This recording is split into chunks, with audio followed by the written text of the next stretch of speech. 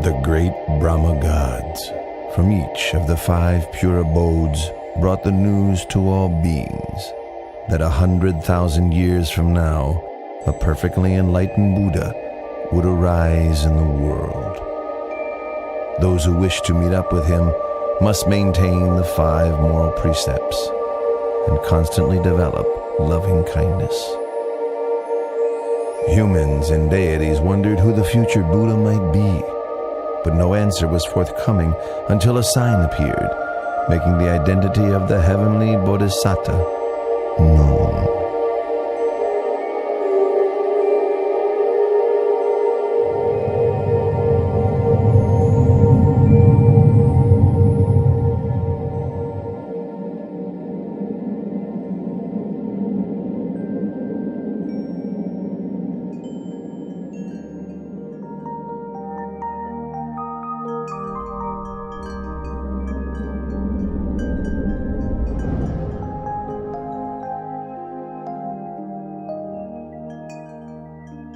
The deities and Brahmas met together for the sake of inquiring who the enlightened one would be.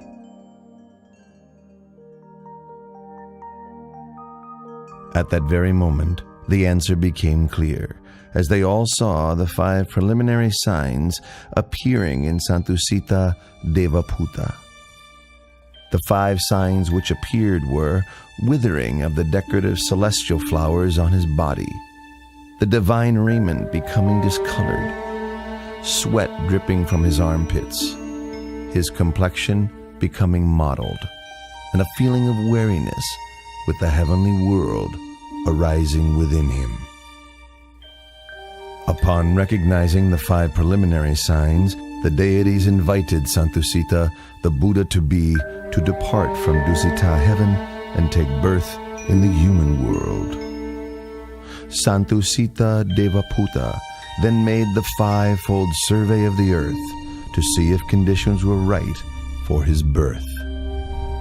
The first criterion was that the lifespan for human beings at the time must not be too short nor too long, suitable for attaining the Dhamma. The continent must be India, and the country the middle country. He must be born either into the warrior caste or as a Brahmin, and his mother must be one pure in moral conduct with much accumulated spiritual virtue. Seeing that all of these conditions were fulfilled, the Buddha-to-be accepted the invitation to be born upon the earth.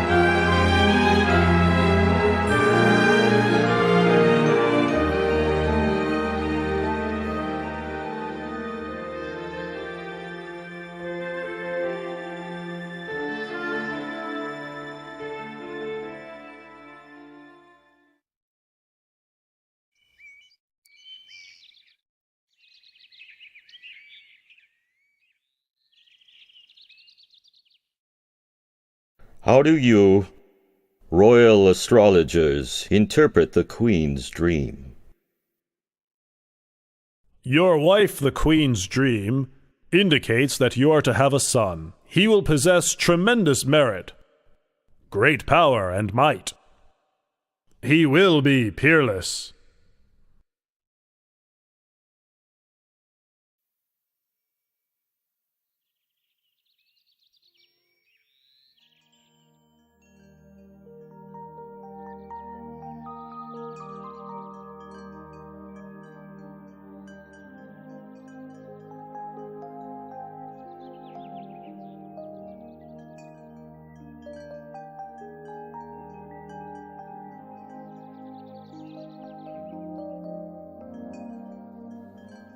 My lord, tradition calls for me to return to my family home at Dewataha to give birth.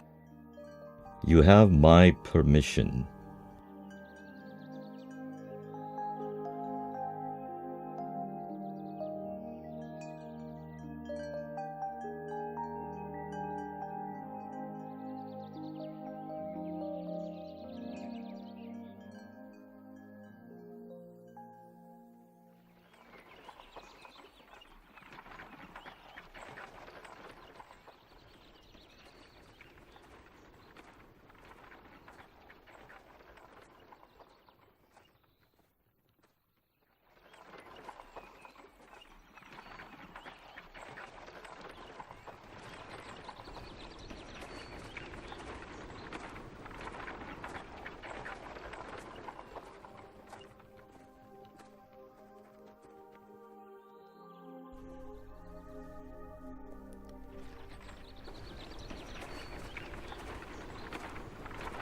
Counselors, let's stop and rest here.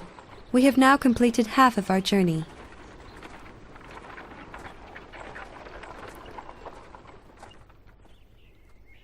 The forest park of Lumpini is so beautiful and shady. We've been traveling half the day. You must all be tired. Let's rest for a while. Your Highness, if that is your wish, then please rest beneath that solid tree over there.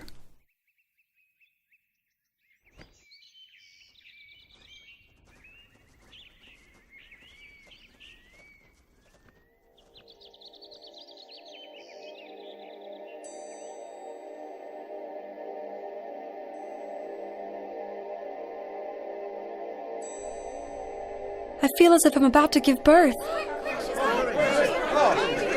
Quickly, join in and help. Her Majesty's time has come. Hurry, hurry!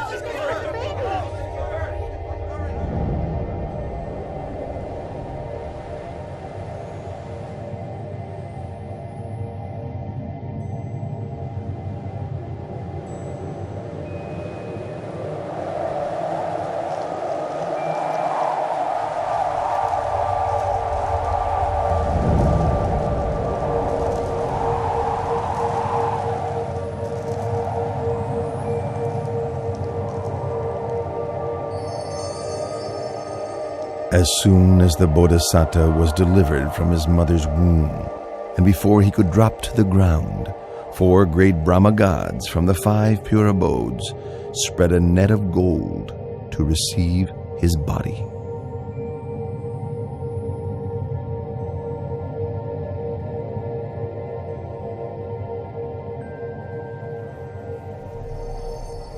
On that day, the full moon of the 6th month, the year of the Buddha's birth, equivalent to 623 BC.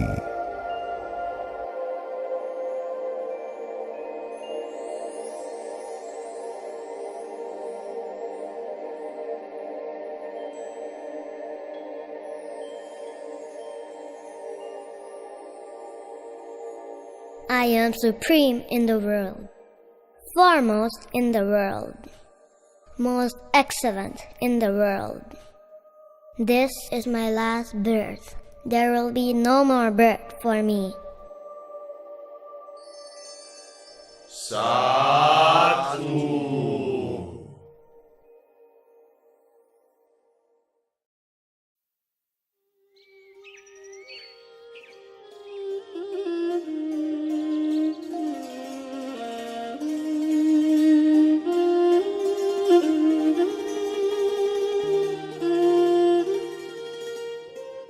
I have heard the good news of your son's birth and have come to pay a visit.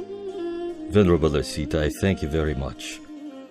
And as you have been respected by the Sakyan royal family for a long time now, would you be so kind as to examine my child's physical characteristics? The whole family gathered here would be able to hear. Your Majesty, please place your child in the cradle first, so that I can see him well.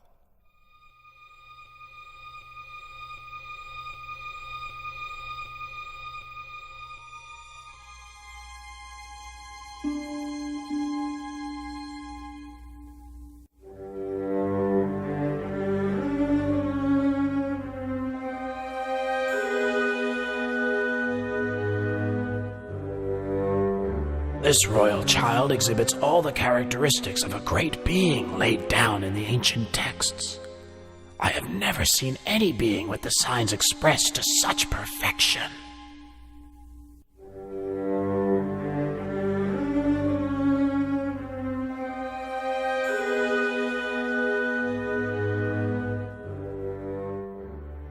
Huh? Venerable Asita!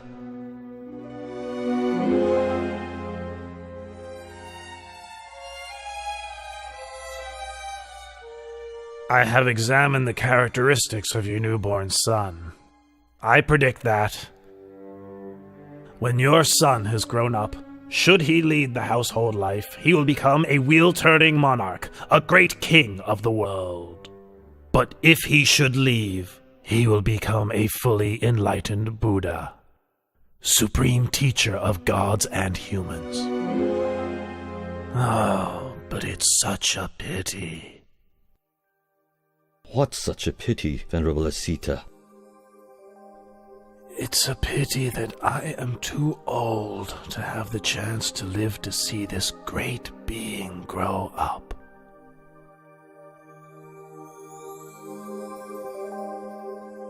In the future, my son will be a great being with more power and might than any other in the world.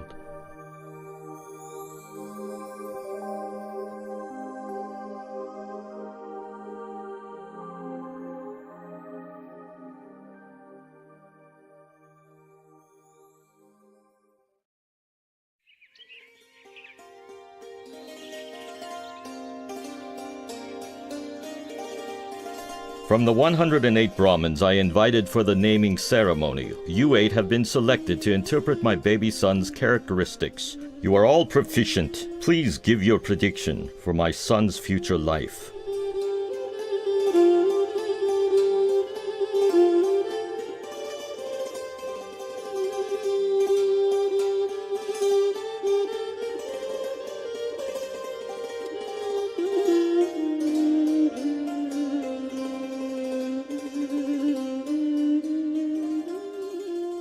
Your Majesty, having examined your son's characteristics, I predict that, should he inherit your throne, he will become a great wheel-turning monarch with an empire that spreads far in every direction.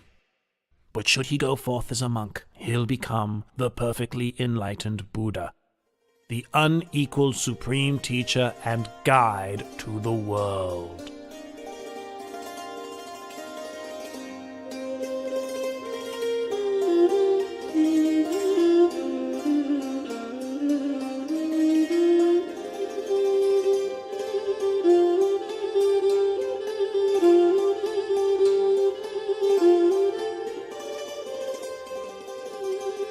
Venerable Kundanya, you are the last of the 8 Brahmins. Do you agree with the other 7 Brahmins that my son has 2 courses, either to become a great wheel-turning monarch or to become a fully enlightened Buddha? I have considered your son's characteristics in detail.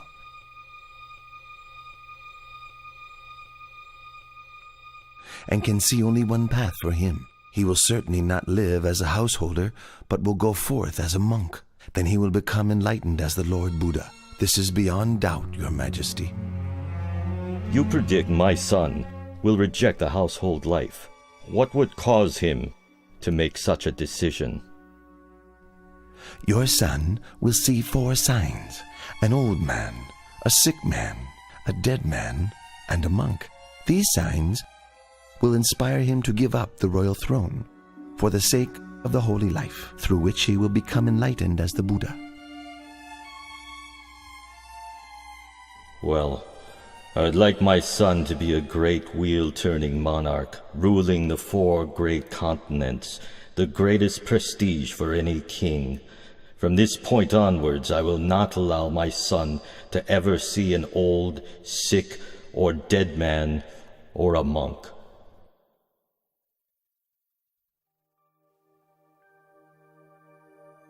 Having predicted the prince's future life, the 8 Brahmins gave him the auspicious name Siddhartha, meaning he who will succeed in that which he desires.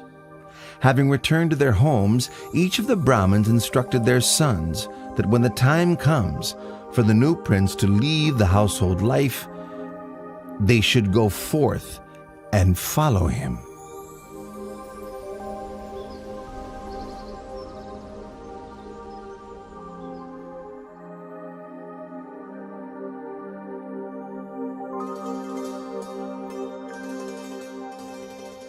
Seven days after Prince Siddhartha's birth, his mother, Queen Siri Mahamaya, passed away and became a god in the heaven of Tusita.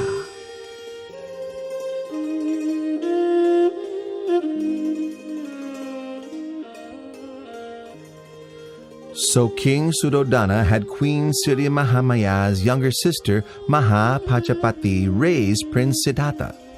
Later, the king took Mahapachapati as his new queen. King Suddhodana and Queen Mahapachapati had a son and a daughter together, but the queen still loved and cared for Prince Siddhartha as if he were her own son.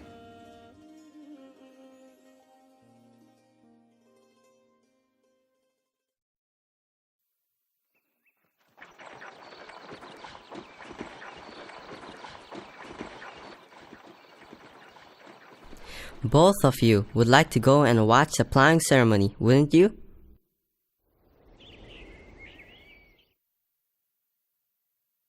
Today my father has had the city decorated in preparation for a great ceremony. It only takes place once a year. Go and watch. I will simply sit here. You needn't worry about me. With your permission, we'll go and watch for a while. As soon as the ceremony is finished, we'll be right back, Your Highness.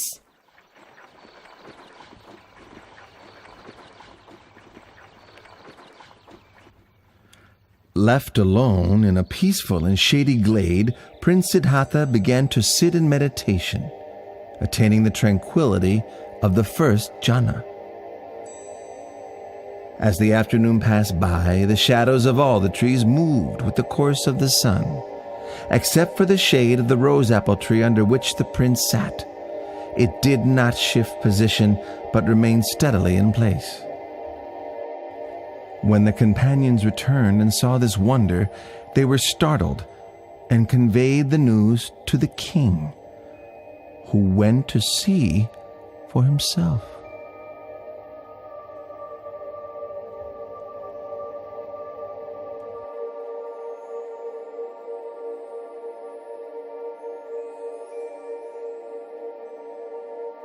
When my son was newly born, Asita the hermit came to look at him, and to my surprise he bowed at my son's feet. On that day, I also bowed to my son for the first time. Now, my son has performed this marvel. Having seen it, I feel I must bow to him for a second time.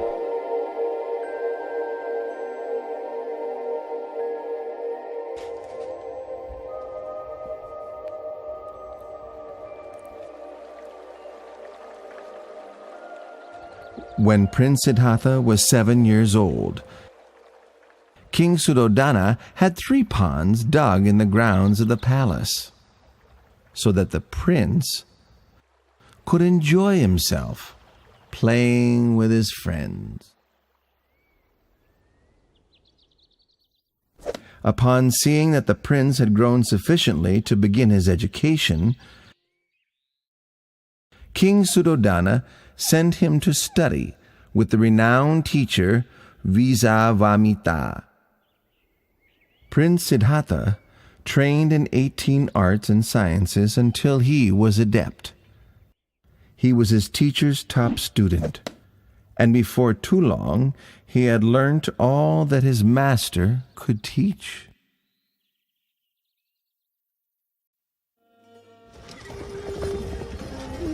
When Prince Siddhartha reached the age of 16, King Suddhodana had 3 palaces built for his son, one in which to reside during the hot season, one for the rainy season, and one for the cold season.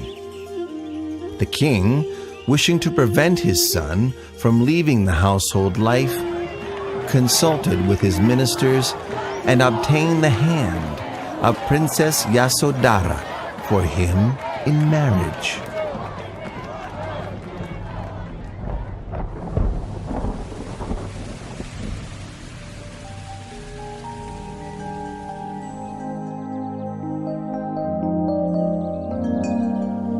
Time passed by until Prince Siddhartha reached the age of 29 years.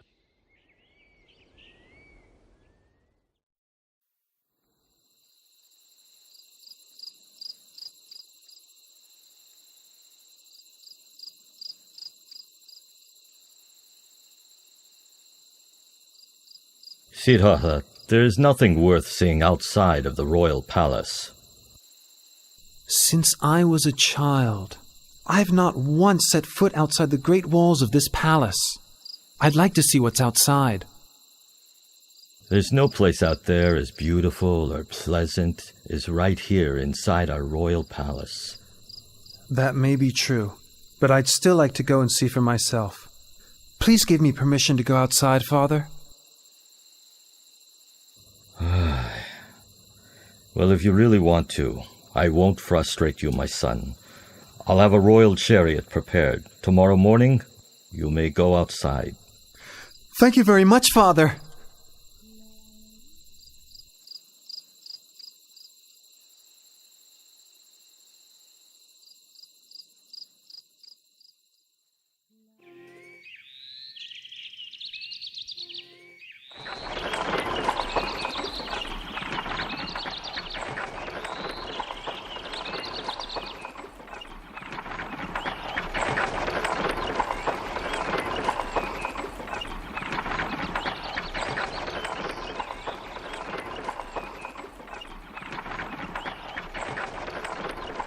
Oh, so this is what it's like outside the palace. Why did my father say there's nothing worth seeing and wish for me not to go out?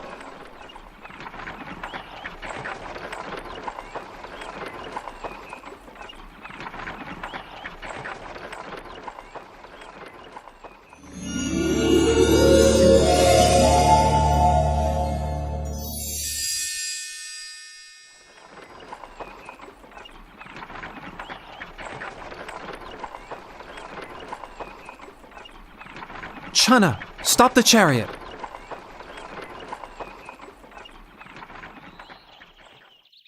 What is it, Your Highness? Look at that man over there. Why is his skin so wrinkled? And why is he having trouble walking?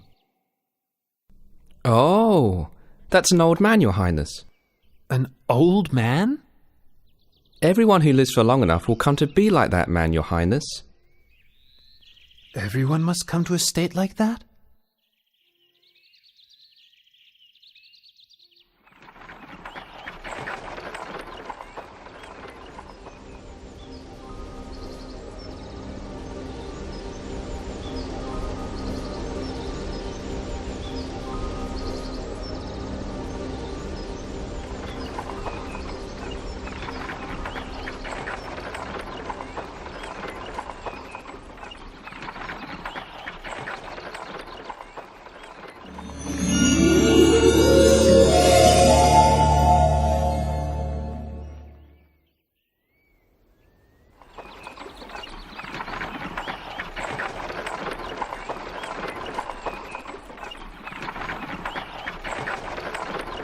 Chana, stop the chariot.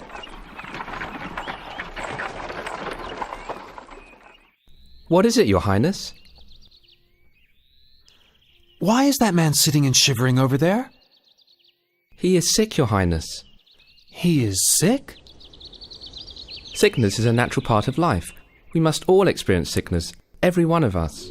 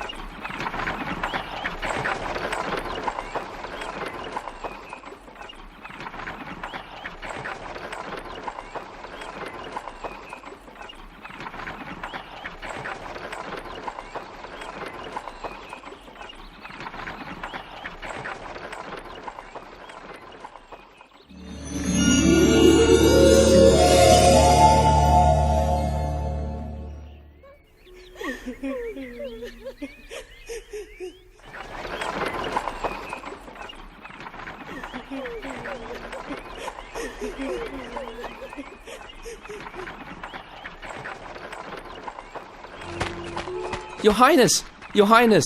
Where are you going? Your Highness! Please come back!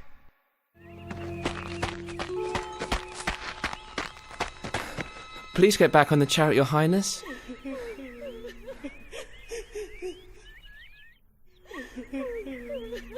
There's a man wrapped in that cloth, isn't there?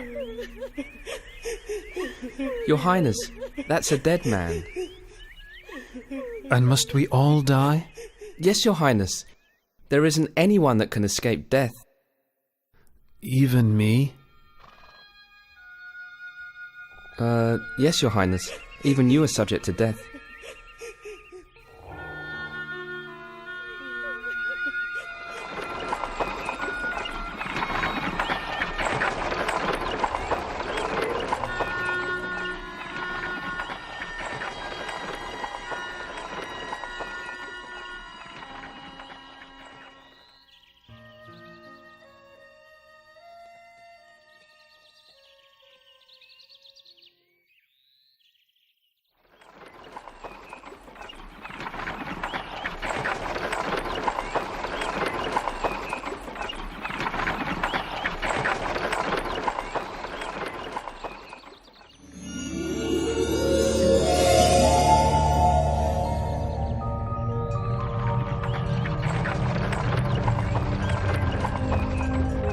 Chana, stop the chariot.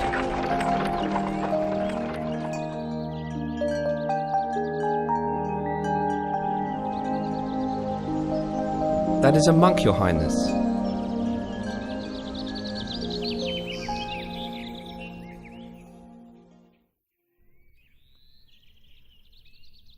Oh, so calm and peaceful, composed and restrained, truly inspiring.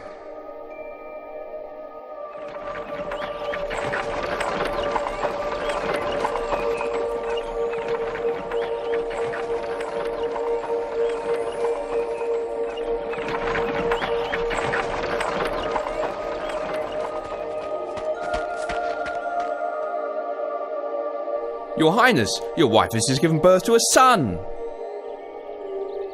My dear child, I've just begun seeking for a path beyond suffering, and now you are born, like a snare for my heart. I will give you the name Rahula, which means fetter.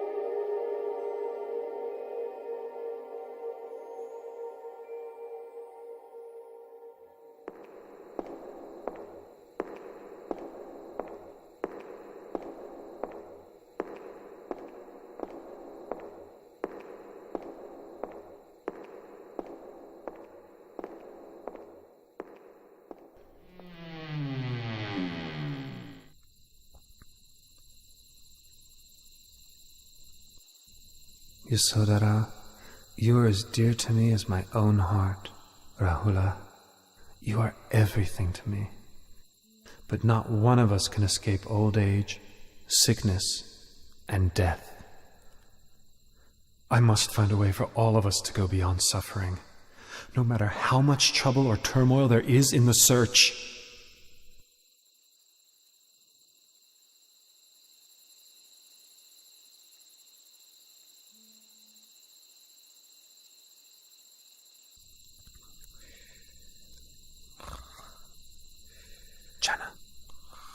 Channa. Channa, wake up. Channa, wake up. What is it? Channa, go quickly and prepare my horse, Kantaka. Don't let anybody see you. Meet me in front of the palace gate. Hurry. Yes, Your Highness.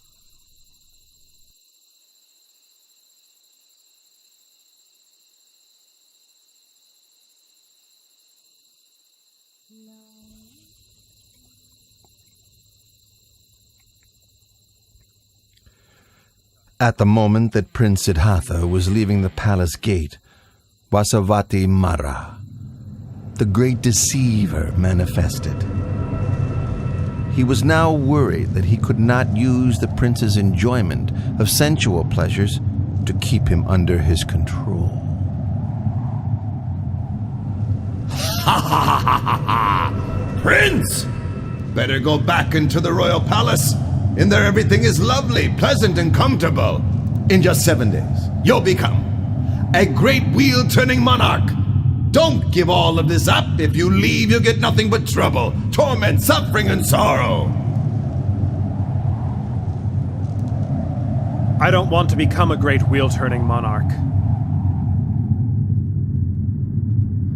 I don't wish for possessions or comfort and happiness, because such things are not likely to free me from suffering, nor are they likely to help me assist my loved ones and my subjects. Step aside and allow me to pass.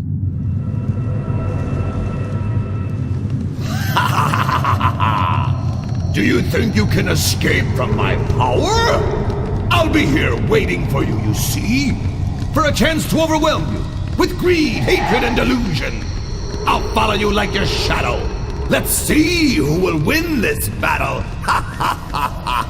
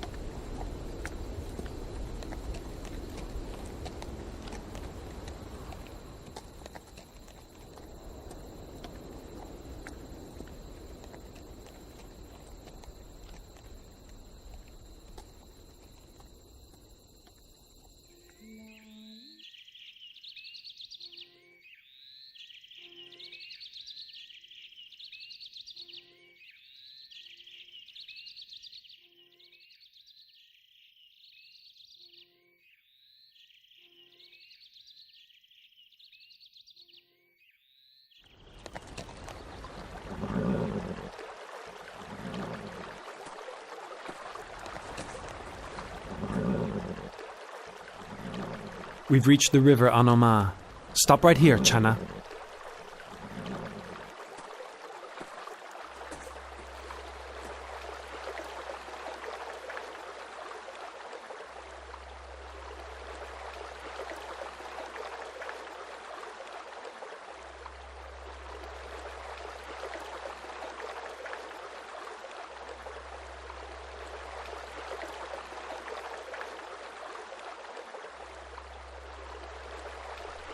If I'm to attain to the supreme enlightened knowledge, may these strands of hair float away into the air. But if I'm not to succeed, may they fall to the ground right here.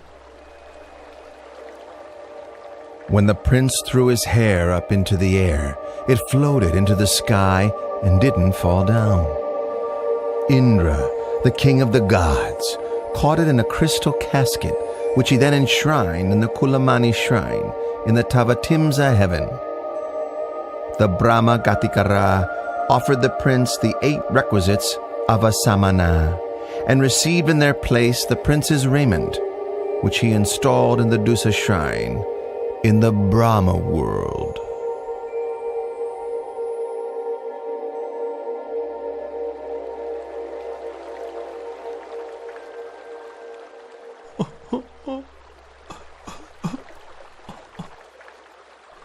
Don't be sad and upset, Channa. I'm doing this in order to seek the way out of suffering for all beings. You must go back and inform my father that I will not return to the royal palace until I have attained direct knowledge of the end of suffering.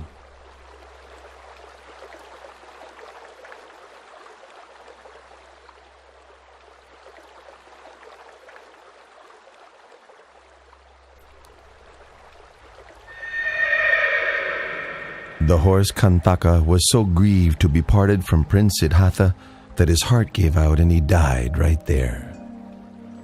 The power of his appreciation and gratitude to his master carried him to Tavatimsa heaven, where he was reborn as a god.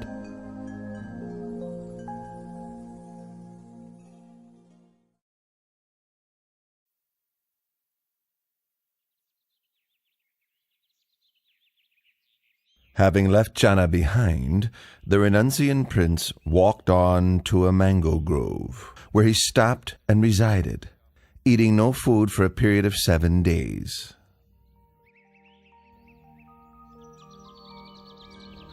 On the 8th day, the renunciant prince left the mango grove to go for alms in the city of Rajagaha.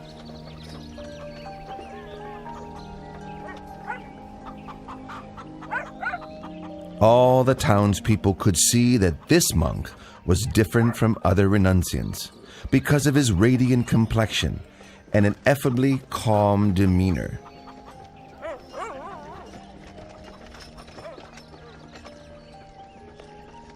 Oh, he's so handsome. What's he, a god? Wow, look at that one.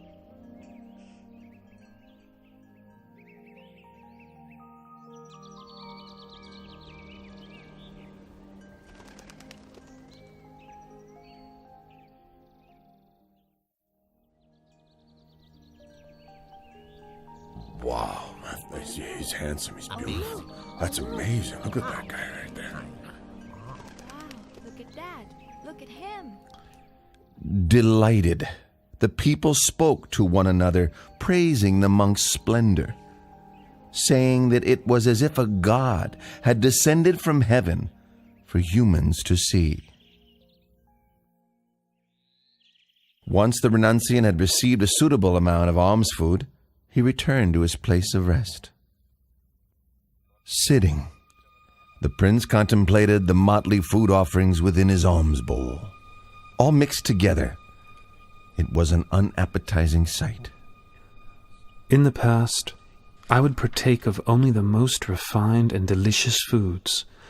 Now leading the holy life for the sake of seeking truth, can there be any point in being fussy over what I eat? This nourishment is merely a necessity for sustaining life.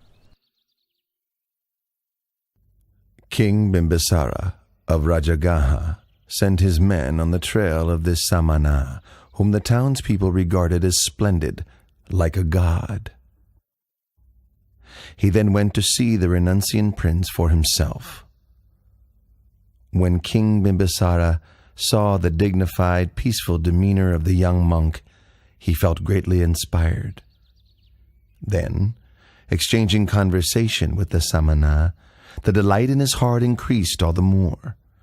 Due to his suspicion that Prince Siddhartha had left the palace due to a dispute with his relatives over the throne, King Bimbisara offered the throne of Rajagaha to the prince. But the prince refused the king's offer, having renounced his own throne, not due to a dispute, but in order to seek the way beyond suffering.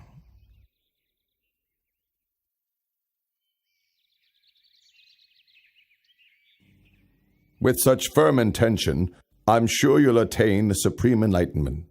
Once you have done so, may I request that you come and teach the Dhamma to myself and to the citizens of Rajagaha.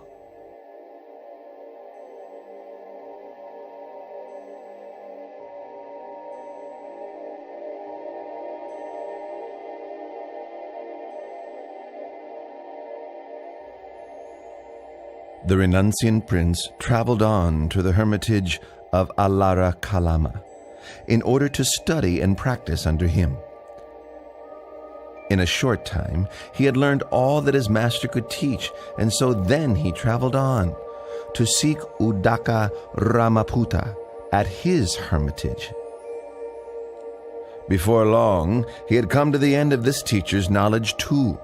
When he asked about attainments beyond that which he had already been taught, Udaka Ramaputta could offer no reply, but instead offered him the leadership of the community.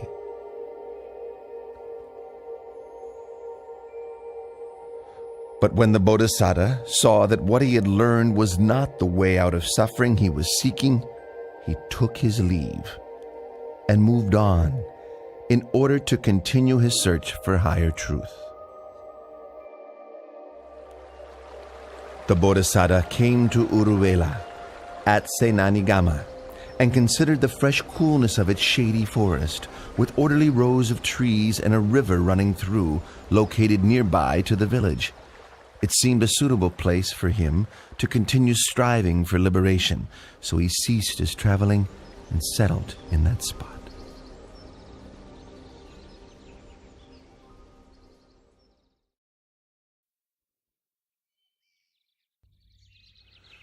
The Brahmin Gondanya was very pleased to hear the news that Prince Siddhartha had gone forth, and hurried to seek out the sons of each of the 7 other Brahmins with whom he had divined the identity of the Bodhisattva according to his physical characteristics when he was just born. He managed to gather and persuade only 4 of these sons, and then together the 5 Brahmins left the household life and set off in search of the great renunciant. The 5 Brahmins now gone forth were Gondanya, Vapa, Badia, Mahanama, and Asaji. This group of 5 together were known as the Pankavaggiya. The Pankavaggiya followed after the Bodhisattva through various places until they found him practicing ardently in the place where he had settled. They settled there with him, attending to his needs, with the hope that when he attained enlightenment, he would teach the Dhamma to them.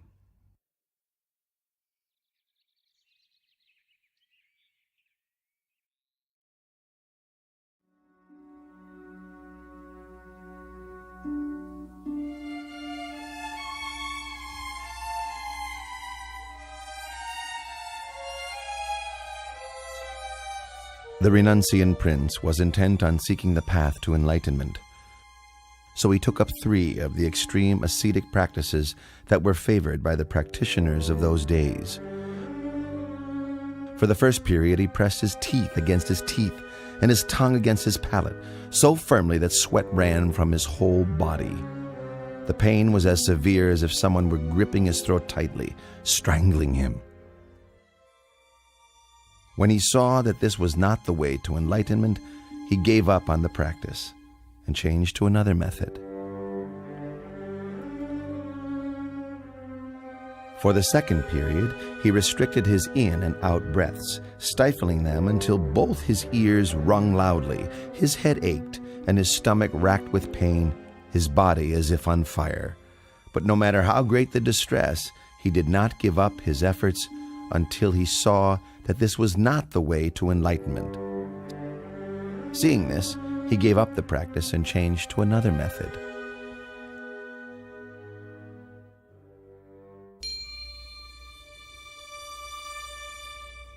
For the third period, he fasted until he was emaciated, wrinkled, his complexion discolored, his bones and sinews extruding. Exhausted of energy and suffering greatly, rubbing his hand over his body, the hairs stuck to his palm.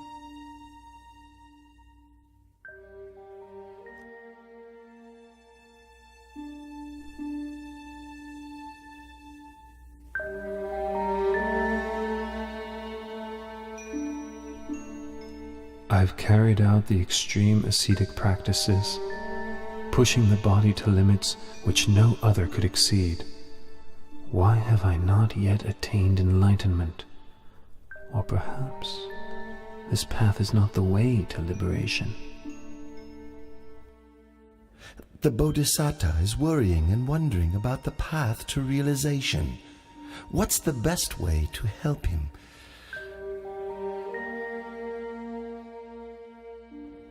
Aha!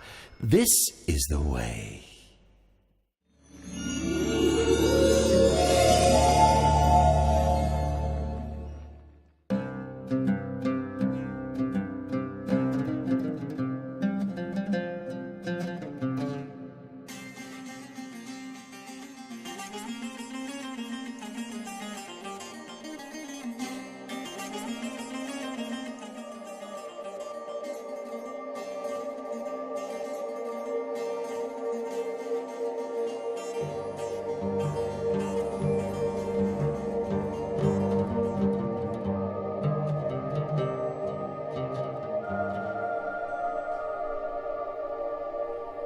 One string of that lute is too tight. A little pluck and it snaps. One string is too loose.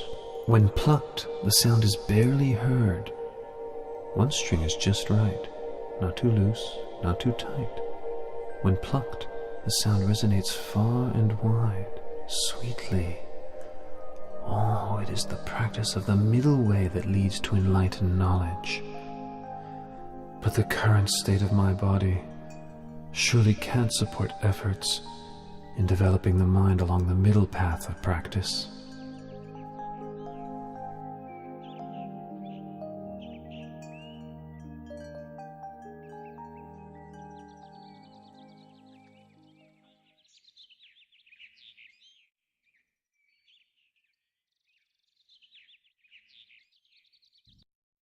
Prince Siddhartha, whom we had held in esteem as a bodhisattva, bound for success, even after practicing strictly for 6 years, using all his effort, is still unable to achieve enlightenment. Now he's relaxed his efforts. And eating proper food again. How will he ever succeed? Quite so. Venerable Kondanya, you're the most senior amongst us. What do you think we should do? Under the circumstances, there can be no use in attending to him any longer. The time has come for us to take our leave.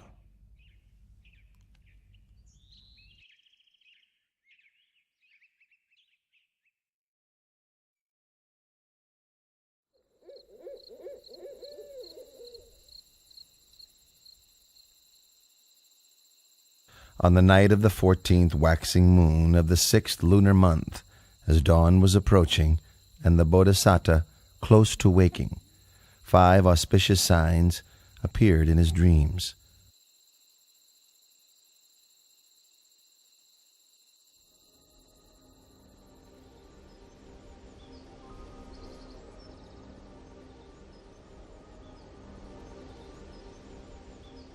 Which he interpreted as follows.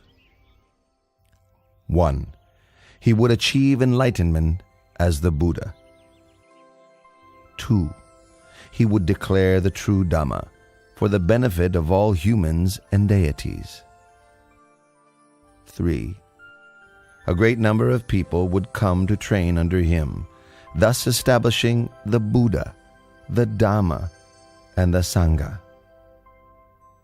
4. People of all castes and classes after training under him would come to understand the same pure Dhamma. 5. People from all over the world would bring offerings to him to express their faith and trust, but his heart would remain unstained by even the slightest attachment to such wealth.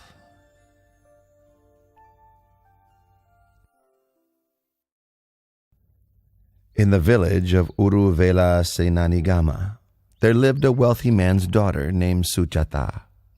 When she was young, she made a vow to the deity abiding in a banyan tree close by, so that she might have a husband of equal wealth and birth, and that her first child might be a son. Once her wishes had been fulfilled, she prepared a rice dish, prepared with cow's milk and honey, as an offering to honor the tree deity.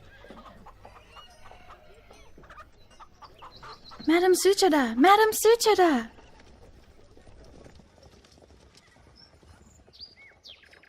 What's the matter, Puna? Why are you rushing in such an excited way? It seems that the tree god has come to receive your offering. I saw him at the banyan tree over there with my own eyes. He's glowing with a beautiful halo all around him. Ah, everyone, quickly help! Puna, go and fetch a golden tray for the honeyed milk rice. We'll take it out to offer to the tree god. Quickly, go, go!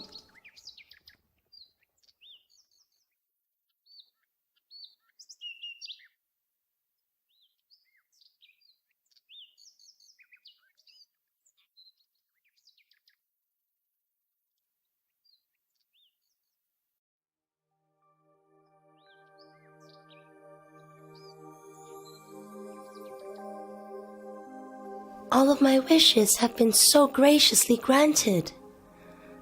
Please, may I offer this meal of honeyed milk rice and this golden tray to you?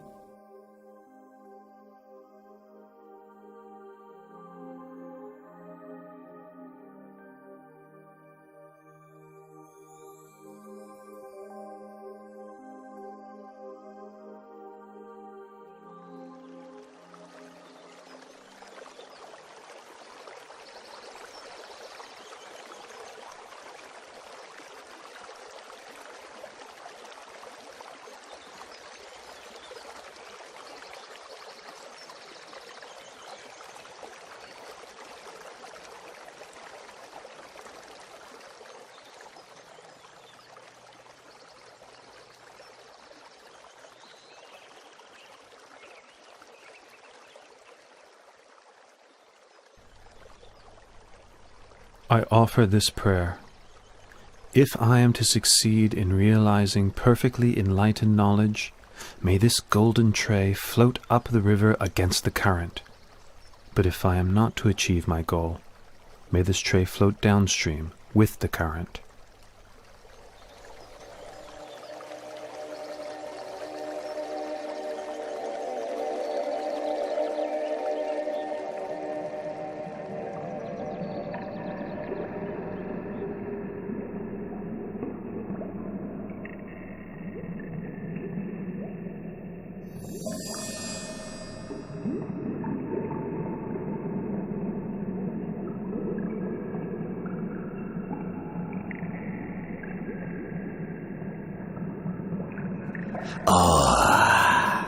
In no long time, 3 Buddhas have become enlightened here, and now one more is about to attain to the Dhamma.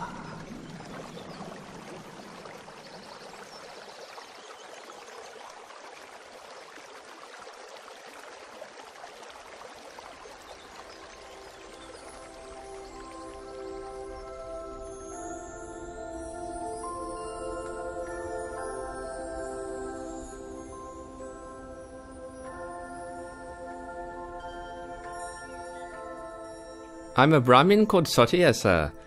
I'm inspired with great faith at the sight of you. Please let me show my respect. May I offer you 8 handfuls of blade grass?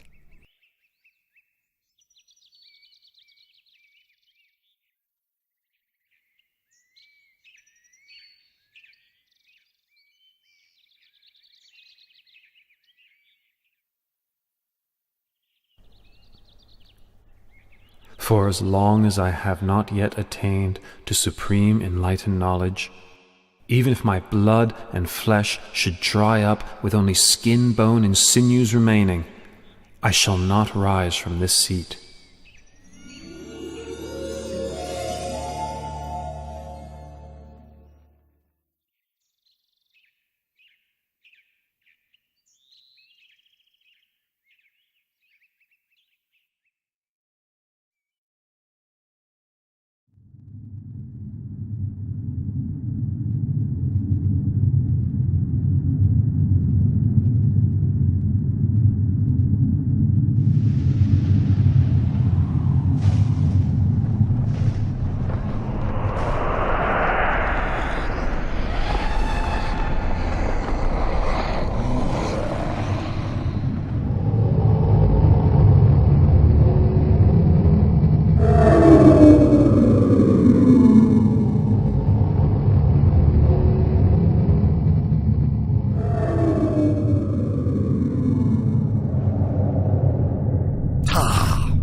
I've been following Prince Siddhartha's every step, so as to stop him from achieving enlightenment.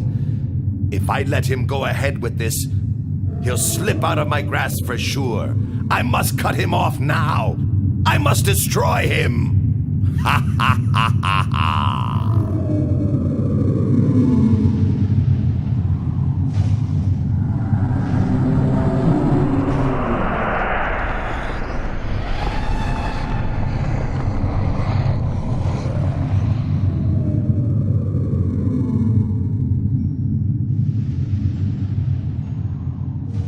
The power of the Bodhisattva's spiritual qualities and goodness, accumulated over countless lifetimes, protected him as though in invisible armor, his heart steady and peaceful, unshaken by fear.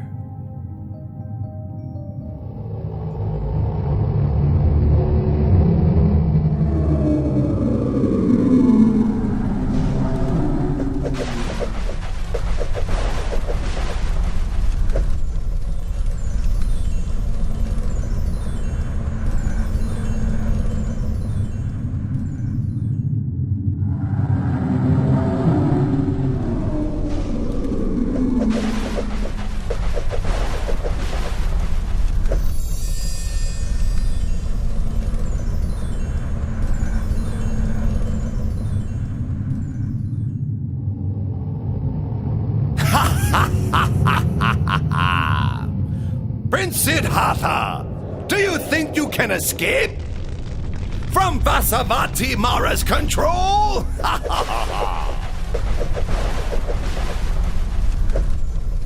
Huh?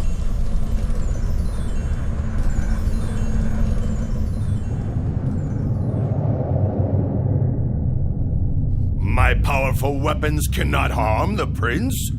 I must make use of a ruse to deceive him. Prince Siddhartha, the seat you sit on came to be because of my own spiritual powers. My troops are my witnesses. You must get up at once. Pay attention, King of Deceivers. This seat comes to me as the fruit of my good actions, accumulated through all of my efforts in the past. Then who will bear witness to your ownership of this seat? I will bear witness.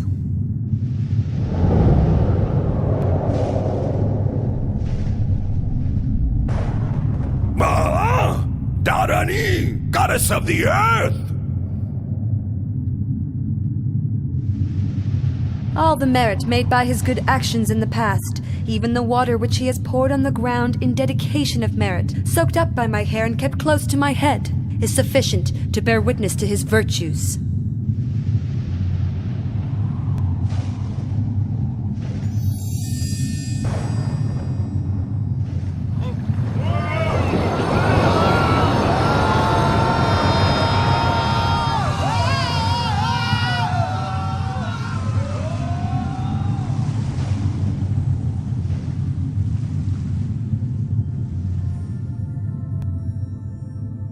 After his victory over Mara and his host of deceivers, the Bodhisattva's mind was firm, focused, and concentrated.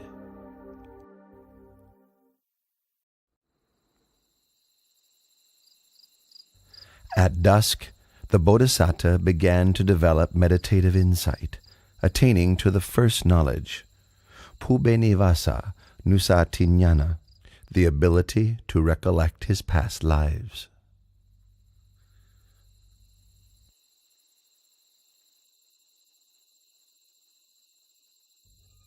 In the silence of the late night, he attained the second knowledge, Kutu Papa Tanyana, knowledge of the passing away and rebirth of beings according to the results of their actions. Close to dawn, the Bodhisattva attained to the third knowledge, Asavakayanana, knowledge of the destruction of mental defilements, complete liberation and freedom from suffering.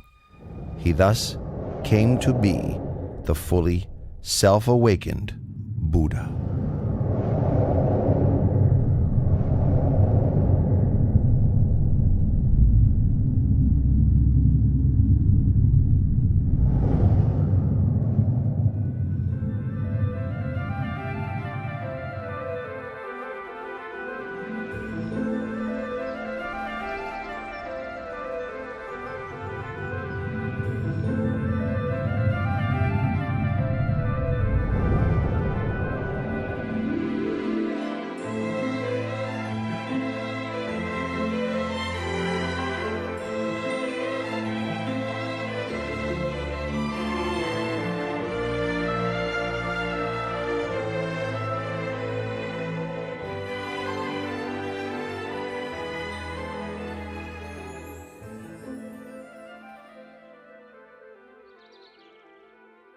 Craving, with you I've been born again and again, but now you are revealed, and your power redundant.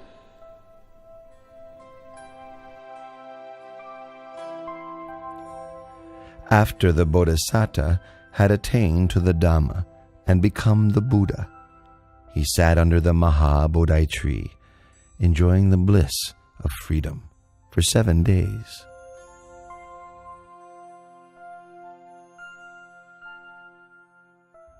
Then he went and stood in the open, gazing back at the Maha-Bodhi tree and recollecting its virtues. He stood there and gazed, without blinking, for 7 days.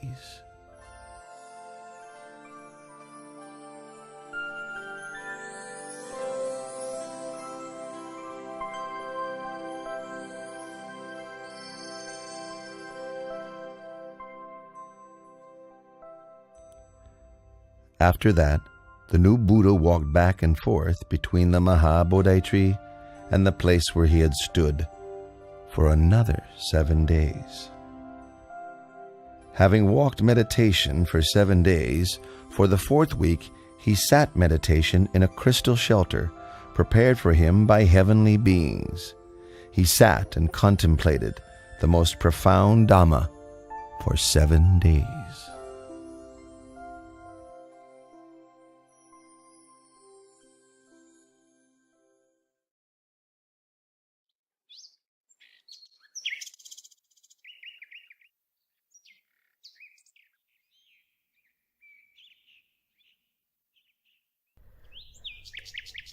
Sisters Raka, Arati, that's the recluse Gautama who attained the Dhamma. That's right, Sister Tanha. That's him for sure. Our father, Lord Mara, together with all his troops, could not defeat this one and was humiliated. It's up to us to find a way to take revenge. Tanha, Raka, in this world, I've never met a man whose heart could resist the 3 of us. We who embody infatuation and desire. Arati, you're right. We will use our femininity to ensnare the recluse Gautama in the bonds of sensuality and entangle him for countless time.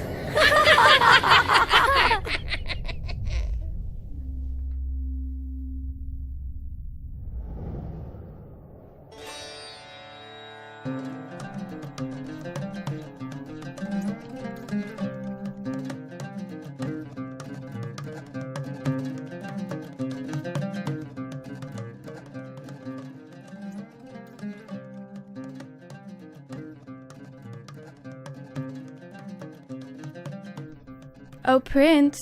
Oh, Prince! Prince! Ow! Oh.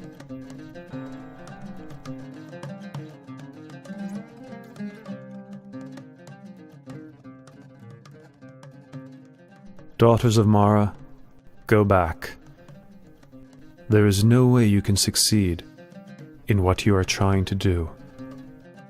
For I have utterly destroyed all kinds of satisfaction and infatuation.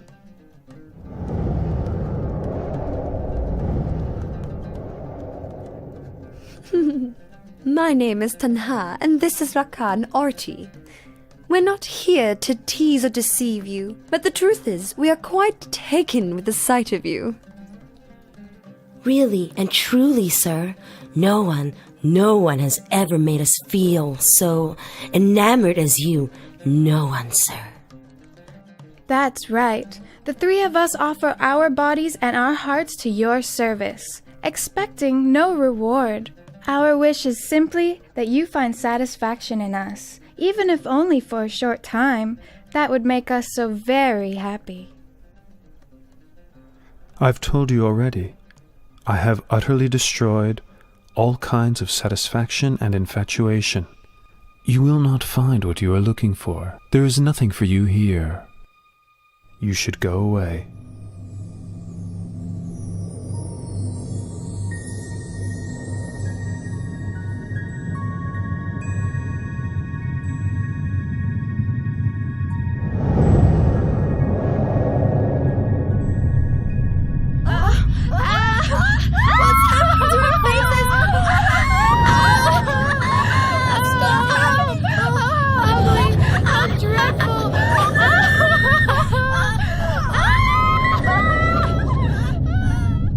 From this moment on, no one will ever again be able to wield power over the Samana Gautama, the Enlightened One.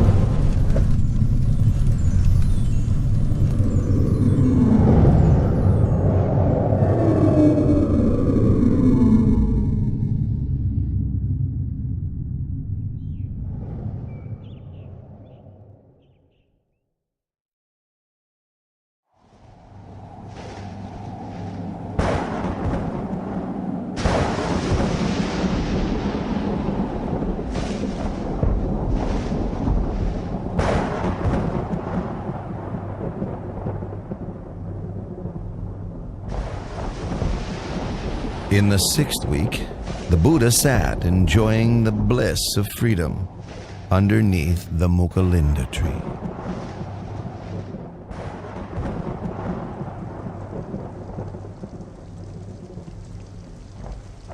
As he sat, the rain fell constantly.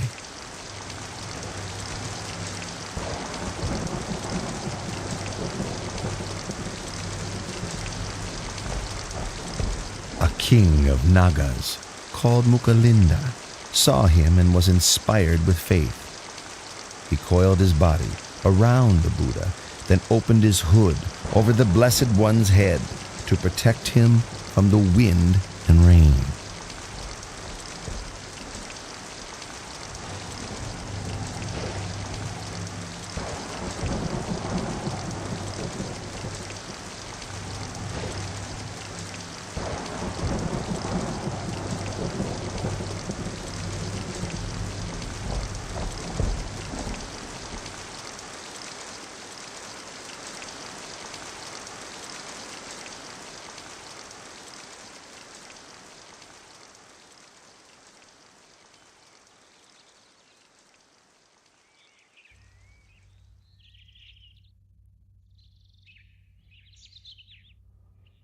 When the wind and rain subsided, he uncoiled from the Buddha and changed his body into the form of a young man, bowing and paying respects to the Buddha.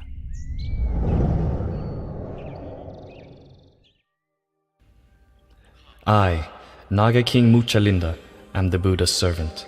I pay homage to the Blessed One.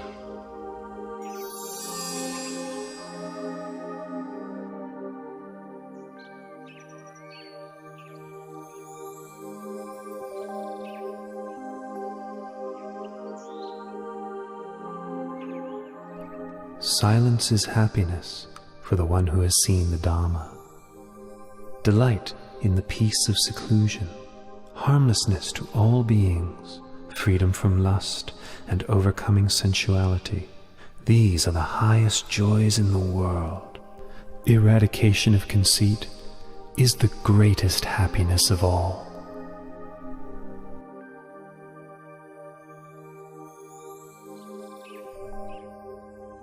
In the 7th week after his enlightenment, the Buddha sat and enjoyed the bliss of freedom under the tree called Rajayatana for another 7 days.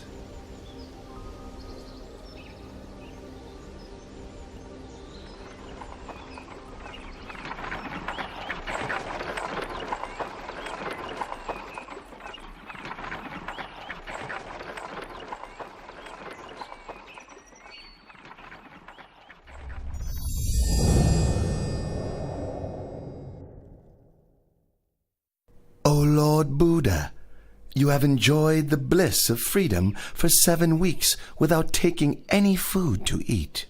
Please accept this medicinal fruit I have brought for you from the heavenly world.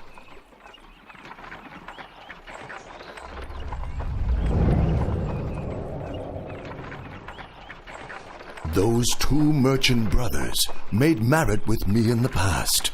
I should take this opportunity to help them meet the Buddha.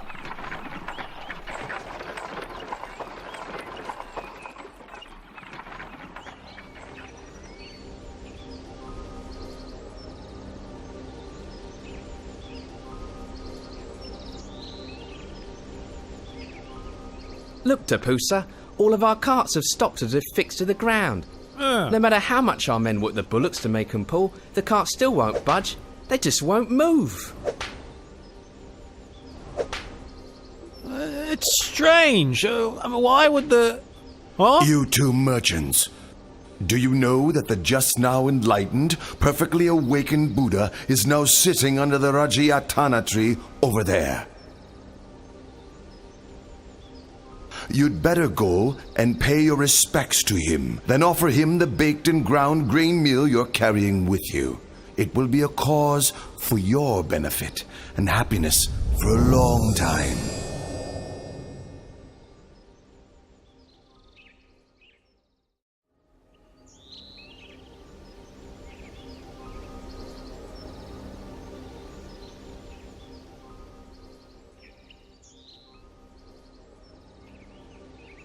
Your 2 humble servants bring baked and ground grain meal to offer. Please may the Lord Buddha accept our offering. I lost my alms bowl before my enlightenment. When I accepted the honeyed milk rice from Sujata, I floated the golden tray off in the stream. Now these 2 merchants are offering me a meal.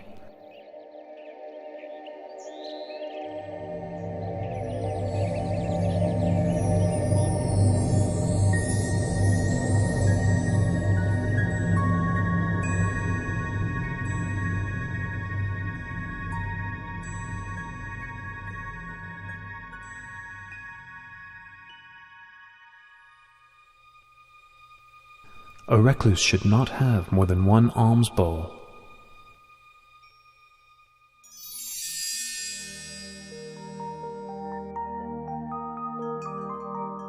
We, Tapusa and Balika, declare ourselves to be lay Buddhists. We take refuge in the Buddha and the Dharma for the rest of our lives.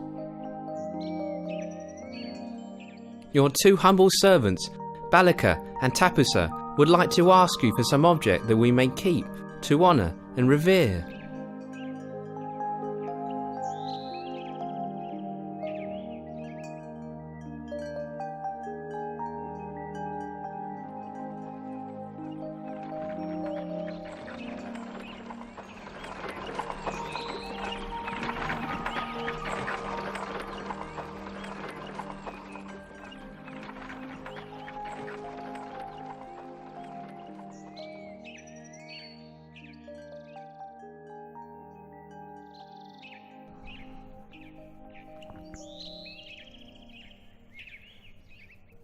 I have attained the Dharma, which is profound and subtle. It is difficult for ordinary people to understand and practice.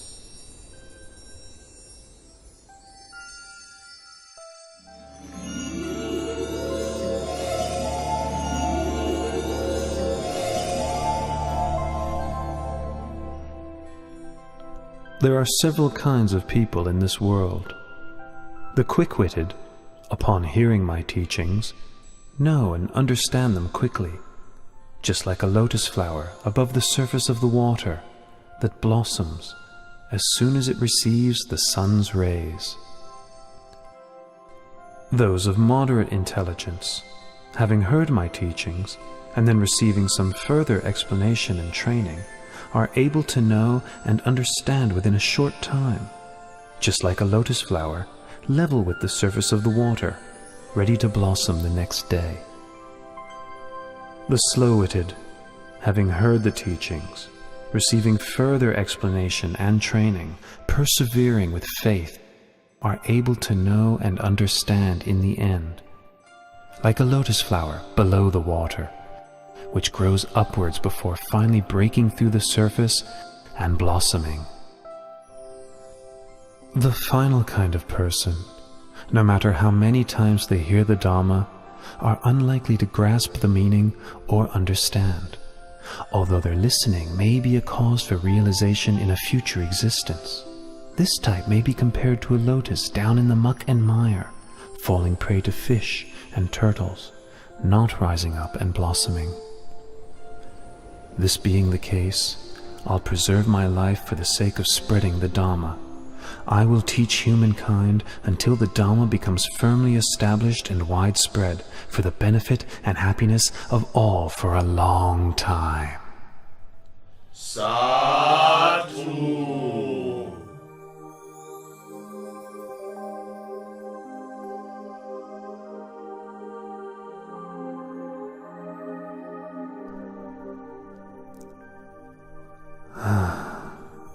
It's a pity that Alara the hermit passed away 7 days ago, and Udaka the hermit passed away just yesterday.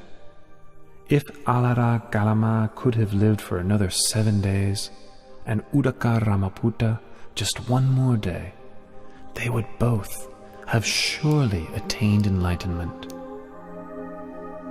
The Buddha had known through superhuman knowledge of the passing away of Alara Kalama and Udaka Ramaputta. Then he remembered the Pankavaggiya, the 5 monks who had attended him while he was practicing extreme asceticism. Each of the 5 had well-developed faculties. If they could hear the teaching, they would surely soon attain to the Dhamma.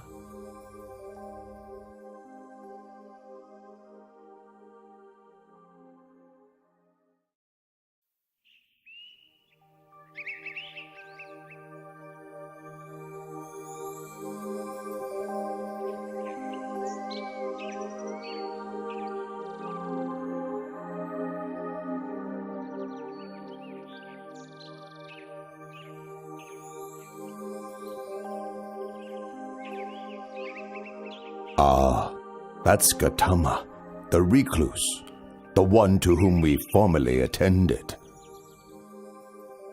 So it is. The one who gave up his austerities. All right. If he comes here, we won't bother to get up and welcome him. We'll just put out a seat. If he wants to sit down, then let him sit.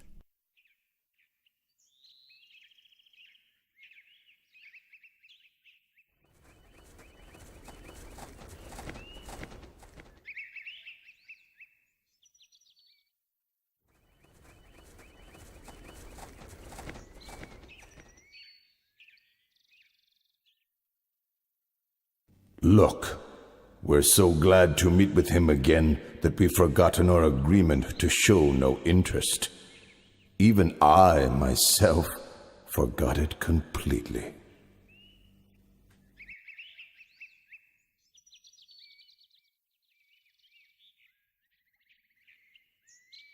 Recluse Gautama, what leads you to visit us here in this forest? Do not address me in that way. I have now, Attain to the Dharma. Pay attention to my words. If you follow my instructions, before very long, you will realize the Dharma. While practicing austerities for a long time, you did not become enlightened. So how could you? How could you have attained liberation after giving up your efforts and causing us to abandon you? Throughout all of that time, did I ever say anything like this to you all? No, it's true. You have never said anything like this to us before.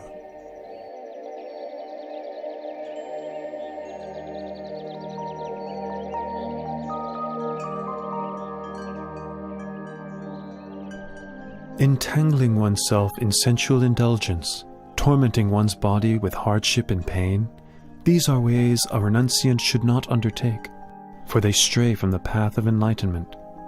The middle way, that is, the noble eightfold path, is the practice that leads to Nibbana.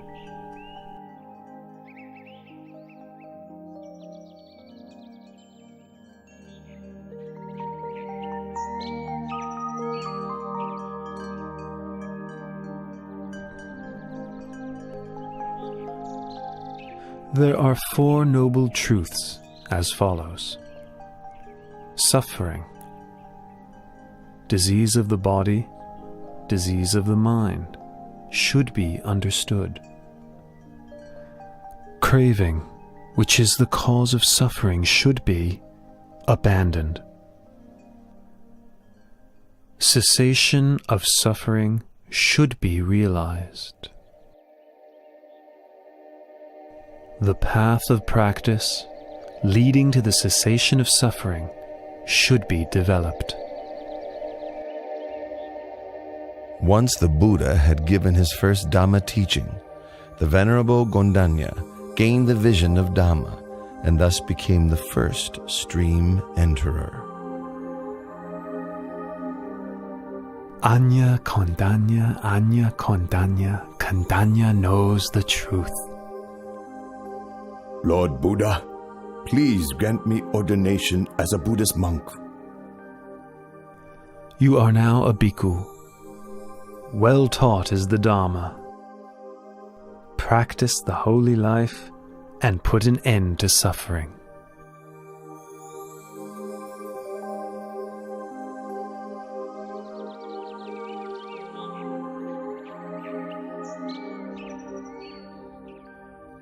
The Buddha gave ordination to Venerable Vappa on the first day of the waning moon, Venerable Bhaddiya on the second day, Venerable Mahanama on the third, and Venerable Assaji on the fourth. On the 5th day of the waning moon of the 8th lunar month, the Buddha gave the teaching known as the Anattalakkhana Sutta. The 5 groups that we take as a self are as follows: body, feeling, pleasant, unpleasant, and neutral, perception and memory, mental formations, sense consciousness, awareness of mental impressions. These 5 aggregates are not me, not him or her, not mine, not his or hers, not myself, not his or herself. All these things are impermanent and insubstantial. It is their nature to arise, persist for a while, and then pass away. After listening to the teaching, each of the Pancavaggiya attained to arahantship.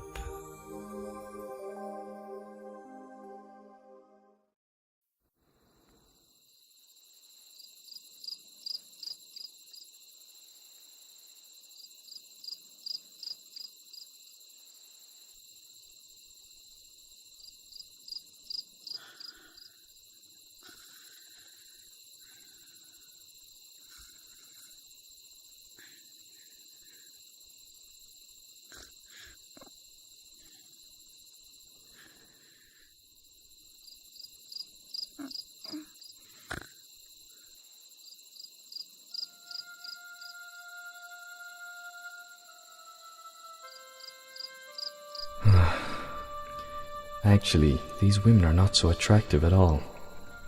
My father built me 3 mansions, one for each season of the year. He hired beautiful maidens to play music and entertain me. I thought I was living a happy life, but now I feel tired of this way of life. Is this all I came into this world for? Are these the only things that can give one happiness in life? Then why do I feel so bored and fed up?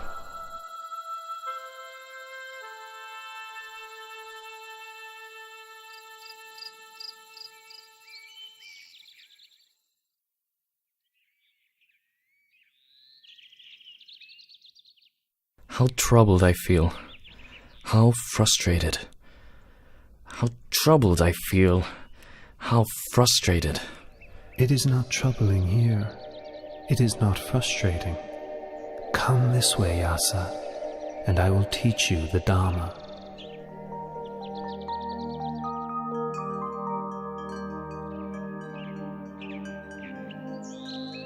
Dana, or giving, means training one's heart to know generosity, to know sacrifice.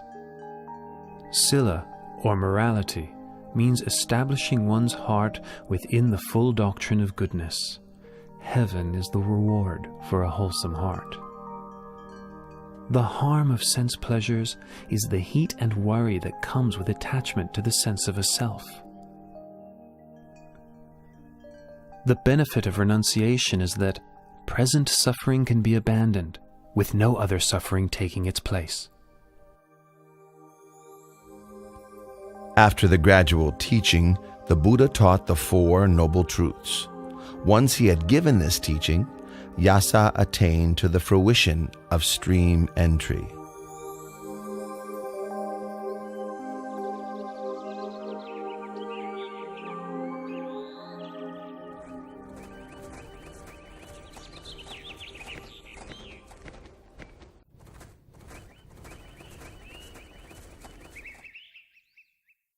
Hey, these are my son Yasa's shoes.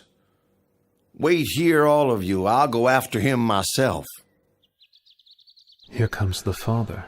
If he meets with his son now, it may prevent him from realizing the Dharma.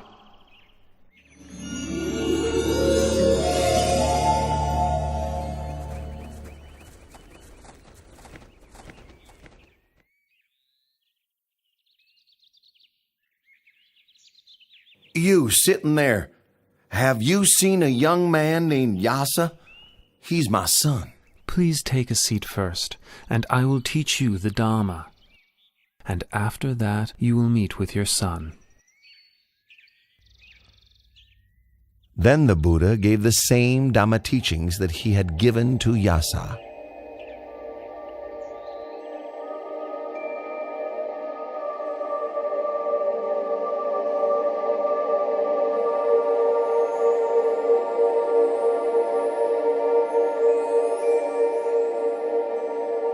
Oh, the Buddha has helped gain the vision of Dhamma. I declare myself a Buddhist and take the Triple Gem as my refuge for the rest of my life.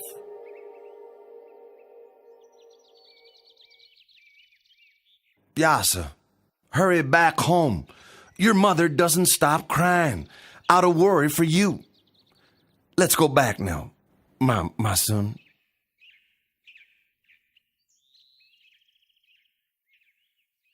Yasa has now heard my Dhamma teaching twice, and has fully penetrated it. He is now an Arahant, with no thoughts of returning to the household life. Yasa, now you've gained what is truly supreme. Please, may I invite the Lord Buddha to receive alms food at my house this morning.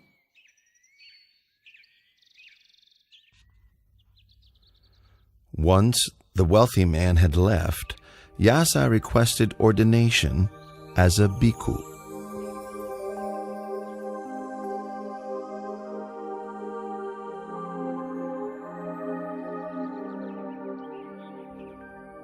Once Yasa's mother and wife heard the Buddha's teachings, they both gained the vision of Dhamma, attaining the fruition of stream entry.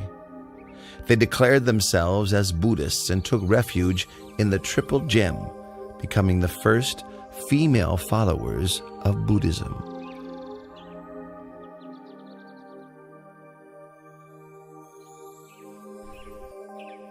Vimala, Subahu, Punaji, and Gavampati. You were my close friends during the time when I was a layman. Now I've gone forth and do not concern myself with worldly pursuits. For what reasons are you all here? We heard you'd gone forth, and were sure you must have had good reasons to do so. And so we came to see you. Well, if that's the case, I will take you to meet the Lord Buddha, the one who has shown me the light. I will request the Lord Buddha to give you instructions as well. Follow me. Listen, all of you. Once you know the unwholesome and the roots of the unwholesome, know the wholesome and its roots, know decay and death as well as their causes, know the cessation of decay and death, the path leading to the cessation of decay and death. Once you know suffering and its causes, the cessation of suffering, know the path leading to the cessation of suffering, then you can be said to have the right view. The 50 of you are all friends from my home region. If you need help with something, I will do whatever I can to help you. When we heard that you had ordained as a monk, we felt inspired, and it made us want to ordain as well. Very good. I will take you to meet the Lord Buddha, but you must make the request for ordination yourselves. Listen, all of you. A bhikkhu in this Dhamma Vinaya is taught not to grasp at any state. Hearing this, he understands with wisdom. Understanding with wisdom, he attends to knowing all states as they arise, knowing feelings as they arise, pleasant feelings, unpleasant feelings, neither pleasant nor unpleasant feelings. He considers the impermanent nature of feelings. He observes the arising, persistence, and passing away of feelings. Seeing impermanence, he grows weary of feelings, weary and disinterested. He is able to let go. Meditating on letting go, not grasping or clinging to feelings, leads him to contemplation and realization of cessation.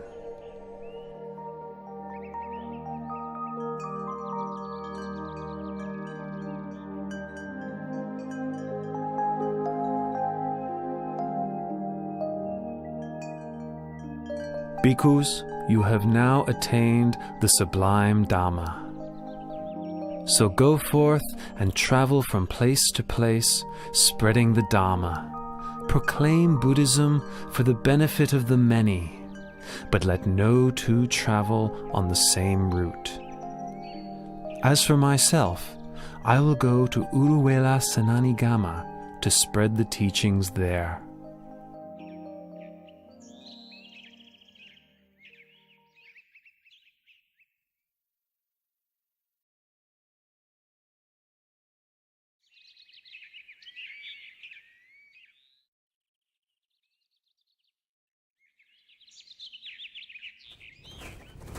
Because of that one courtesan, the 30 of us have had to go through all this trouble, forcing our way through the forest into this cotton plantation. That's right. She stole our clothes and our jewelry. If we catch up with her, then... Whoa, wait. Look, there's an ascetic sitting under that tree over there. Let's ask him if he saw her pass by.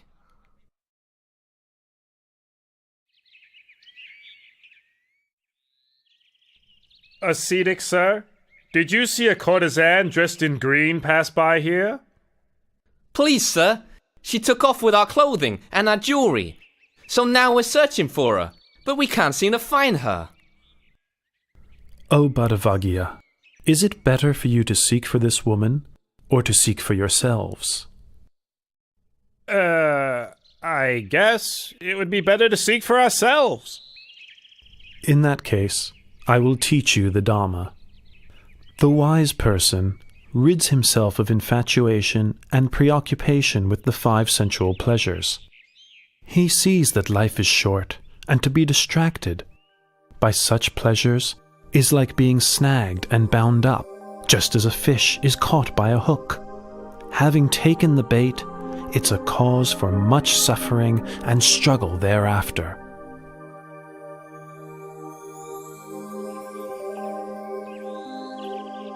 Badavagia, you have now all been ordained as Buddhist monks.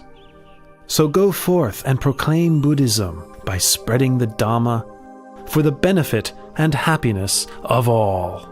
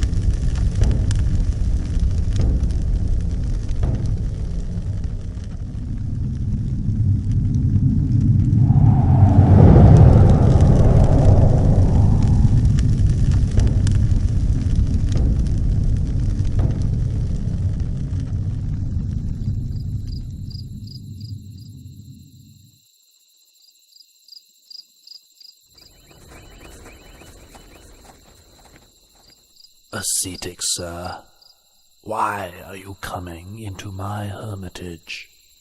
Venerable Uruvela Kassapa, I've come to ask permission to stay here. Here we practice fire worship, but this ascetic is not one of our kind. What does he want? I'm sorry, sir. I have no accommodation for you here. Please look elsewhere.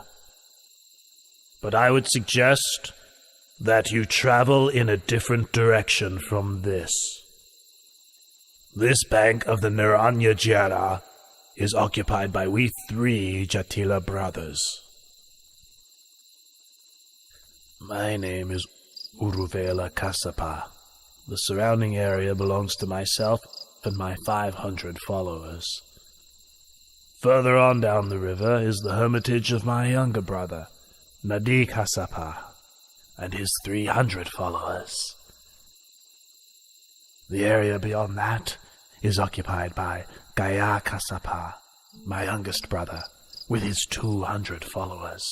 These 3 riverside hermitages are full. There's no room for you to stay. But I can see a place which is available. Where, ascetic? In your fire-worshipping shrine. Please, give me permission for me to stay there. Ascetic, I don't mind if you stay in there, but I must warn you that there is a fierce and strongly poisonous serpent king in there. If you spend the night in there, your life will be in great danger. Uruvela Kassapa, please give me permission to stay. The Serpent King will do me no harm.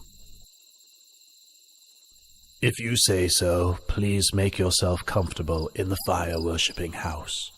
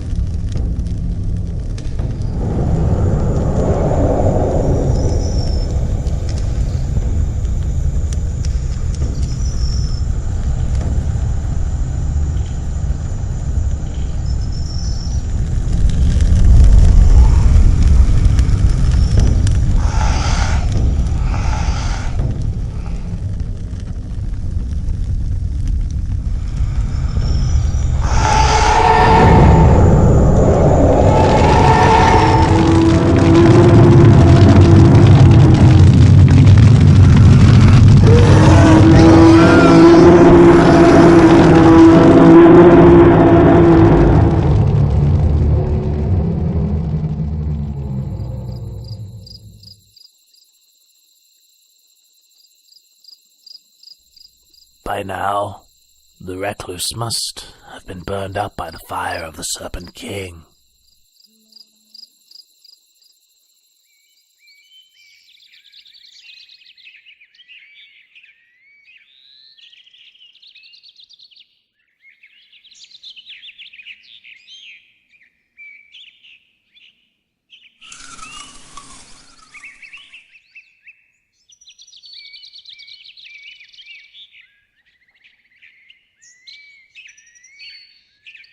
Ah, this recluse is of great might. But despite his power, he's still not yet an Arahant like me.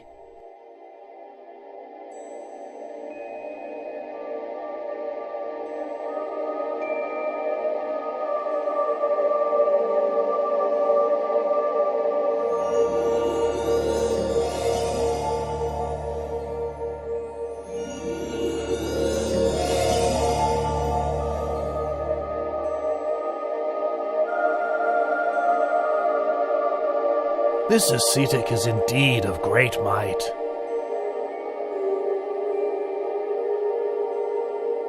The gods of every heaven realm take turns to come each night to hear his teachings.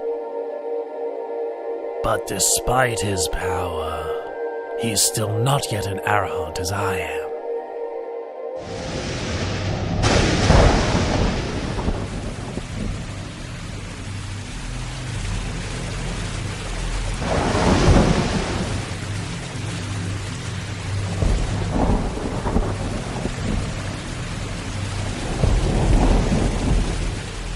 There's been a tumultuous rain, and it has flooded the whole area.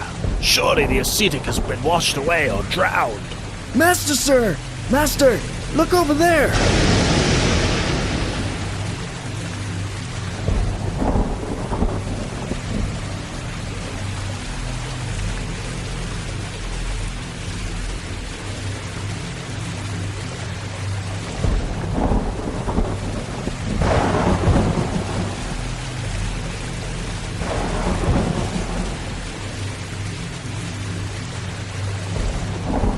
This ascetic has so much power. But despite all of this, he's still not yet an Arahant as I am.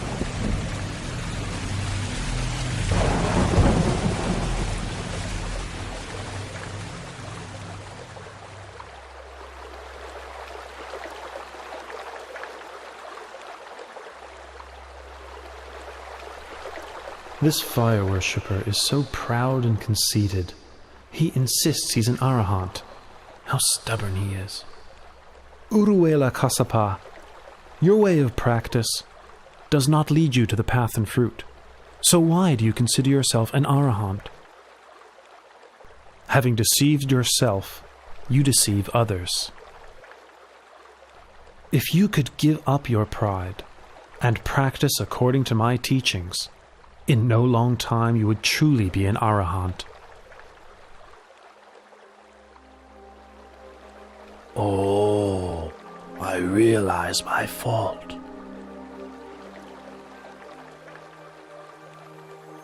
Please may the Buddha allow me to take ordination and teach me the Dharma.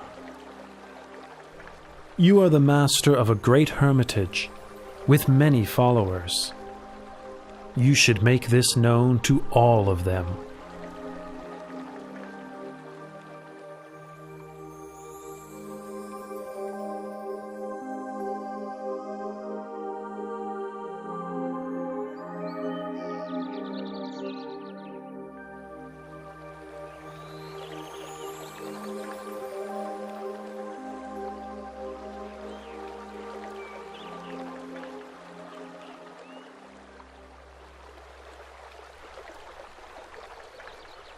Hey, these robes and fire-worshipping implements must have washed down the river from where my two elder brothers live. Something must have happened to them.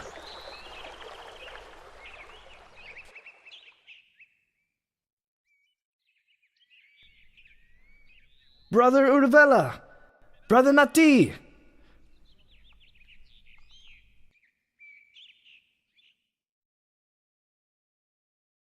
Oh, Gaia, your two elder brothers have found the right way of the Dharma. Quickly bring your 200 followers to approach the Buddha, the one who illuminates the path.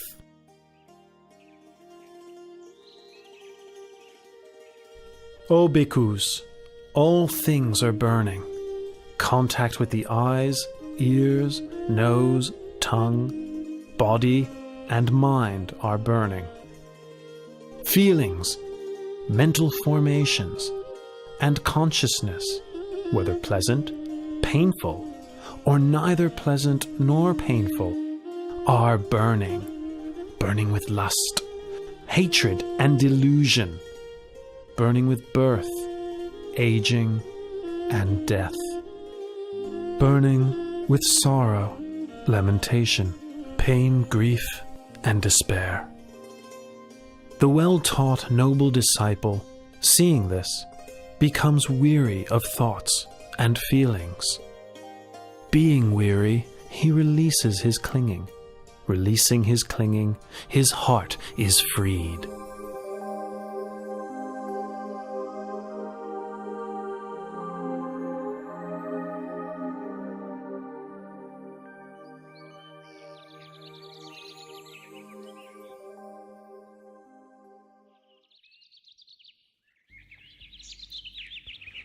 Oh, the Buddha has come to stay right here.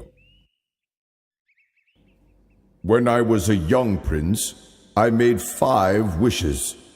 1. May I be crowned king of the Magadha state. 2.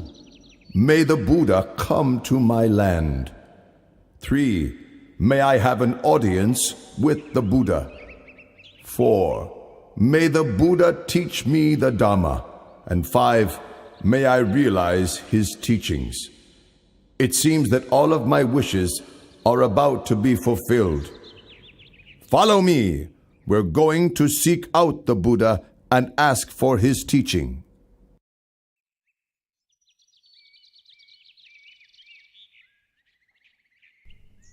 Dana, or giving, has forgiveness as its highest form. If one develops giving along with forgiveness, one becomes gentle and restrained, and one's heart becomes cool.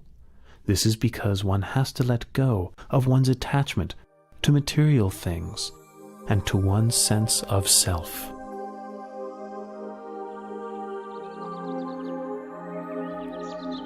And now, all of my wishes have been fulfilled. Oh yes, your teaching fills me with the greatest joy. Please, may I invite the Lord Buddha and all of the bhikkhus to have a meal in my palace tomorrow morning. The Lativana Park where you're staying is far from the city. It is not convenient for the faithful lay people to visit. Please, may I offer the Veluvana Park to you. The Veluvana Park is cool, shady, and very large, not far from the city, but still quiet and peaceful. Please, give me your permission to build a monastery for you here.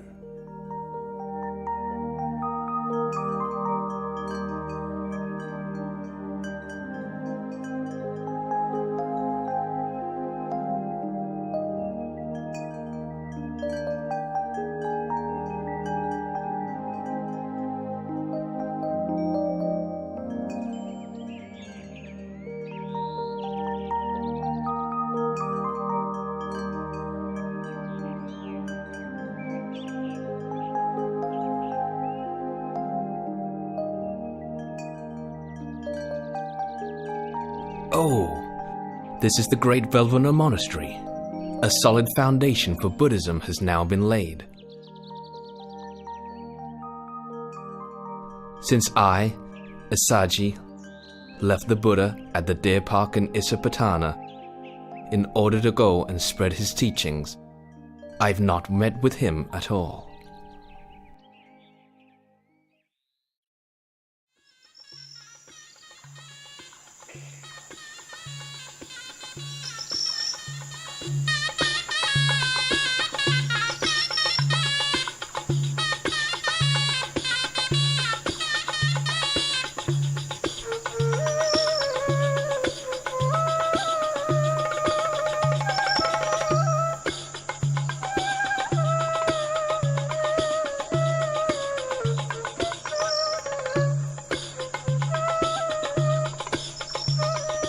Upatissa, you're not enjoying the play, are you?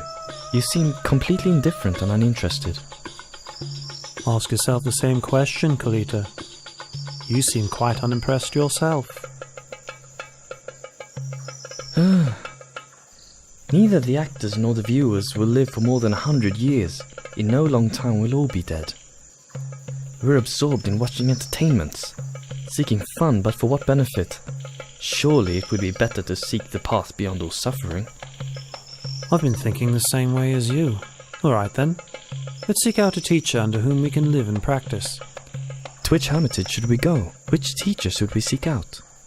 These days, there's so many sects. But we should choose the school of Master Sanjaya. It's large and respected, with many followers, located right in the city of Rajagaha. Besides ourselves, we'll have to persuade our followers to go with us. All right, we'll leave tomorrow.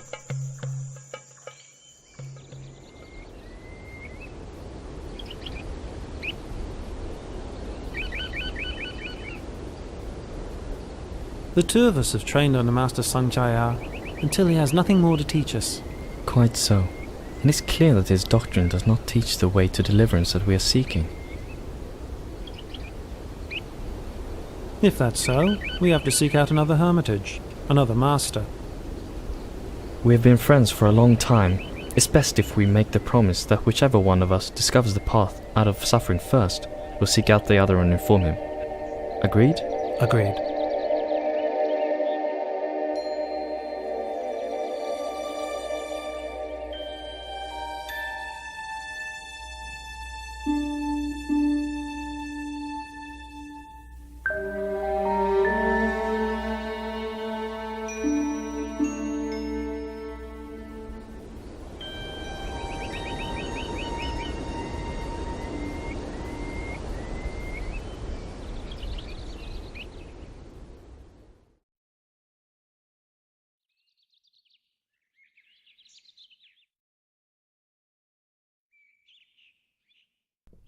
This renunciant walks with such inspiring mindfulness and composure. I've never seen any recluse like him before. I must take this opportunity to prepare him a seat and attend to his needs. Then, when he has eaten, I will politely ask him where he comes from. Venerable Sir, my name is Upatissa, but some people call me Sariputta after my mother's name, Sari. Please, may I be permitted to ask you, where did you ordain? Who's your teacher? Whose teachings or words do you follow? My name is Venerable Asaji. My master is the Lord Buddha from the Sakyan clan. I'm his disciple and follow his teachings. And what exactly did your master teach you? I've just been ordained, and thus cannot give you all of the profound teachings, but I can give you a brief version. Whatever dharmas arise due to causes, the great teacher explains those causes and the ending of those dharmas.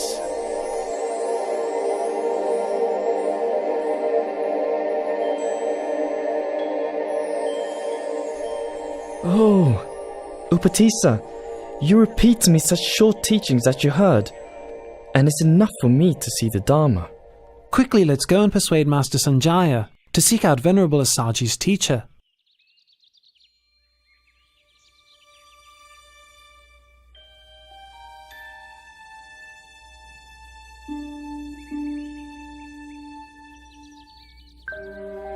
In this world, of which do you think there is more? Intelligent people or foolish people? More foolish people, Master. Such being the case, let those intelligent people go to study under Samana Gautama. I'll stay here for the sake of the foolish.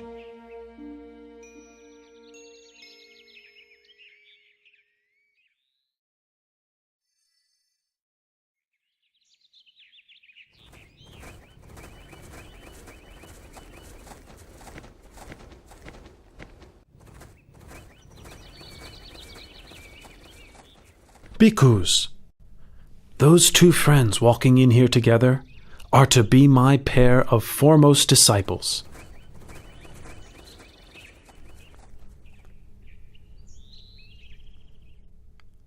The one well established in morality develops ever-present awareness of objects as they arise in the mind. Seeing such objects arising and ceasing continually, he begins to grow weary of them. Becoming weary, he lets go of his grasping and clinging. Letting go of grasping and clinging, his heart is released. Having heard the Buddha's teaching, all of the two friends' followers attained arahantship. But Upatissa and Kolita themselves, with their great accumulation of spiritual qualities and wisdom, were disposed to a slower but more profound realization of the Dhamma, and therefore did not yet become fully enlightened. The two of you are now ordained as monks. I give you the names which will be an honor to your mothers as follows: Venerable Sariputta and Venerable Moggallana.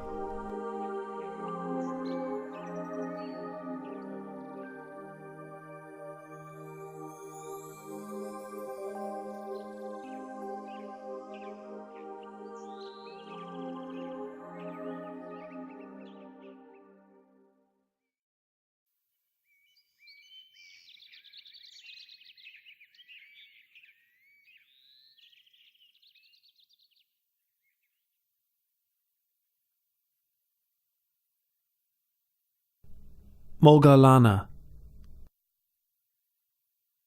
Employ the methods for overcoming drowsiness that I taught you. Moggallana. Feeling, whether pleasant, unpleasant, or neutral, is impermanent. It is of the nature to arise and cease. Being impermanent, it makes for suffering. Being impermanent, it is transitory and insubstantial, unreal, aniccham, dukkhaṃ, anatta.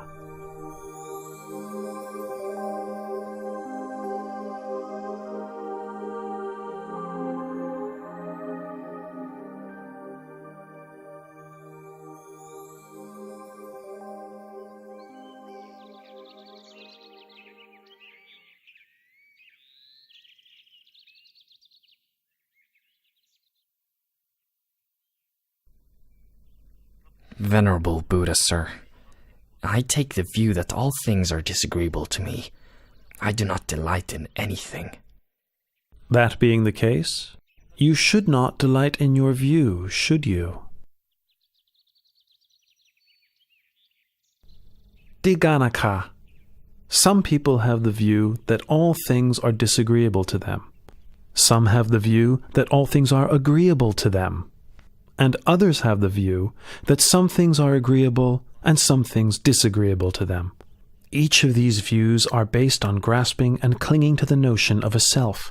Remaining attached, one continues to grasp at feelings as they arise. Whoever should reflect on such feelings as impermanent phenomena, conditionally arising, existing, and passing away, will come to grow weary of conditioned phenomena. This weariness leads to the fading of lust. With the fading of lust comes freedom from attachment. When the heart is freed from attachment, one knows the heart has been freed.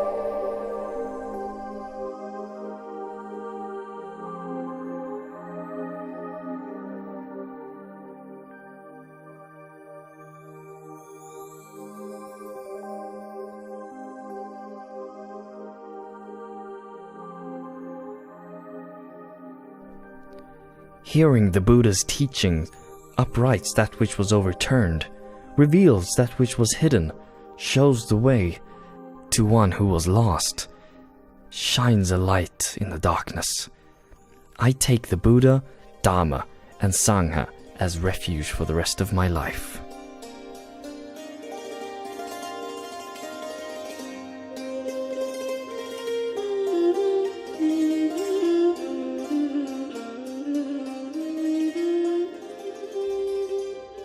The Venerable Sariputta was now the Buddha's right-hand disciple, foremost in wisdom. Venerable Moggallana was the Buddha's left-hand disciple, foremost in psychic powers. Both became great supports to the Buddha as he continued to spread his teachings to people far and wide.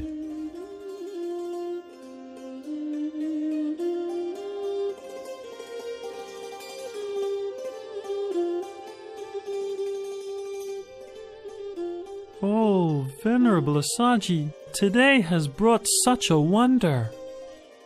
Yes, indeed.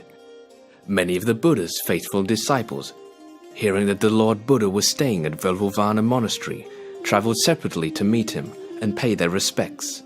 This one great meeting was the occasion for 4 great marvels. Katuranga Sanipata means that 4 marvels occurred together on the same day. 1. On that day, 1,250 disciples of the Buddha came together without having made any prior arrangement. 2. Each of those disciples had been ordained by the Buddha himself. 3. Each of those disciples was attained to arahantship. 4. The meeting took place on the full moon of the 3rd lunar month, which is named Magha. Today is the day of the Katuranga Sanipata. I'll deliver the Ovada Patimokkha to the bhikkhus. To refrain from all evil, to do good to one's utmost, and to purify one's mind. This practice is the fundamental principle of Buddhism.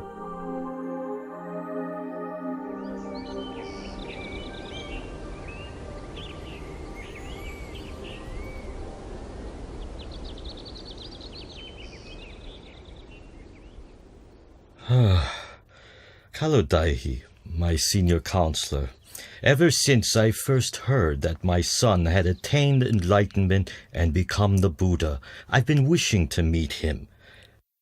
9 times I've sent a counselor, each time accompanied with a retinue of 999 subjects, to invite the Buddha to come to Kapilavatthu. Each time, the party of 1,000 has disappeared without a trace. That's 9,000 subjects I've sent and heard nothing in return. Well, Kaludai, since you are my senior counselor and have been close friends with my son since childhood, I must send you with your retinue to seek out the Buddha at Velvovana Monastery and invite him one more time. Surely you will succeed in this. Yes, Your Majesty. I will do my best to bring the Lord Buddha back to the city of Kapilavatthu. And with your permission, I would also like to request ordination from the Lord Buddha on this occasion.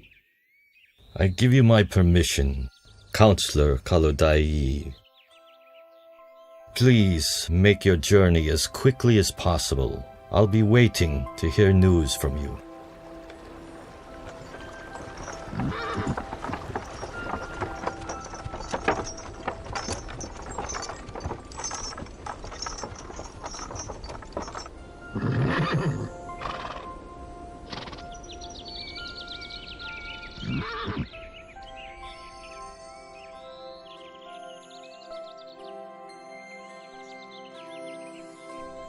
Each of you should diligently train yourselves thus. I will not grasp at the internal sense fields of the eyes, ears, nose, tongue, body, and mind. I will not grasp at the external sense fields of form, sound, smell, taste, bodily contact, and mental objects. I will not grasp at contact between the internal and external sense fields. I will not grasp at feelings. I will not cling to the 5 aggregates of the body: feeling, perception, thoughts, and consciousness. I will not cling to this world or the next, when I cease clinging to all that I've seen, heard, known, felt, sought, and imagined, all feelings of attachment to these will also cease. Listen, all of you.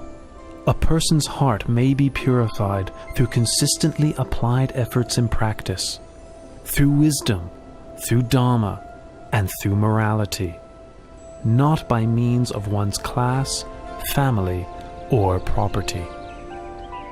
Lord Buddha, summer begins tomorrow. All the farmers have harvested their crops. The path to the city of Kapilavatthu is open and suitable for travel. Your father has a strong wish to meet with you and your disciples. Please, out of compassion, travel to the city of Kapilavatthu and teach Dharma to your father. Please teach Dharma to your relatives there. I accept your invitation. Kalu Dai. Please inform the bhikkhus so that they can prepare themselves for travel. The road from Rajagaha to Kapilavatthu is 60 leagues. The Lord Buddha, along with 20,000 disciples, will travel 1 league per day. In 60 days, they will arrive at Kapilavatthu city.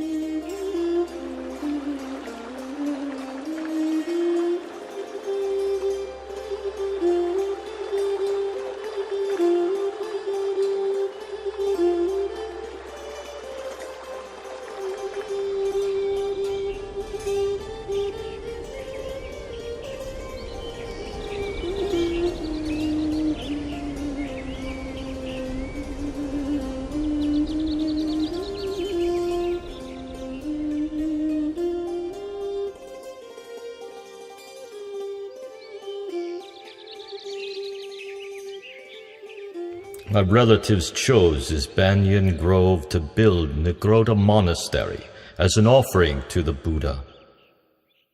It's been 60 days since Venerable Kaludai sent news of the Buddha's departure from Rajagaha city. My relatives are waiting here to greet him. The Lord Buddha and 20,000 bhikkhus have arrived, Your Highness.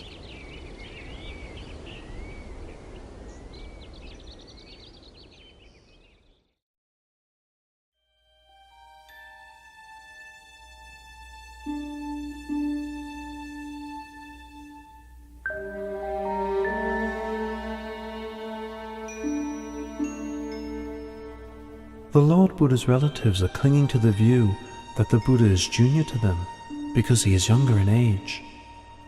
They've positioned their young princes in front of themselves so that they won't have to pay their respects.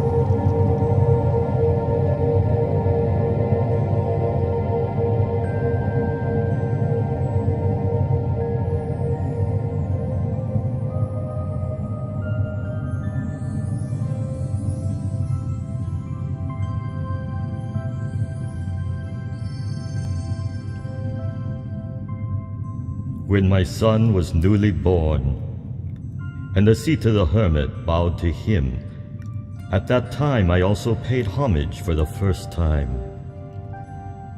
7 years later, during the royal plowing ceremony, my son sat in meditation, and the rose apple tree shaded him throughout the afternoon, its shadow not shifting with the course of the sun.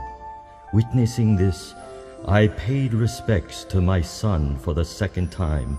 Now on this occasion, a truly wonderful marvel has appeared. May I take this opportunity to express my veneration for the third time.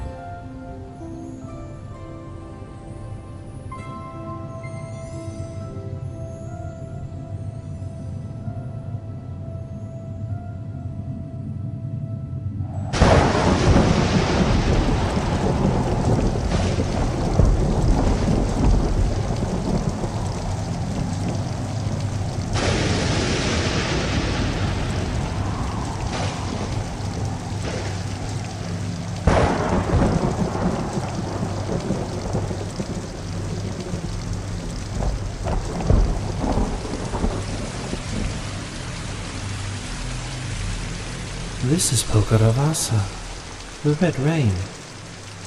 Unlike ordinary rain, it soaks only those who wish to be soaked by it.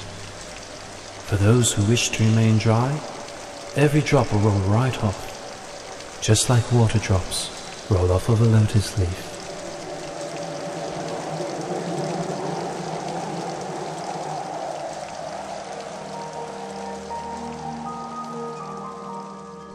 My father and relatives, this is not the first time this red rain has fallen upon such an assembly of relations.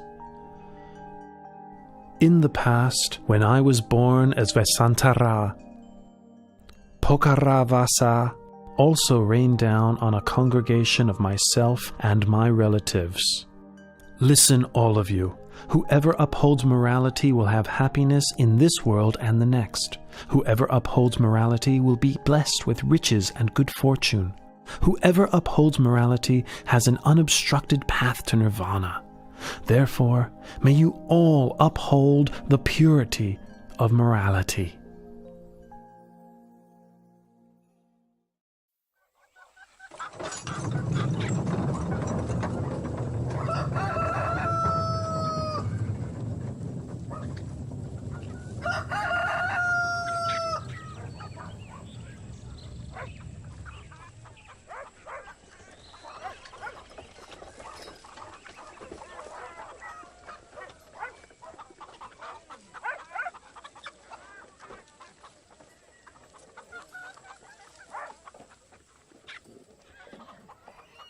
My son, why do you bring shame to me by going around collecting alms of rice and food in this manner? You are of royal lineage, an heir to my throne.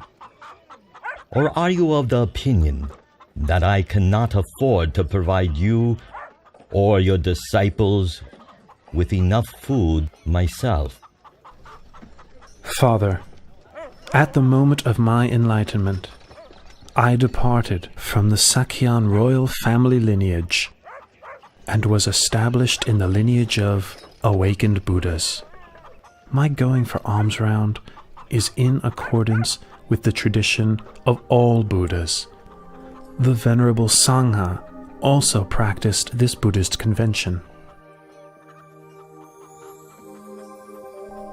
Father, please pay attention to this teaching.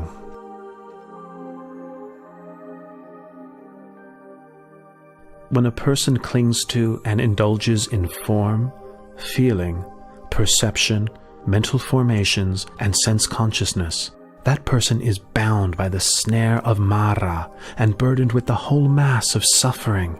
When such a person doesn't cling or indulge in these, that person is freed from the snare of Mara and released from the whole mass of suffering.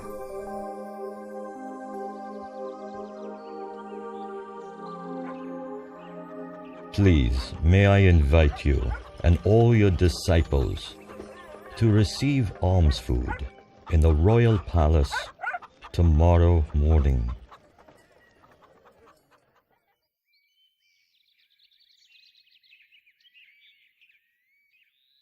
In the 3 days since your arrival in the palace, myself and Queen Mahabhajapati have listened to your teachings and developed in the Dharma more and more each day.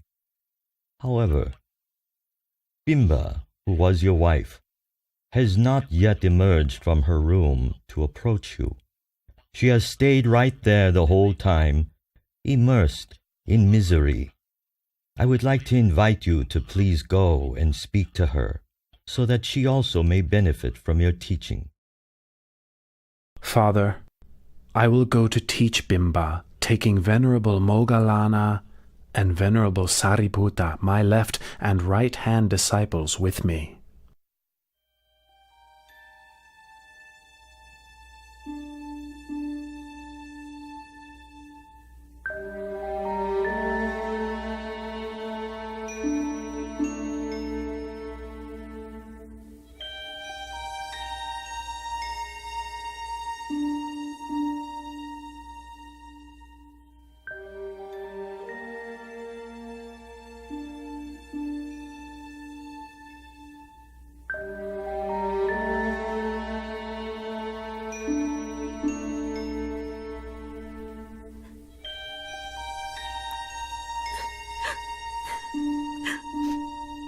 Why have you been so unkind to me, your wife? When you left for the holy life, you left in silence. Did I do something wrong to make you leave that way? If I did something wrong, then what was the fault of Rahula, born that very day, that you had to leave him bereft of a father? Bimba, don't be so melancholy. What I did was to help you, and all beings, that you might have a chance to know the way out of suffering. Bimba, we were born in this world for making merit together, as we have for many lifetimes. Now is the time to reflect on those births and lifetimes, according to the truth as follows. I am of the nature to age. I have not gone beyond aging. I am of the nature to sicken. I have not gone beyond sickness. I am of the nature to die. I have not gone beyond dying. All that is mine, beloved and pleasing, will become otherwise, will become separated from me. I am the owner of my karma, heir to my karma, born of my karma, abide supported by my karma. Whatever karma I shall do, for good or for ill, of that I will be the heir.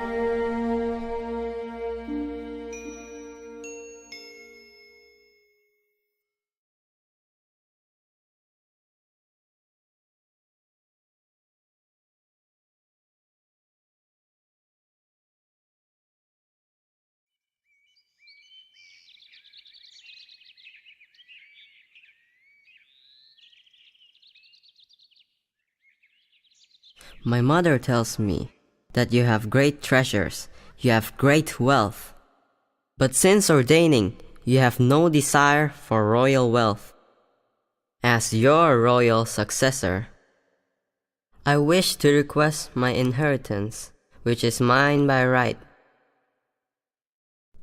External treasures bind one to the round of death and rebirth on the wheel of samsara. Better to give the noble treasure, that is, the most excellent internal treasure, instead of worldly wealth. Rahula, I have the most excellent noble treasure to offer you. Sariputta, release Rahula from worldly suffering and bestow him with noble treasure by ordaining him a Samanera.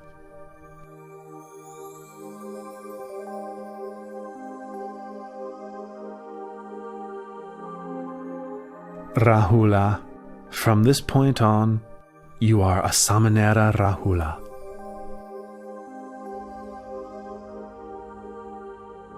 Oh, when Siddhartha left the palace and sought Buddhahood, I expected that Nanda would remain to inherit the throne. But then the Buddha took Nanda off to ordain. That left only my grandson, Rahula, who might succeed me. Then the Buddha ordained Rahula as well. If I don't do something, soon the whole Sakyan clan may go forth.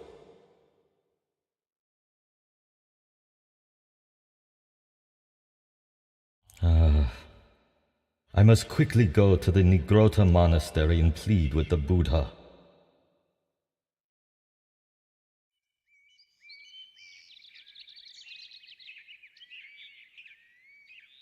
Please, Lord Buddha,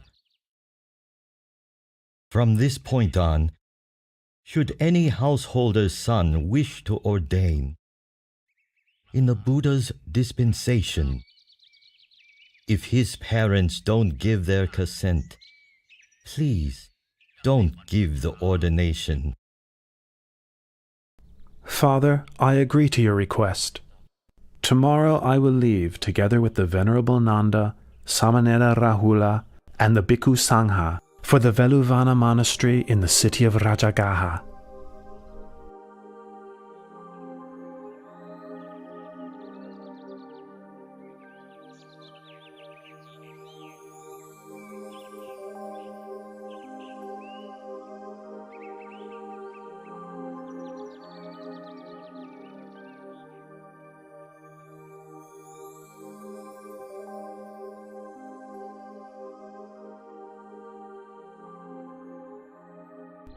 Nanda.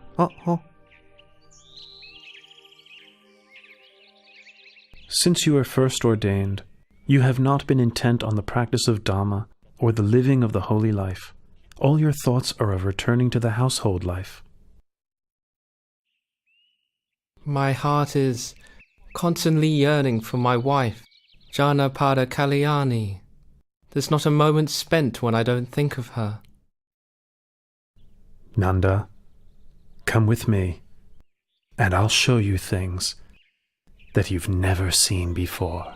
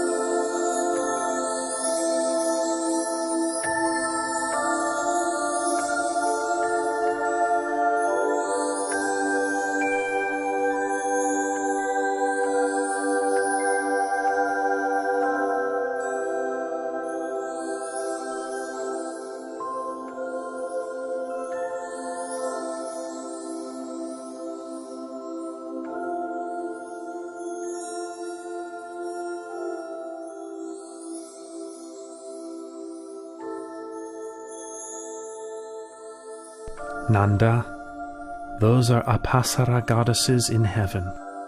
What do you think about them? Every one of those Apsara goddesses is beautiful in face and form. I can think of nothing to compare them with. Even my wife, Janapada Kalyani, has not half their beauty. Nanda, can you see that what you thought before to be exceedingly beautiful now pales in comparison to greater beauty? Yes, Lord Buddha, I can see.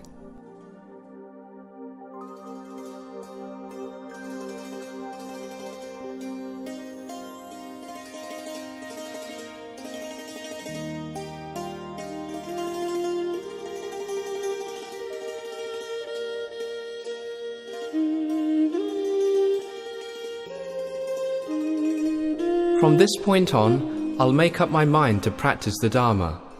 I'll live the holy life without letting my heart be obsessed with Janapada Kalyani ever again. I've now seen for myself that there are countless goddesses in heaven, many times more beautiful than her.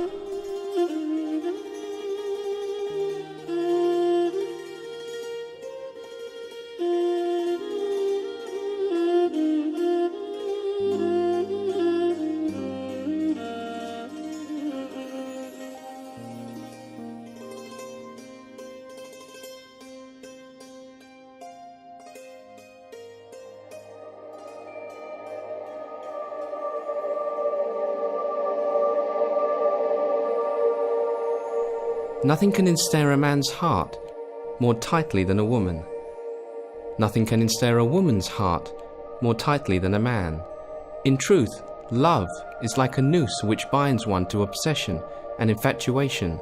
It brings one to birth and death in the world again and again, dragging one down into a mass of suffering. That's right, Nanda. There is no pleasure equal to the peace that can be found within one's own heart. For as long as humans rush around seeking external distractions, they will never meet with genuine happiness. Nanda, when you release your clinging and view the whole world as empty, your heart will be free, open, expansive, radiant, and joyful.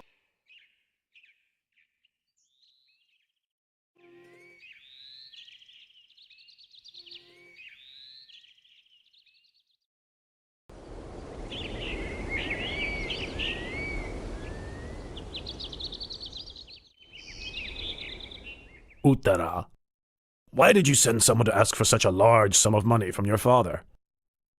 I am your husband. I would have given it to you myself.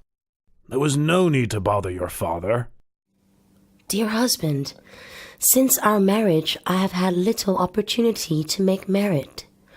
I wanted the money to buy food to offer to the Lord Buddha and his disciples. I asked my father for the money because he shares my faith in the Lord Buddha. It's not, you see, that I have no wish to accept your money, good husband. In that case, let it be as you wish. My intention is to prepare the food myself and invite the Lord Buddha and his disciples to receive food in our house for 15 days. In that case, let it be as you wish. And I am afraid that during that time, I will be unable to perform all my wifely duties. In that case, let it be as you wish. I've heard that here in Rajgir, there's a courtesan called Sirima, whose beauty is renowned throughout the city, although few men get to enjoy her charms because her fee is so high. For these 15 days, I am going to hire Sirima to take my place as your wife. In that case, let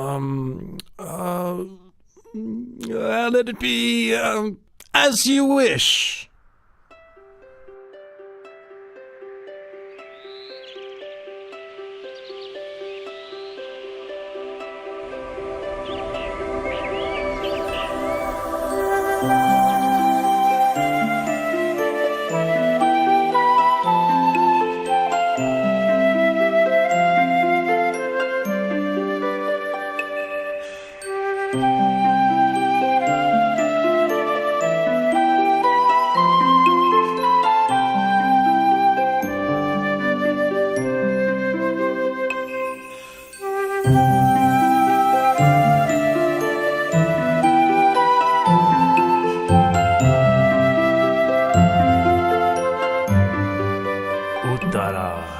Are you exhausted? Oh, dear husband, Miss Sirima. Look at her. Instead of letting others do the work, she's doing it all herself. Her face is dirty, her clothes are all soiled. She should be relaxing in a way fitting of her station, and instead she's finding ways of tiring herself out. Look at him, how heedless and indulgent he is. He thinks he's so rich that he has no need to make merit? Ah, how very foolish he is.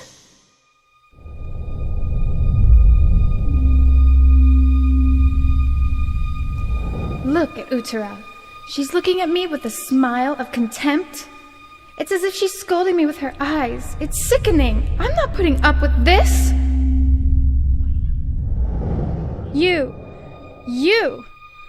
Uttara, look at me. You want to fight? Well, you're gonna get what you want.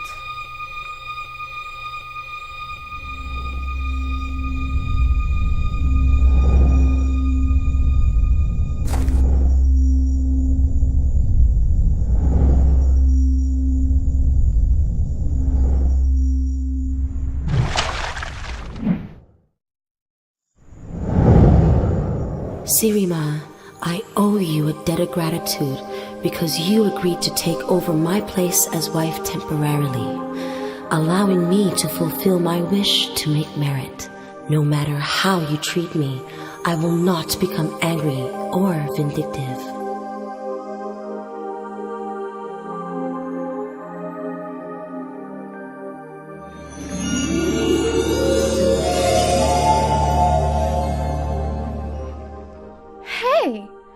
Why is this boiling water unable to hurt her? Hey! This prostitute is dared to attack our employer! Come on! Let's get her! Yeah, let's get her! Come on, guys, let's go! All of you, don't hurt her. Sirima is like a friend to whom I owe a debt of gratitude. I am not angry with her.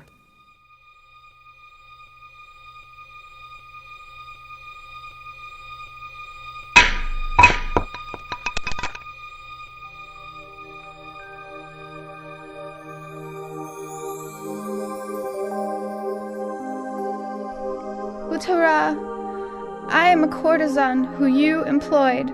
I forgot myself and started imagining myself as your husband's wife, and so attacked you. But your heart is so noble. It is filled with loving kindness, and you have not shown me even the slightest amount of anger. I have wronged you. Please, forgive me. Oh, get up, Sirima. If you want to ask for forgiveness, then you should ask it from the Lord Buddha, whom I revere above all others. Tomorrow I will have completed 15 days of offerings. Please, come and offer food and listen to the Dhamma with me.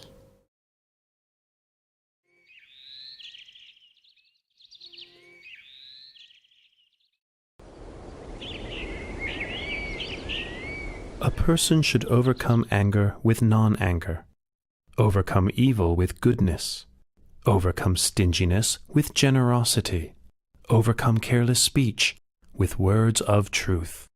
Those engrossed in worldly enjoyments, indulging in sense pleasures, intoxicated by wealth, social standing, extravagance, praise, rank, prestige, and power, cannot see the noble beauty of truth.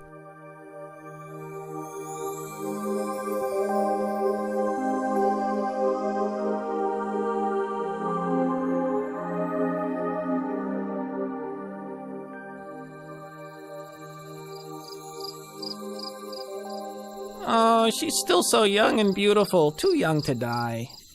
The day this woman listened to a talk from the Buddha, she gave up her life as a courtesan and turned to making merit every day. But life is uncertain, and now, not much later on, she's dead. Let's get down to work. It's already time to cremate the body. Hey, wait a minute. We can't cremate her yet. Well, why not? The Buddha has requested King Bimbisara to order us to keep the body for 3 days. For 3 days! Oh, whatever for?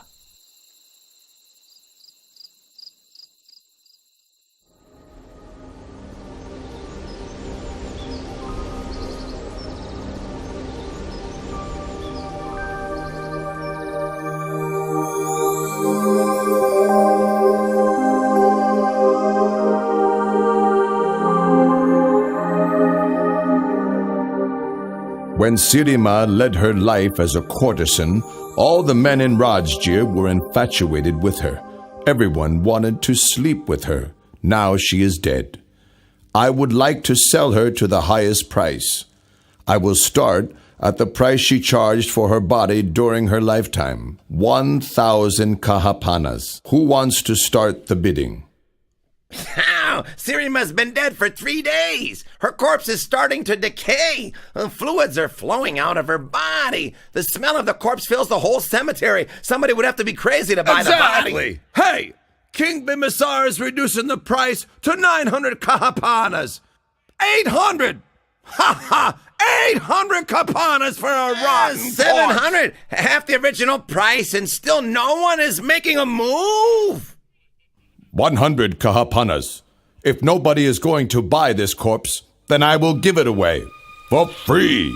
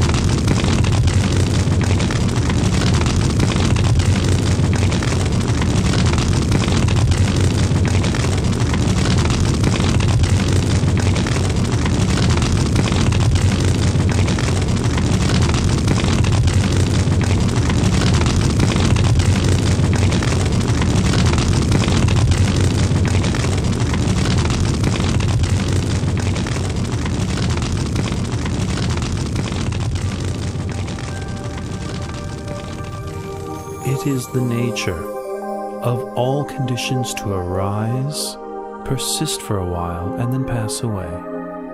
Investigate the impermanence of all conditioned phenomena. The tears of beings wandering through samsara are beyond measure. The bones which are laid down upon this earth cover it without gaps. This is something that is truly sobering to know. One who is still attached to forms, sounds, tastes, odors, and physical sensations cannot find liberation from this world.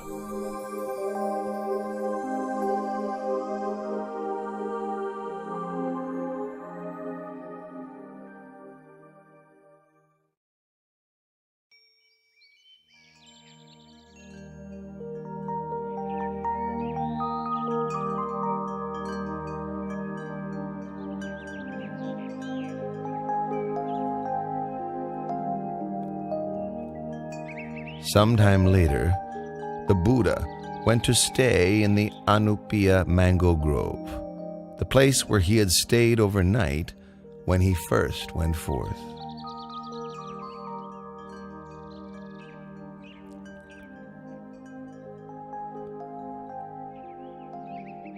Five Sakayan princes, Prince Badia, Prince Anuradha, Prince Ananda, Prince Bagu, and Prince Kimbila, along with Kolian Prince Devadatta, and a barber named Upali, approached the Buddha and asked for ordination. The Buddha ordained Upali the barber first, followed by each of the 6 princes respectively.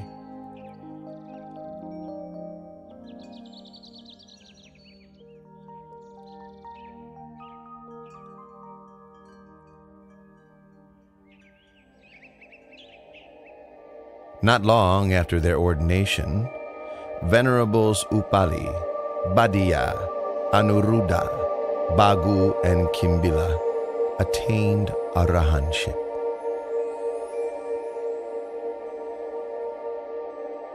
Venerable Ananda, receiving instruction from Venerable Punamantaniputta, attained the fruition of stream entry.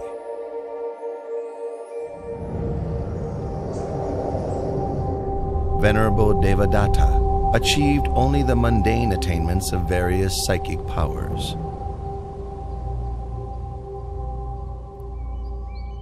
Later, the Sangha requested of Venerable Ananda that he act as the Buddha's personal attendant. Venerable Ananda, the Sangha is in agreement that you would be suitable for the position of the Buddha's attendant. What are your feelings toward this?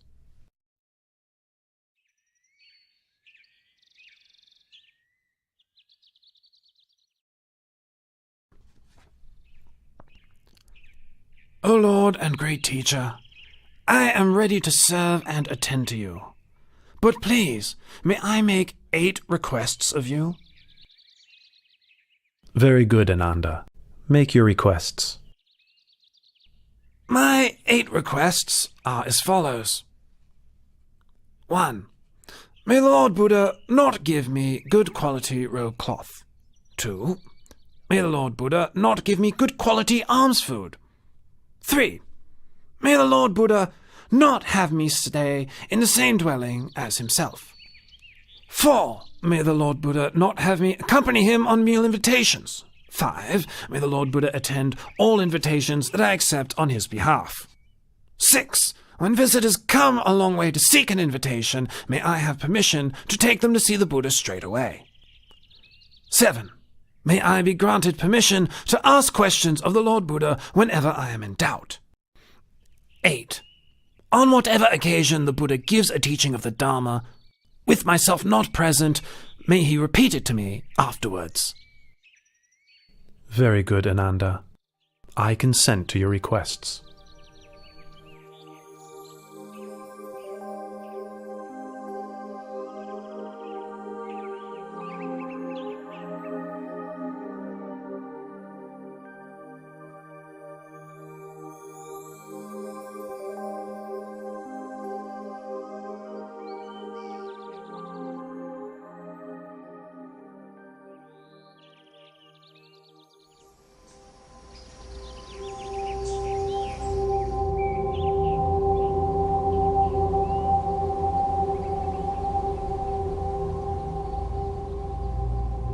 I am from the royal clan.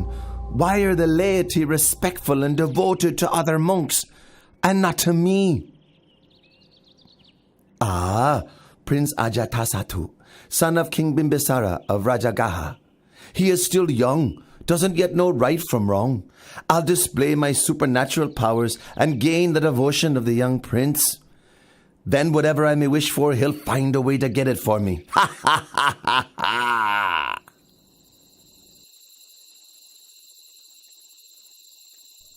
Sir! Sir! Who are you? What do you want with me? Don't harm me! Soldiers! Wait! Prince Ajatasattu, don't be frightened. Venerable sir! Venerable sir! How do you know me? Oh, Prince, look at me!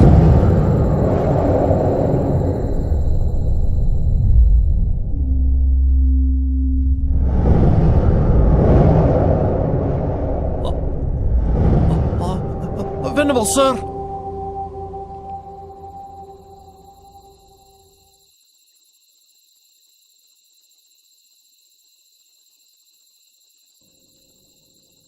My name is Venerable Devadatta.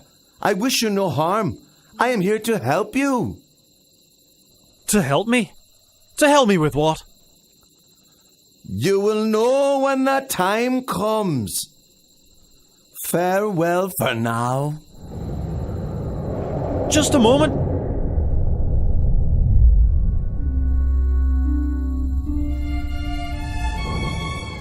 I displayed my supernatural powers, and Prince Ajatasattu gained great faith in me. Now, whatever I may wish for, he gives to me. What a suitable leader I would be for the Sangha.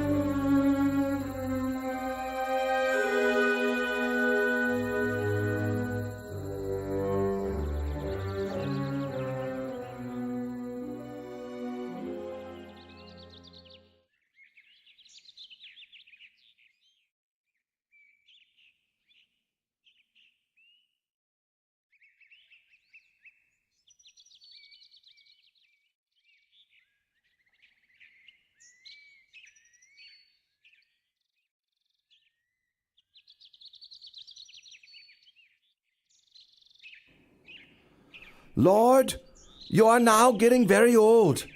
It's time for you to lay your duties down. I request the burden of leading the Sangha. Please make the matter known to all the bhikkhus. From now on, I'll take over your teaching responsibilities.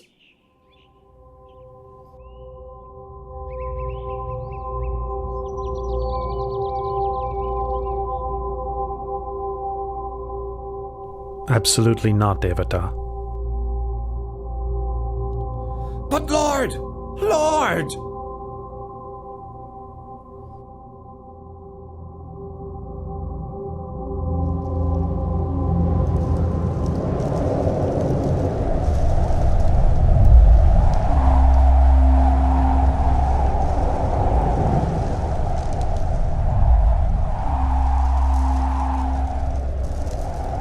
The Buddha humiliated me in front of all the monks. Then he enacted the Pakasaniya Kama, preventing the other monks from speaking to me or meeting with me. From this point on, I'll set my mind on bringing him to destruction. He can't do this. He can't do this to me. Your Royal Highness, please think it over. Even though you have now inherited the throne as you've wished, you must still execute your royal father. Should he change his mind and wish to take his throne back, he will be sure to kill you. Therefore, you must act first without warning.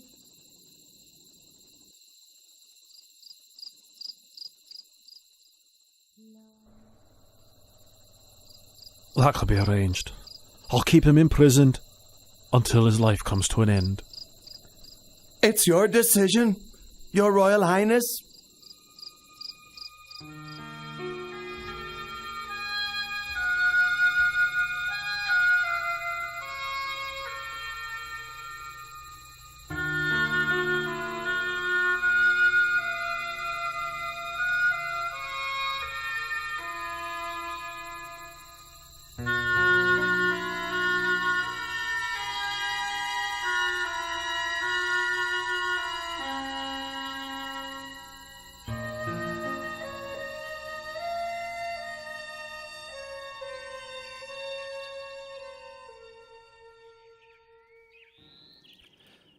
I've tried to take his life 3 times, but in vain. It's time to try my last resort. I have to pretend to be strict in Dhamma Vinaya, so that all the bhikkhus will become my disciples.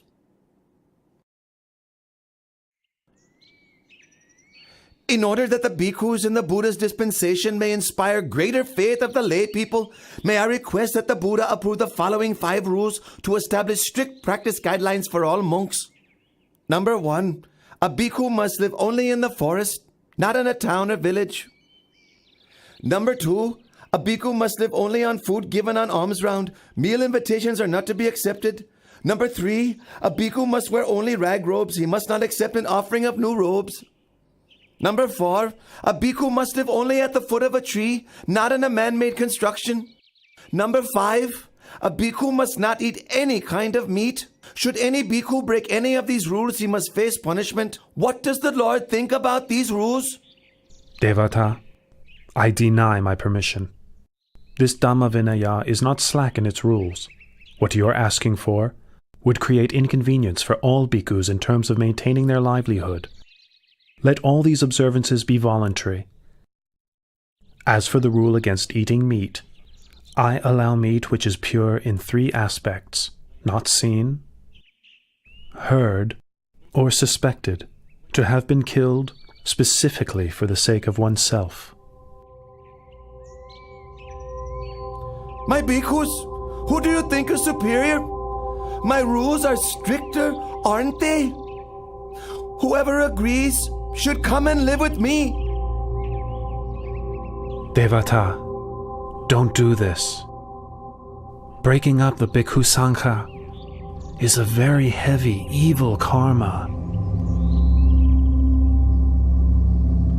From this day on, I am no longer your disciple.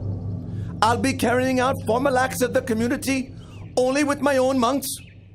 Whoever agrees, follow me.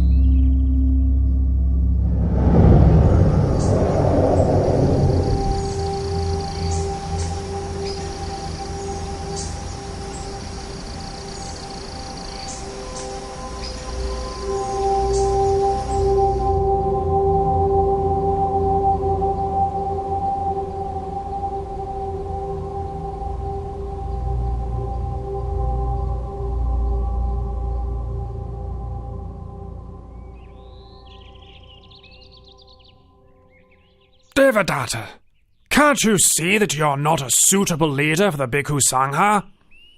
Kokalika, what are you saying? What am I saying? What am I saying? Just now, Buddha's left and right-hand disciples, Venerables Moggallana and Sariputta, came to give teachings and instruction to your disciples. Having listened, almost all of your disciples followed the two Venerables back to Jetavana Monastery. Only a few of your most foolish and ignorant followers remain. Kokalika, it's impossible! It's impossible! Impossible! Impossible! Is that all the strict forest monk can say? Kokalika, you! You are a fake. You are wearing the yellow robe only for the sake of gain and honor. You are boastful and conceited even to the point of competing with the Lord Buddha. I have no wish to stay with you any longer. Kokalika! Come back here now! Kokalika!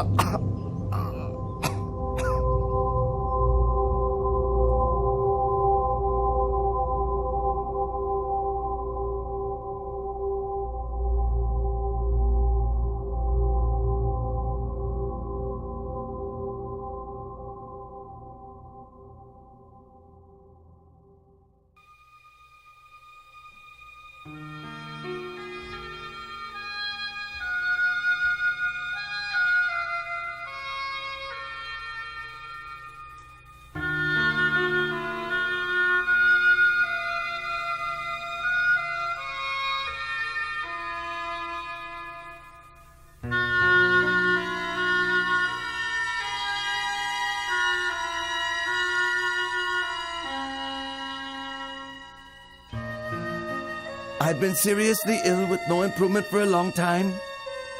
It must be because of my offensive and injurious behavior towards the Buddha. But in return, the Buddha has nothing but loving kindness toward me, expressing not even the slightest ill will or resentment. Now, coming to the end of my life, I'd like to seek out the Lord Buddha in order to ask for his forgiveness. Monks, be quick and take me to Jetavana Monastery.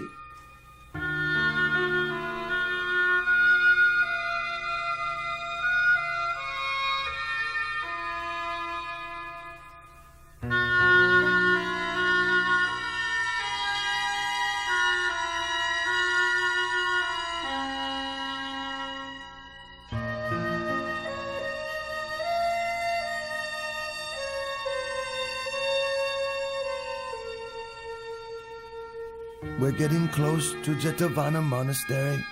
Stop for a while so that I can bathe myself before entering into the presence of the Lord Buddha.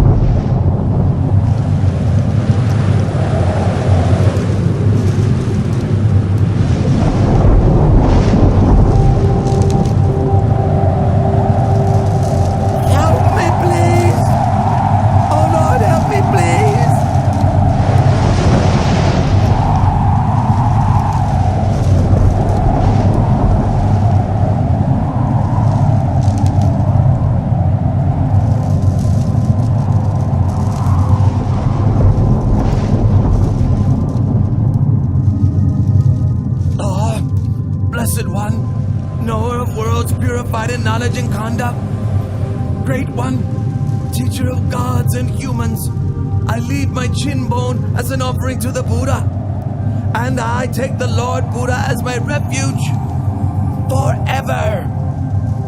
I take the Lord Buddha as my refuge forever.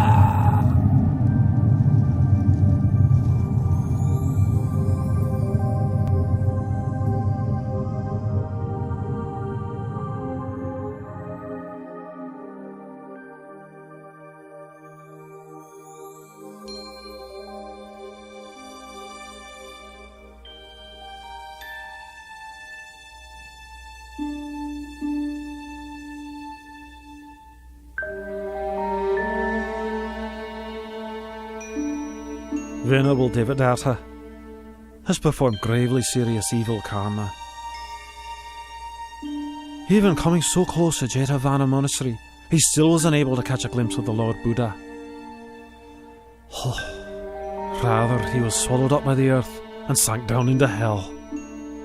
And I myself cooperated with him in committing a tremendous many evil deeds. I can't sleep at night. Dr. Shivaka, what should I do? Your humble servant thinks that your highness should go and approach the Lord Buddha in order to pay your respects and to ask for his forgiveness. You are right. Let us go together to pay our respects to the Buddha.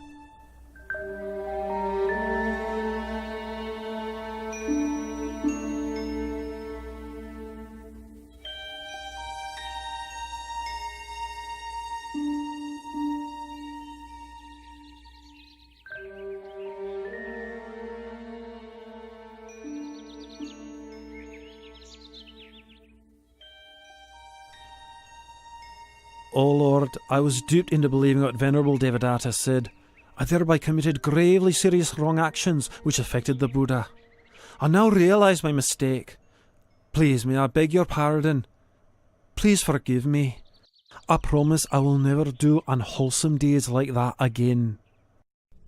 Your Majesty, it is a timeless law that in this world, hatred can only ever be appeased by non-hatred. One who associates with fools is doomed to sorrow for a long time. One who is perfect in morality shines like a bright flame. One with mindfulness is happy and grows in the Dhamma at every moment. If a king rules with Dhamma, all his citizens will be happy.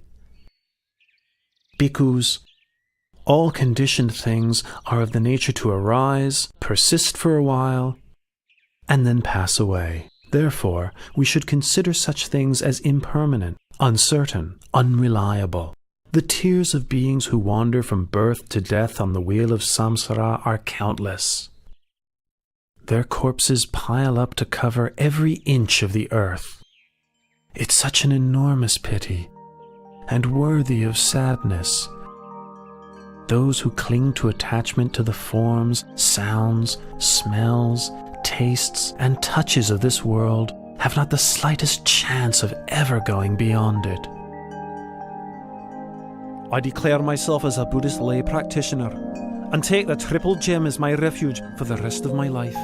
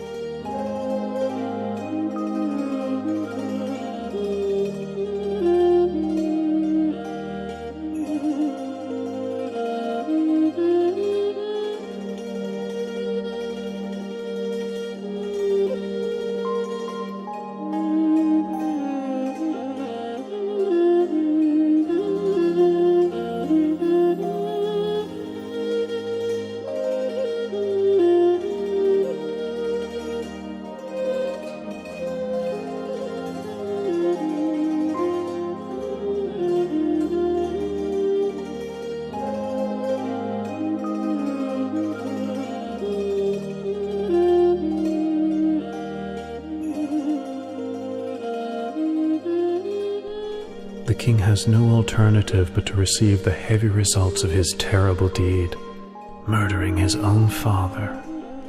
The perfect vision of the Dhamma, therefore, does not arise in him here.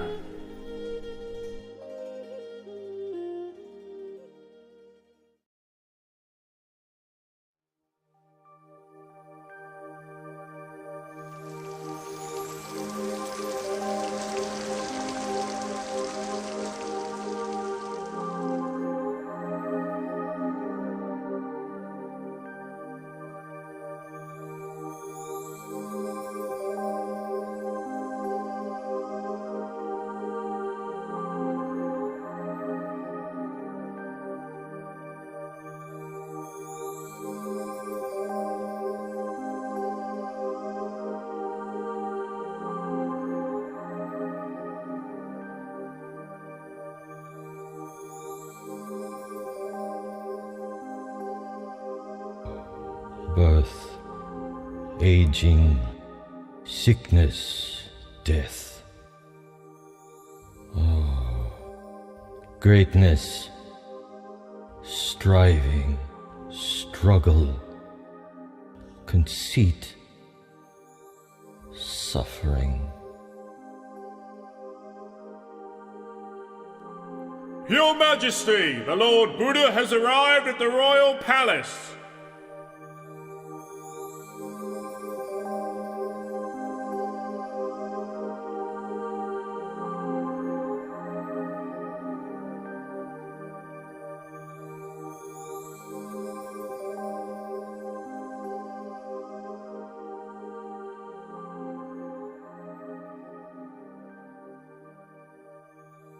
Oh Lord, I think my life is ending. I can't bear this suffering very much longer. O Father, please do not worry. All conditioned things arise according to their nature.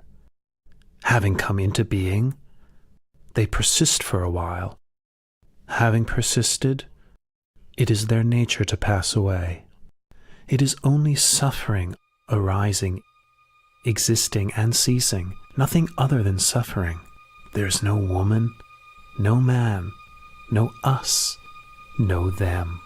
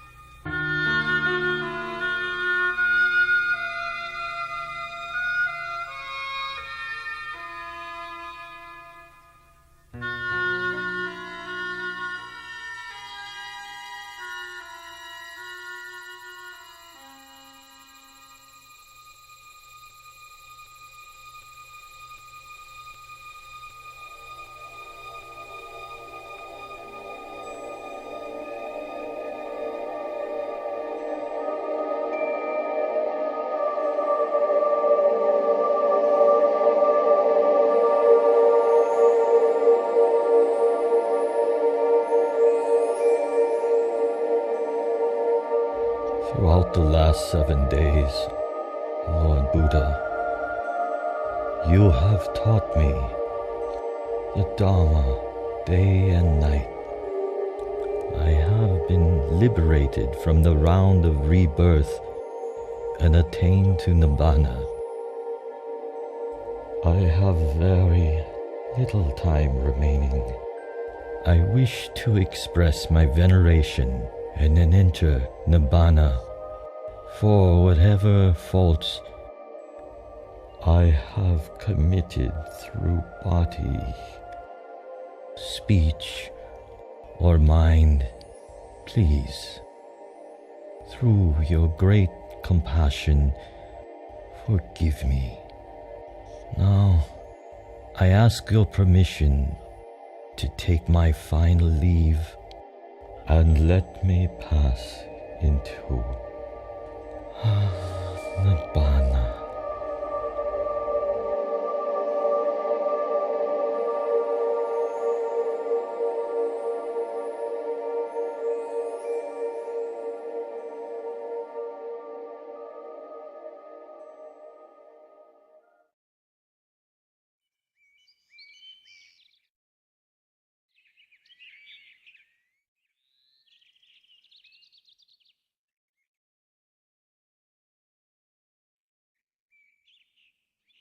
We have asked for ordination from the Lord Buddha 3 times, but he has not yet given his permission. However, we won't give up our efforts. Let us shave our heads, put on the yellow robe, and follow the Lord Buddha wherever he goes.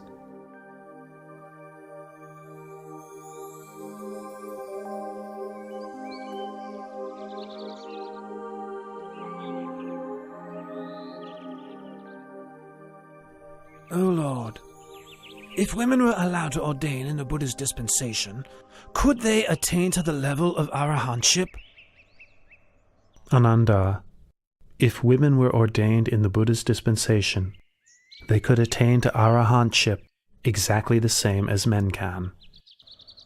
If that is the case, in your kindness, please give ordination to Queen Mahapajapati, who raised and looked after you when you were a child, and thus fulfill her wishes, Lord. Ananda, if Pachapati will practice according to the 8 strict conditions, I'll give her my permission. The 8 strict conditions are: 1. A bhikkhuni who has been ordained for even 100 years must bow to a bhikkhu ordained that very day. 2. A bhikkhuni may not spend the rains retreat in a monastery where there are no bhikkhus in residence.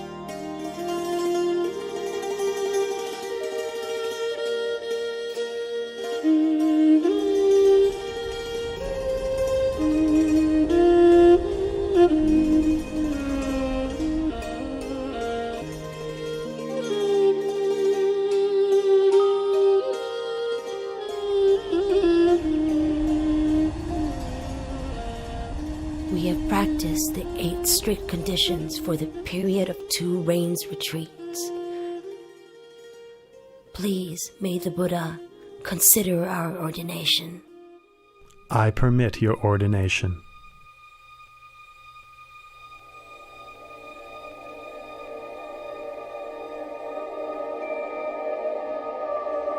After their ordination, Pajapati Bhikkhuni and the Sakayan Bhikkhunis practiced mental cultivation with great determination until each of them had attained to arahantship.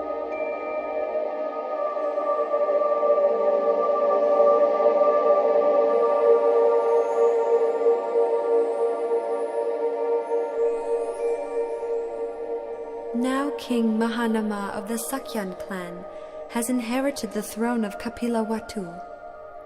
It goes to show how unstable and impermanent even kingship is in this world. Prince Siddhartha, my husband, relinquished the royal throne without a second thought when he went forth. My relatives, my son, and even Queen Mahapajapati Gotami have followed after him and ordained. That being the case, it is best for me also to relinquish material comforts and ordain in the Buddha's Dhamma Vinaya.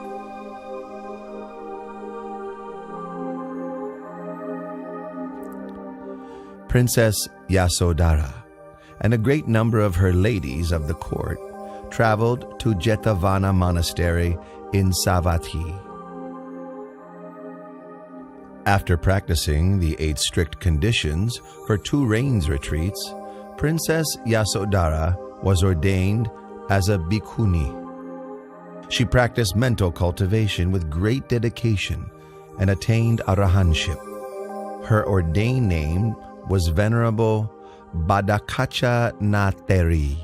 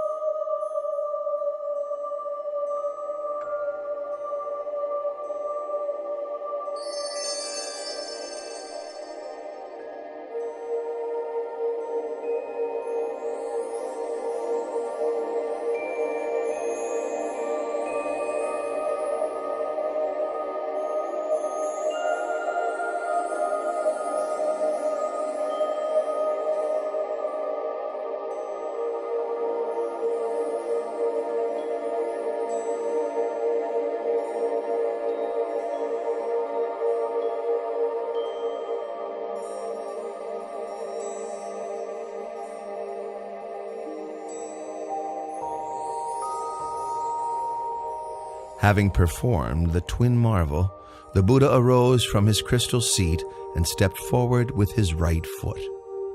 He placed it on the summit of Mount Yugandhara. Then he stepped forward with his left foot, placing it on the summit of Mount Sumeru, upon which Tavatimsa heaven is located.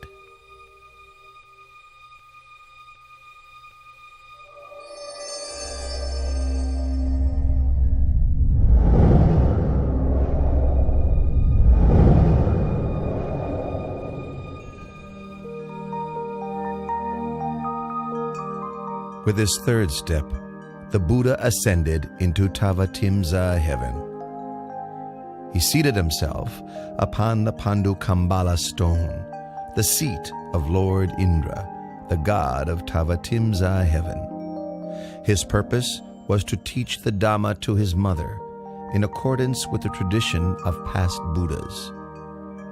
Delighted, Lord Indra and the host of Tavatimsa heaven gathered before the Buddha to hear his discourse.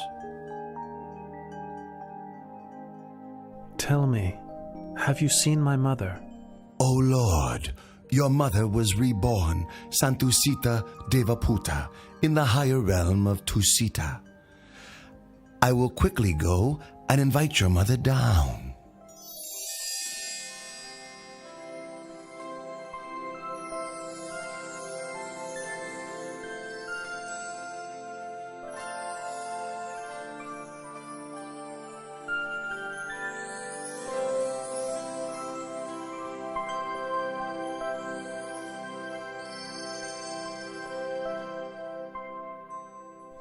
Mother, please come and sit close by.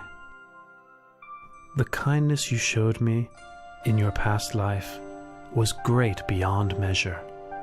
As an expression of my gratitude, may I take this opportunity of teaching you the Dhamma during the 3-month range retreat here in Tavatimsa, so that you may attain the path, fruit, and nirvana.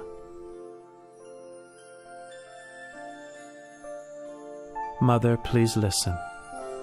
Ignorance and craving lead a person to rebirth. Agitated, their heart rushes around within samsara. For as long as the aggregates come into being, the supposition of a being is also there.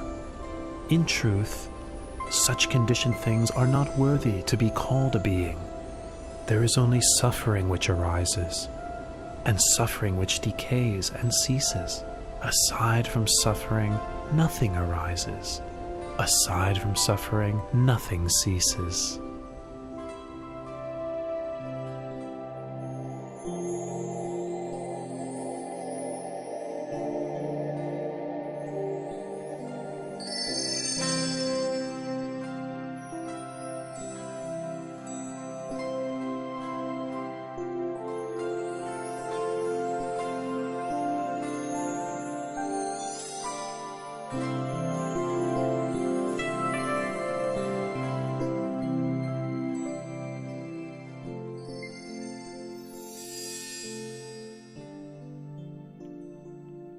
Lord Buddha, you have ascended to Tavatimsa heaven and taught the Abhidhamma to your mother for the full 3 months duration of the range retreat.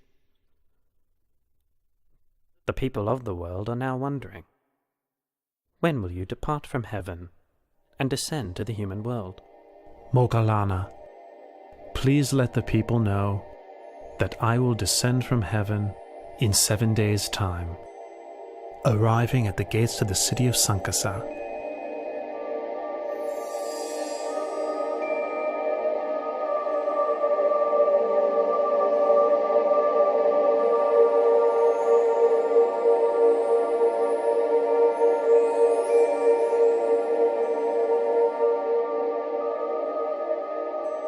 This is the last day of the rains retreat. I will create 3 heavenly staircases for the Lord Buddha's descent from the heavenly world.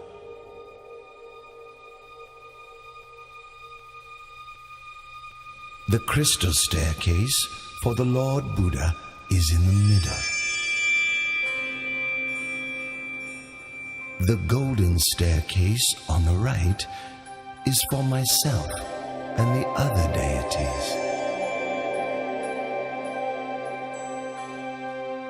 The silver staircase on the left is for Sahampati Brahma and his host of Brahmas.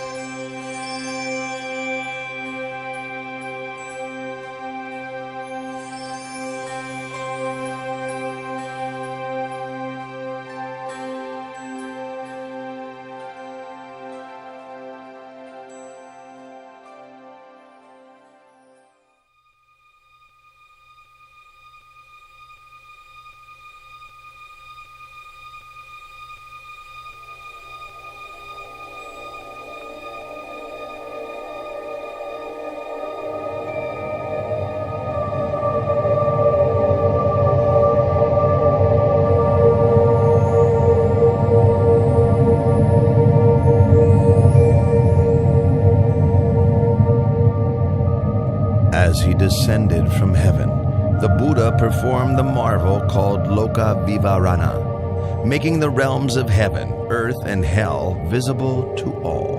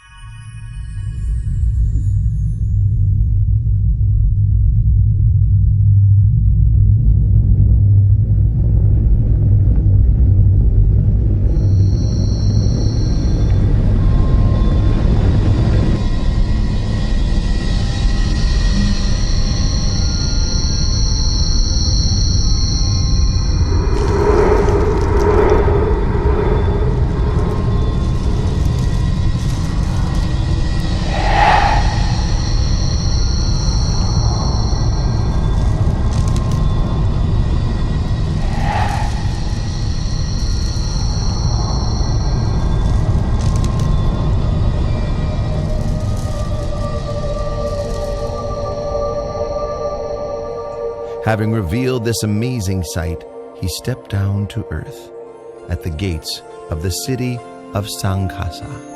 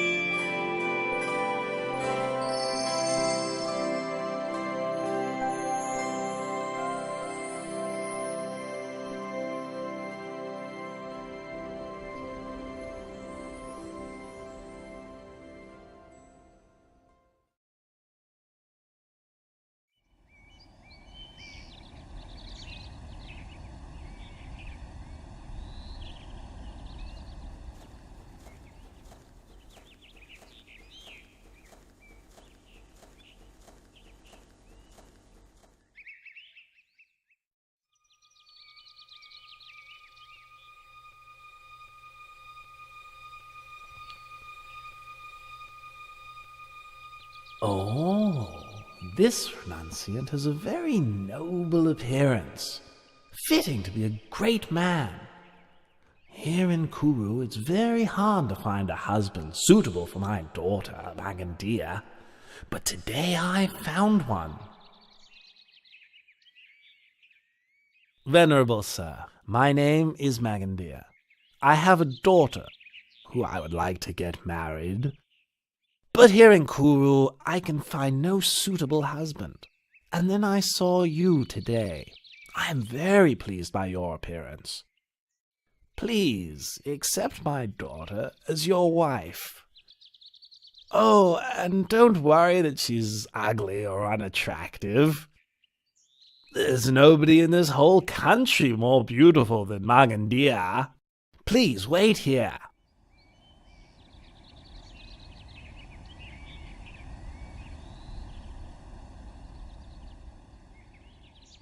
Oh, my dear child, Magandia.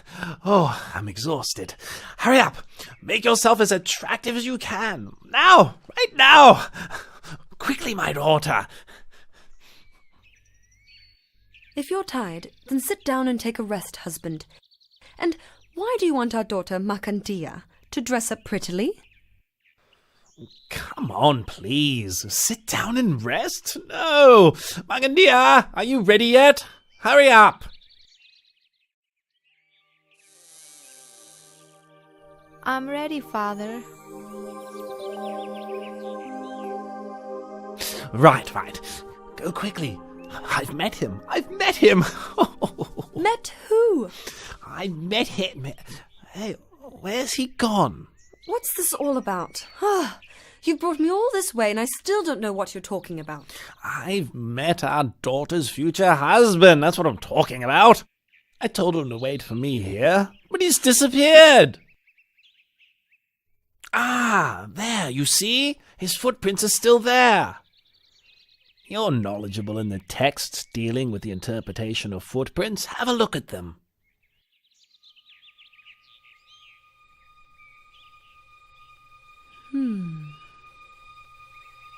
Two footprints that exactly match in this way are the footprints of a great being.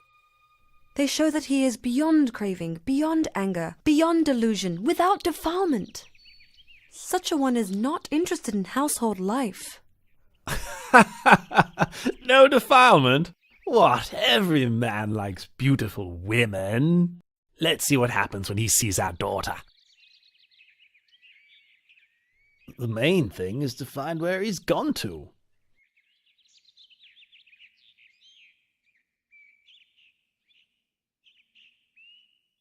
Oh, over there! I found him! Quickly, wife! Magandia, hurry! Follow your father!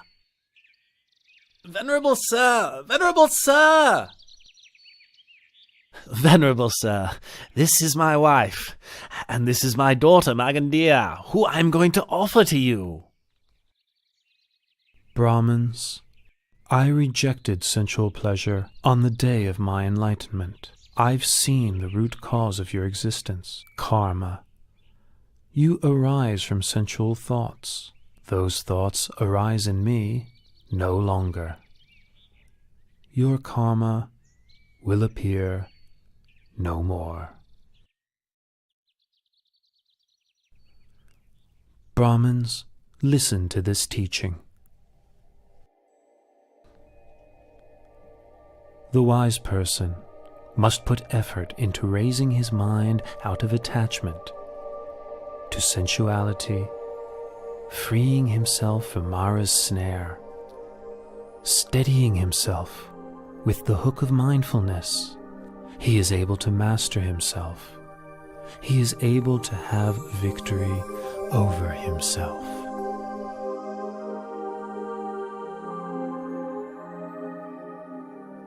Your teachings have illuminated the path ahead for us both.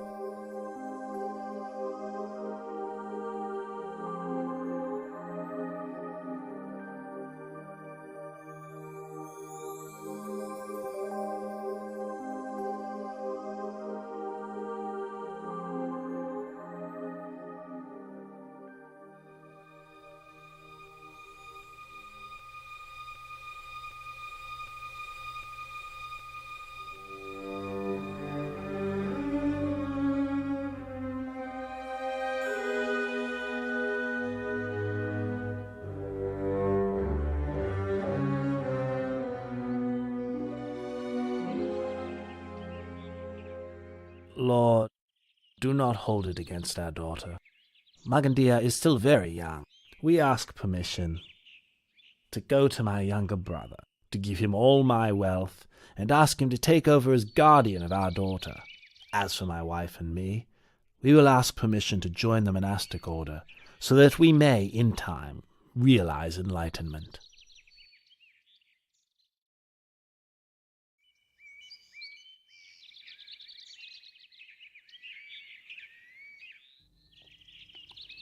My name is Varanja Brahman. I am the ruler of this town of Varanja. Hearing of your reputation as a perfectly enlightened Buddha, I wish to have a Dhamma discussion with you. But why is it that when I, your senior in years, arrive here, you make no gesture of respect, don't rise up to welcome me, and don't invite me to sit on the same level as you? Varanja Brahmin, in this world or in any other world, I have not yet met anyone superior in Dhamma to me, to whom I should make a gesture of respect, stand up to welcome, or offer my seat. It's my view that your way of practicing and conducting yourself is quite tasteless. Brahmin, my way is indeed tasteless. I have abandoned the taste of the sensual pleasures of form, taste, smell, sound, and bodily touch.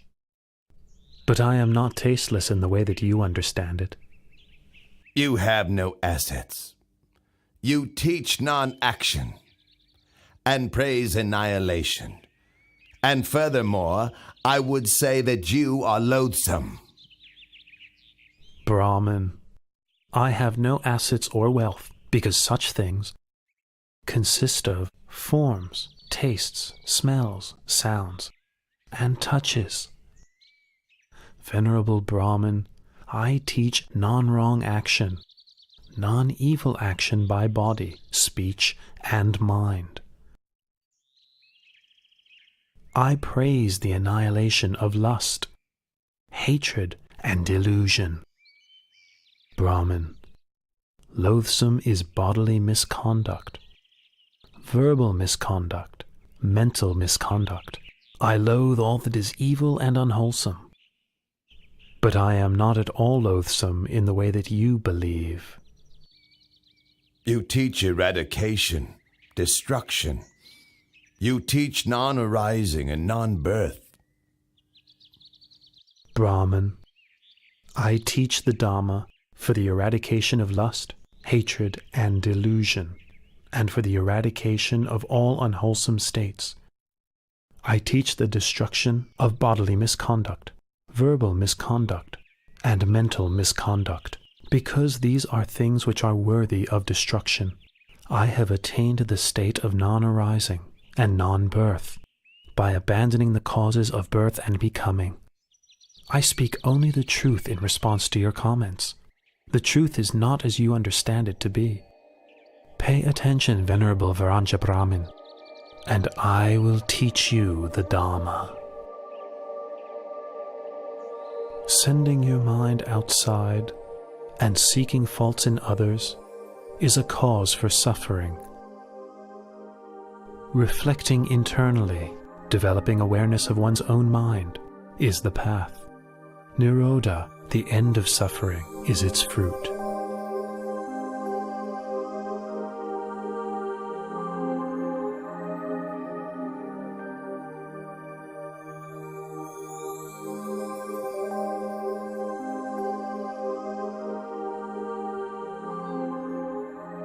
The Dhamma teaching you have given has illuminated the way for me. For the rest of my life, I take the Triple Gem as my refuge, and please may I invite you to spend the Rains Retreat here in order to teach the Dhamma to the citizens of Varanja.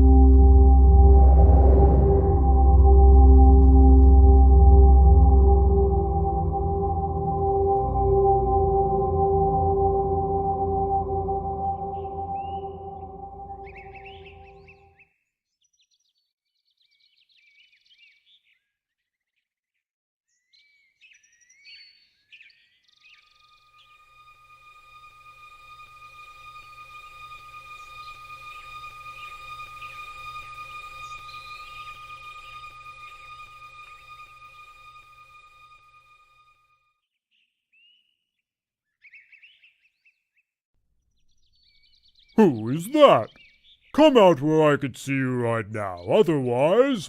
Otherwise, you'll do what? Who are you? What are you doing here? I should be the one asking you the same question. I am the Lord of Monkeys, and I have been living in Rocky Tavana Forest for a long time. And you, what are you doing here? I am Palilayaka, the Lord of the Elephants. I got fed up with all the busyness and problems of my entourage and left to spend some time alone. Yes, your entourage sounds just every bit as irritating as mine. You say you are the Lord of the Elephants, but then why are you wandering around spying on a human? This one is not like other human beings. He bears the marks of the great man. From the moment I saw his bearing and the graceful, peaceful way he moves, I felt full of faith and inspiration.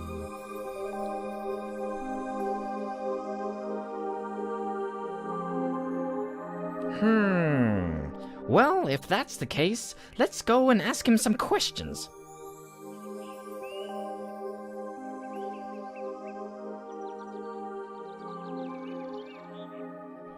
Did you know that the Lord Buddha has left the Gositarama monastery?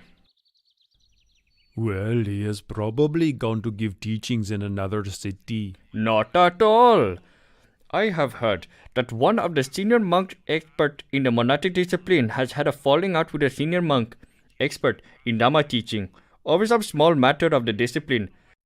Not only that, but students of the two senior monks have sided with the teachers so that the quarrel has spread, and now there is a major conflict.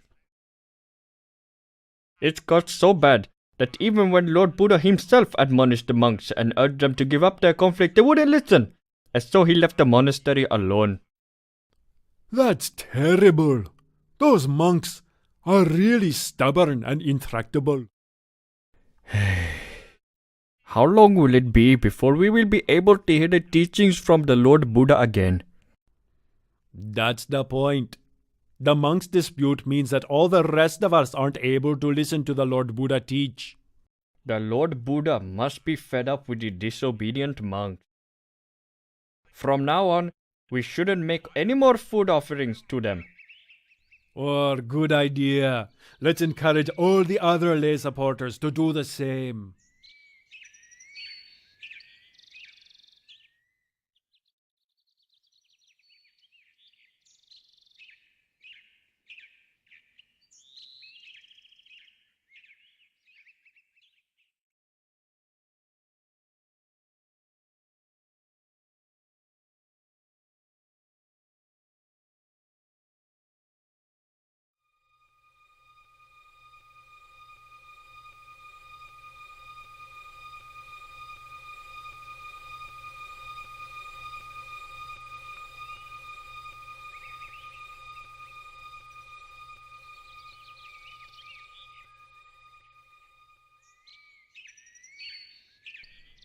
We've been coming back from alms round with empty bowls for many days now.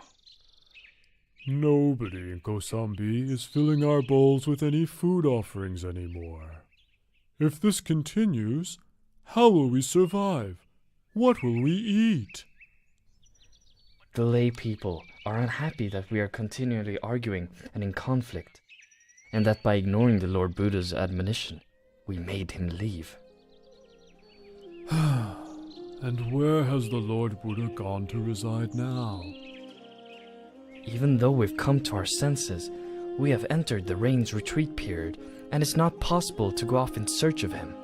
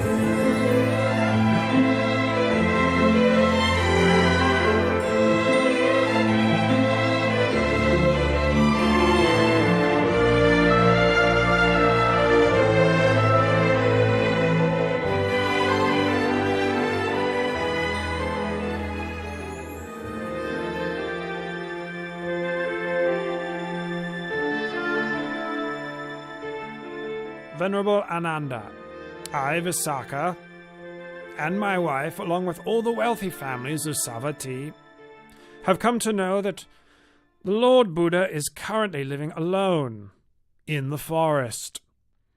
And so we wish to send an invitation to him, requesting that he graciously come to reside here in our city of Jetavana. The people of this city will offer food to the Lord every day, in order that we may be able to listen to his teachings. Please, would you assist us in this? Do not worry, Anathapindika. I will see to it myself. The rains retreat has ended now, so I will take 500 monks with me to Rakitivana Forest to invite the Lord Buddha to come and reside here. You may put your minds at ease. Oh, it is our great good fortune to be able to pay respects to the Lord Buddha again and to listen to his teachings.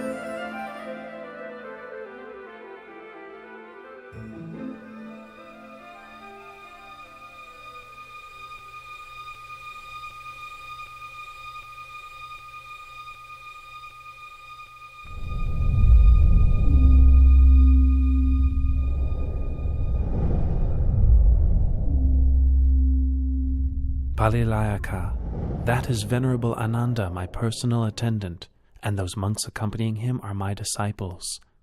Allow them to approach.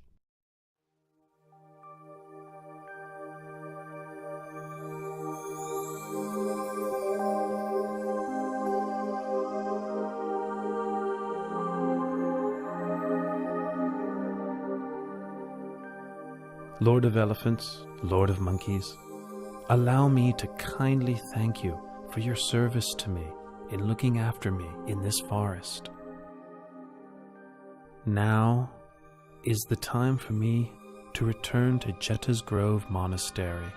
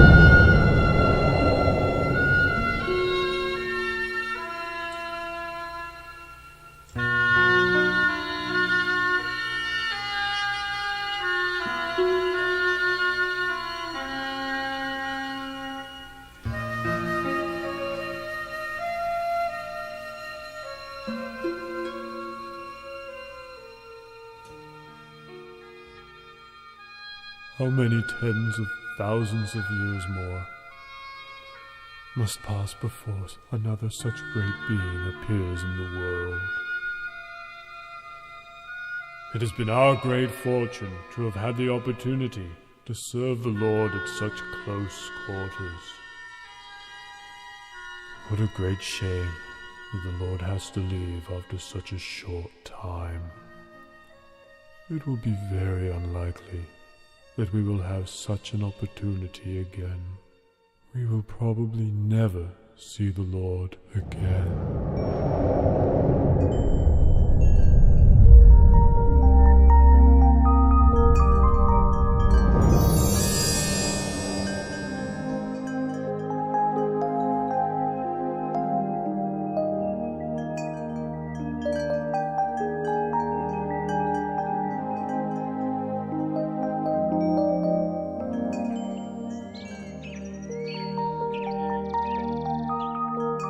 The Lord Buddha has forgiven us for our dispute.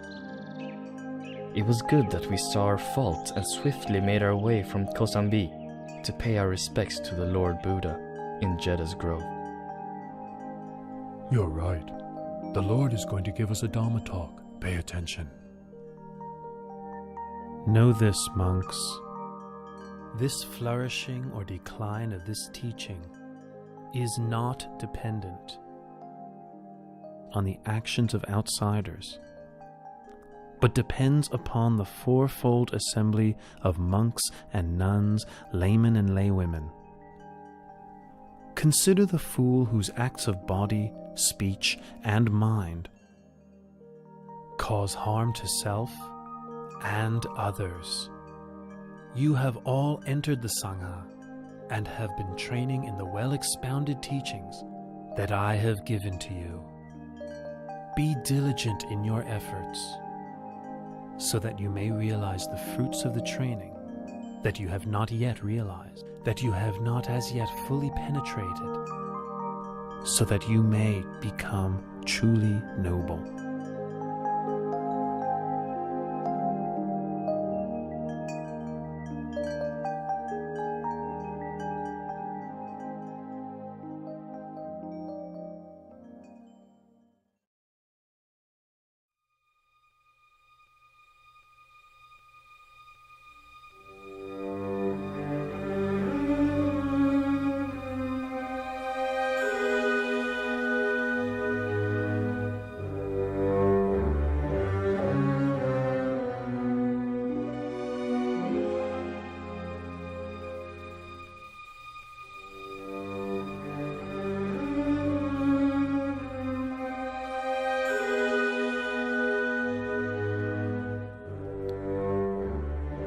In a short time, Angulimala will commit matricide.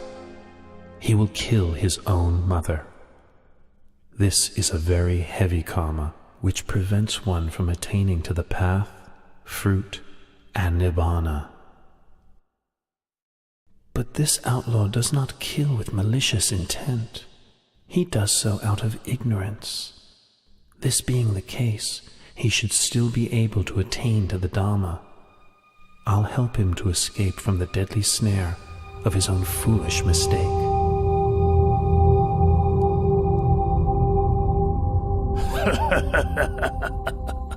I've already collected 999 human fingers. If I kill just one more person, I'll have the full 1,000 fingers, as instructed by my master.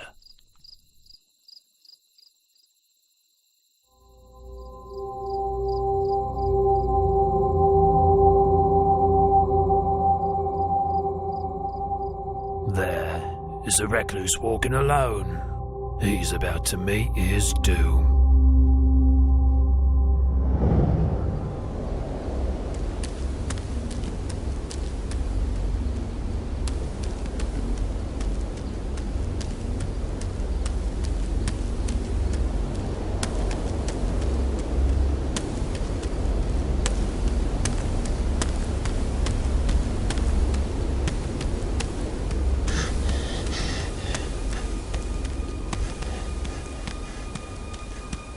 That's strange. The summoner ahead just keeps on walking. But I'm running to exhaustion and still can't catch him.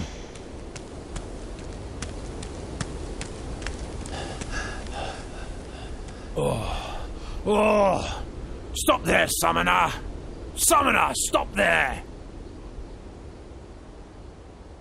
I have stopped already. It is you who have not yet stopped. A holy man should speak only the truth. But there you are, striding onwards, telling me you've stopped.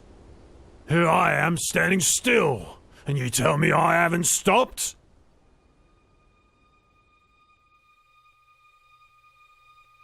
Ahimsaka, I have stopped. Stopped killing, stopped harming, stopped pursuing wrong livelihood, stopped all kinds of misconduct. It is you who have not yet stopped. Not stopped killing, not stopped harming, not stopped pursuing wrong livelihood, not given up misconduct. You are still grasping your sword. How can you say you've already stopped?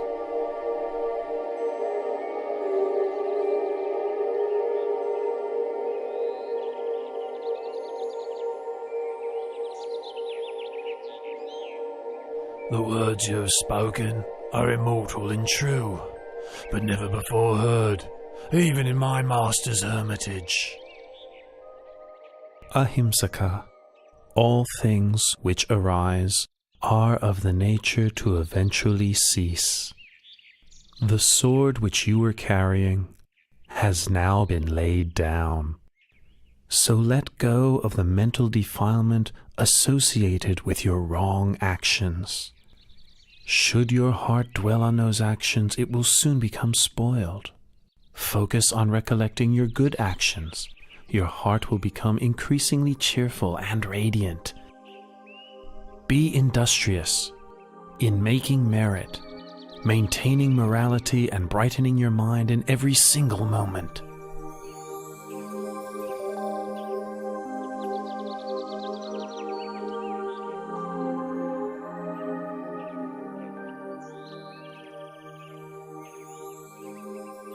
From now on, I devote myself wholly to Buddhism.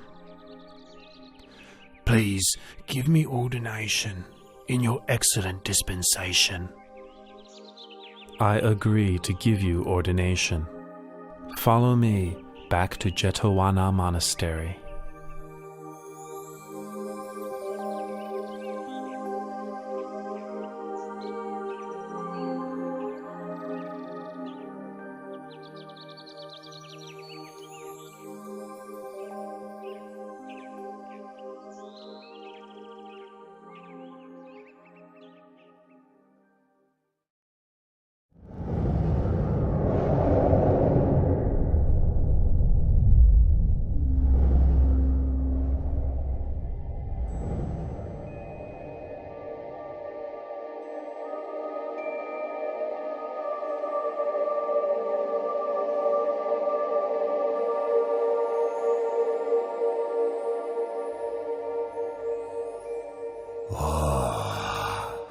These poor human beings, thinking their good and evil deeds make any difference, when in fact all things are already fixed, dependent on my will. They are so ignorant. The Brahma god Baka has the wrong view. I will help him to see the truth of things.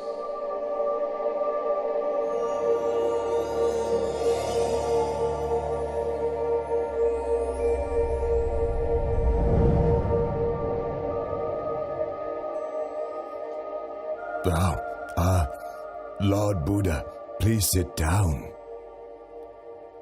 Has the Lord Buddha some important reason for coming to see me? Or would this be more of a social call? Baka, I am aware of your thoughts and beliefs. Knows my thoughts and my beliefs. Well, never mind. I've never concealed them. They are the truth, on heaven and in the human realm. Everything that exists in this universe is all fixed and eternal, all created by me. There is nothing on earth or in the sky, in the sun, in the moon, and the stars, of which I do not have omniscient knowledge. Nothing is hidden from me. Baka, are you sure that you are the creator and master of all things? Are you sure that you alone know all things, and that nothing is hidden from you? Absolutely. In that case, why don't you use your powers to create a magic body and hide in a place you believe nobody else can find? Then I will look for you. Ha ha ha ha! Yes, sure. I can do that. Try to find me if you can.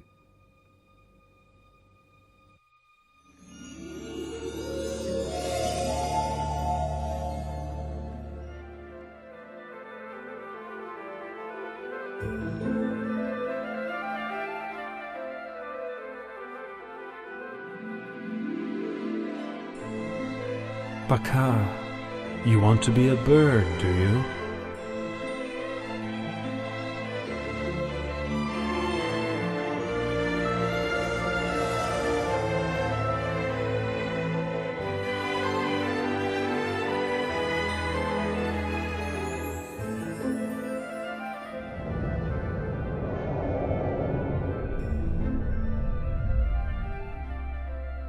Baka, so you want to be a bee. Is that why you're buzzing around the flower pollen?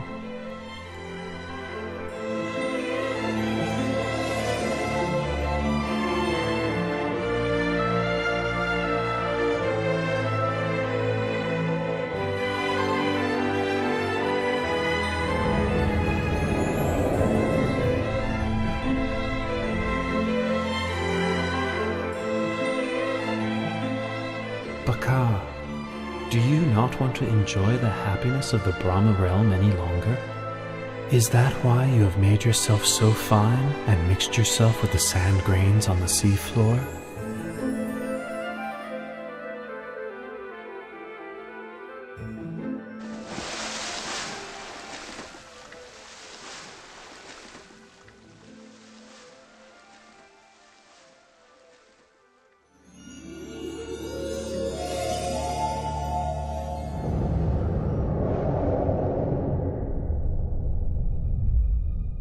Lord Buddha, I grant that you are capable of finding me. But now it's your turn. If I can find you, then I will admit that you are the omniscient one. One more all-seeing than me.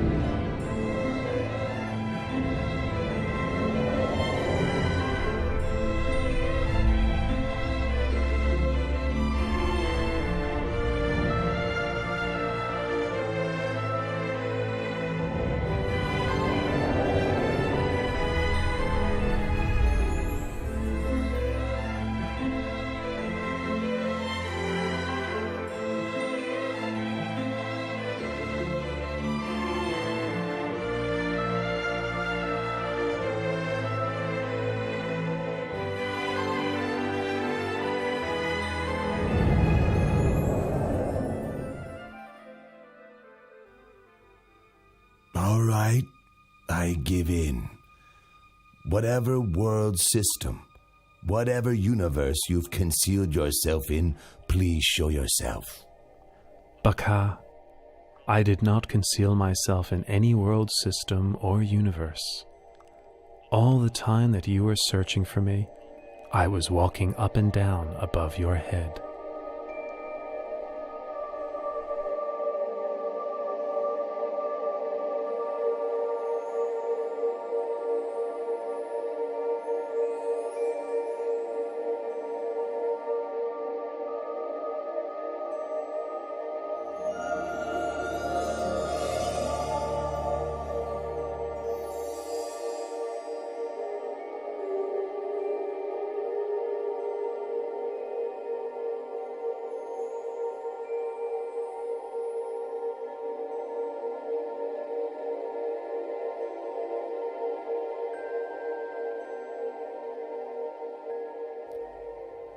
Lord Buddha, I offer my obeisance.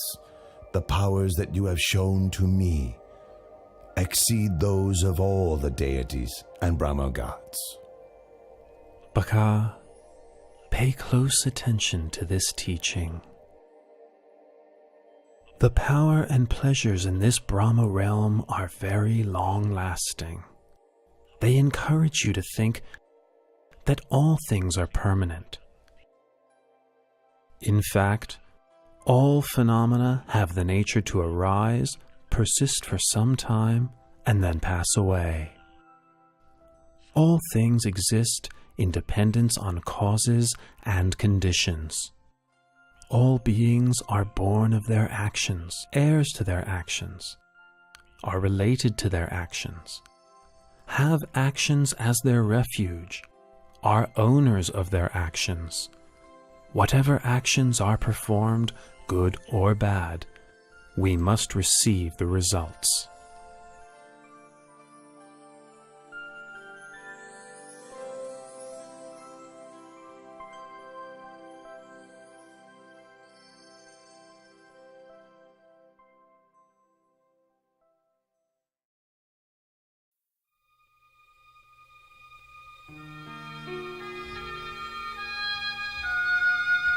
Lord Buddha, you are seriously ill.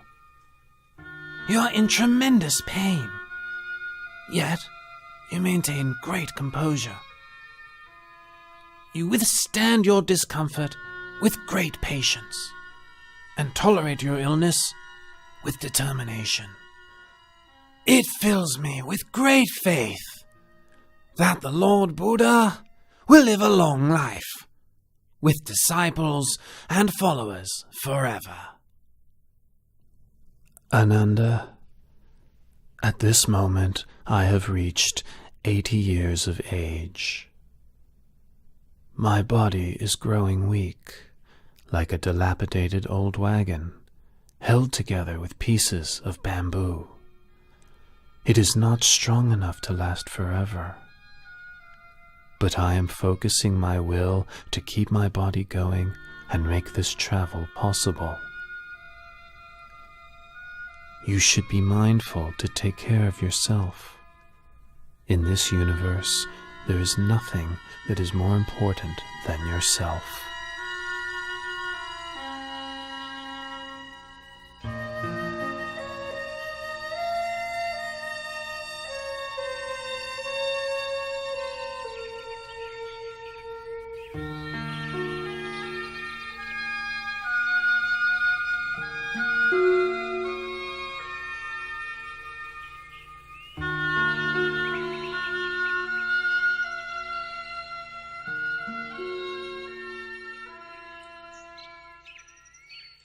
Ananda, the precincts of Baliwea Chettiya are peaceful and quiet. Should anyone develop the 4 methods for success and have the wish to extend his life for a very long period, he will surely succeed in what he wishes.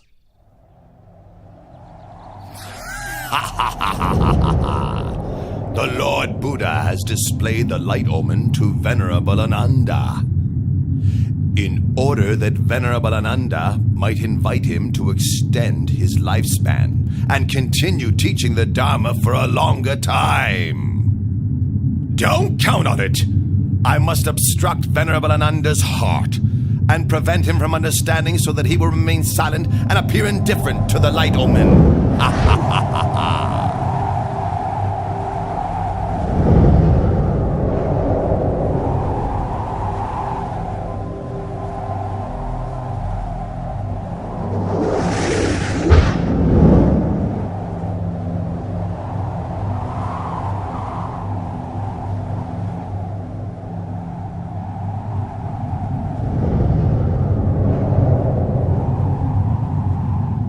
The Buddha has spoken to Venerable Ananda 3 times, and each time I've obstructed the message, leaving Venerable Ananda silent. Ha ha ha ha! Ananda, go and find a peaceful place and develop your meditation.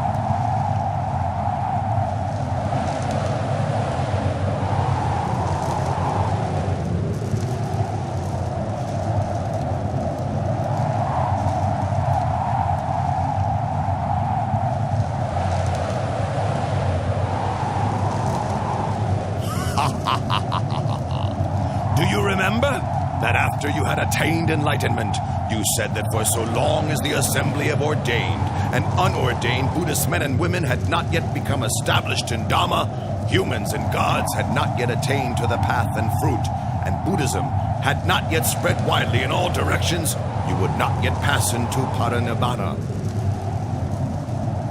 Well, now all your goals have been achieved.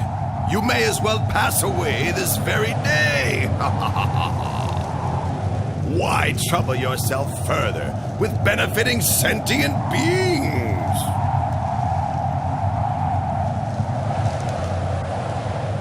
Mara, no need to get heated up with worries and speculations. In 3 months' time, I will enter Parinibbana. Be sure, then, to keep your promise.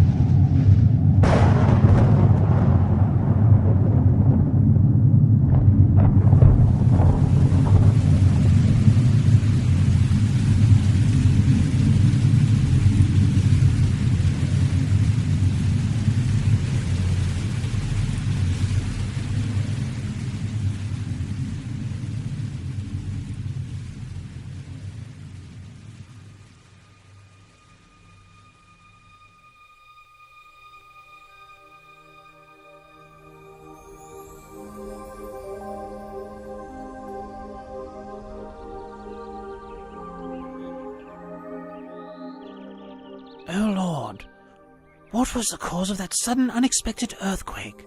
Please tell me.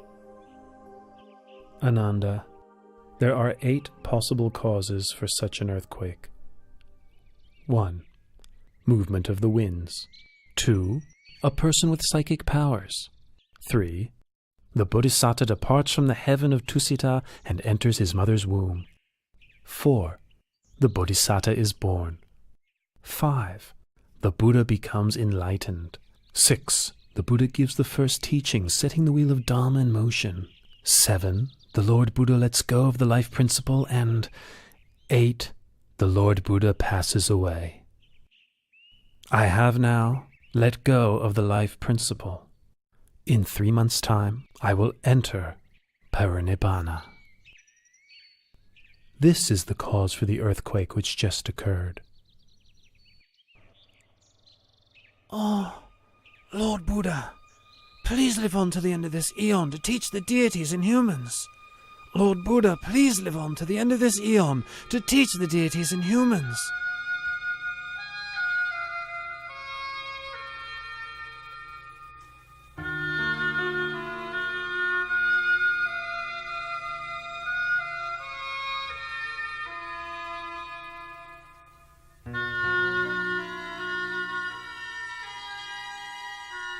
Ananda, why do you make this request of me 3 times? Oh Lord, you said that whoever develops the 4 methods for success, should he desire to extend his life for a long period of time, he would be able to do so. That's why I have just now pleaded with you 3 times. Ananda, I have displayed the light omen, giving you the chance to invite me to extend my life 16 times already. 10 times in the city of Ratchagaha, and 6 times in the city of Vesali. The 16th time was just now, in the precincts of Pawala Jettiya. After which, I let go of the life principle. Had you made your invitation on any of these occasions, I would have turned it down only twice, and accepted the 3rd invitation. But now I have met with Mara, and resigned to dying. that which the Tathagata has let go of, has undone, abandoned. It is not suitable to ask that he take up such a thing again. Ananda, all conditioned things have impermanence as their very nature. Having arisen, they must eventually cease. Complete cessation is the fulfillment of happiness. Nothing can be compared with it.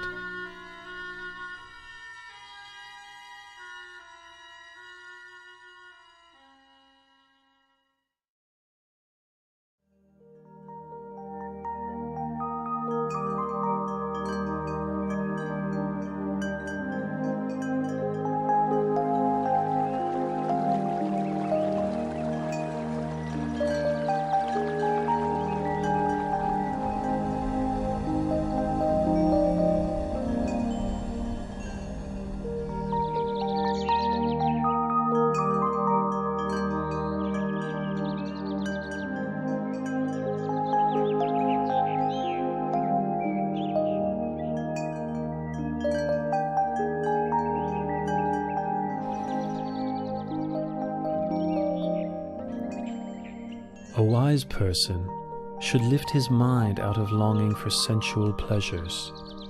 Give up this snare of Mara, using mindfulness for restraint. A wise person is able to control himself, able to attain victory over himself. Lord Buddha, in addition to coming to stay in my mango grove, you have also given me a Dhamma discourse.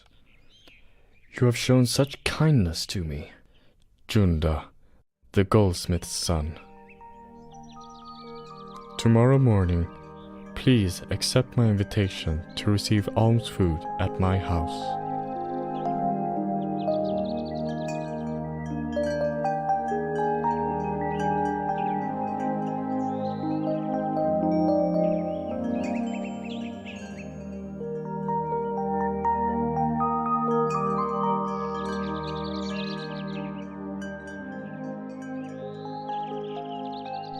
This dish is called Sukaramatava. It is a fine and nutritious food. Please may the Lord accept it. Junta, this Sukaramadava is food that has been prepared, especially for me, and is suitable only for me. Apart from mine, no stomach could digest it. I give you the remaining portion to please bury in the ground. And for my monks and disciples, please bring them food of another kind to eat. Yes, Lord.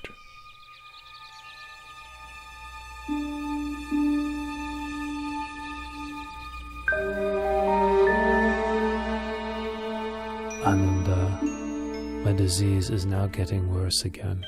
We must quickly travel to the town of Kusinara. It is there that I will pass into Parinibbana.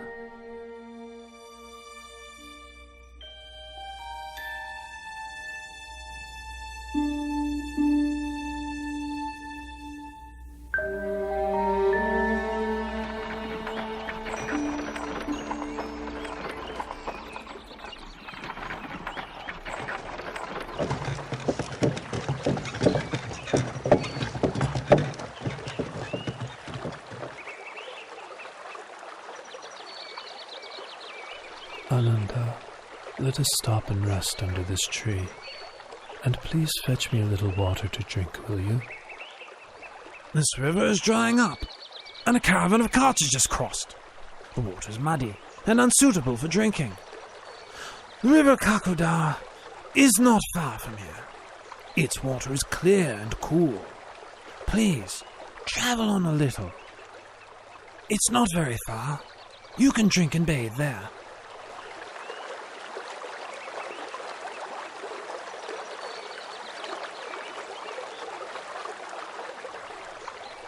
Even though I advised the Buddha that the water is muddy and murky, he still says he will drink it.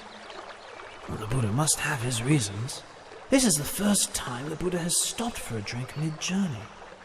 Previously, he has never requested water before reaching his destination.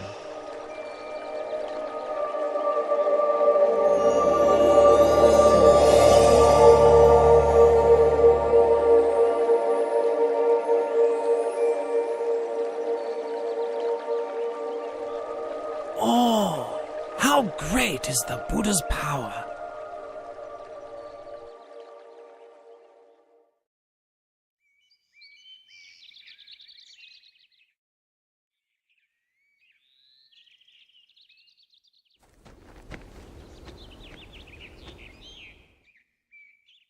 Lord Buddha, my name is Pukusa. I am a son of the king of the Mala dynasty and a disciple of the late Alara the Hermit. I am traveling from the city of Kusinara to Pava. What great fortune it is to meet you. I had made the determination in my heart that I may have the opportunity, just once, to hear the Buddha's teaching. Listen, Pukusa. This heart is luminous, but it is obscured by incoming defilements. The uninstructed worldling isn't aware of this truth, and so doesn't train his mind. But the well-instructed noble disciple is clearly aware of this truth, and so trains his mind. Pukusa, I know of nothing which can change as rapidly as the mind. You should therefore maintain your focus on the mind. Recollect the virtues of the Buddha, Dhamma, and Sangha. Recollect your own well-practiced morality, and recall to mind those sacrifices that you have made for others. Reflect on the heavenly beings. Come to various happy states through cultivating generosity, morality, and mental development. When reflecting on these things, your heart will be free from lust, hatred, and delusion. You will therefore experience an understanding of Dhamma and the delight that comes with understanding Dhamma. The experience of delight gives rise to rapture. With the experience of rapture, the body becomes tranquil. The tranquility of the body gives rise to happiness.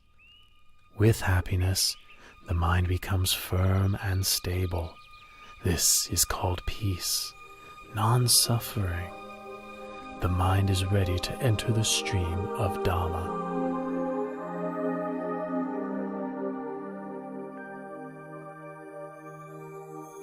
These 2 pieces of Singivana cloth are very valuable. The cloth is fine, delicately woven with a golden glow like the coals of a warm fire.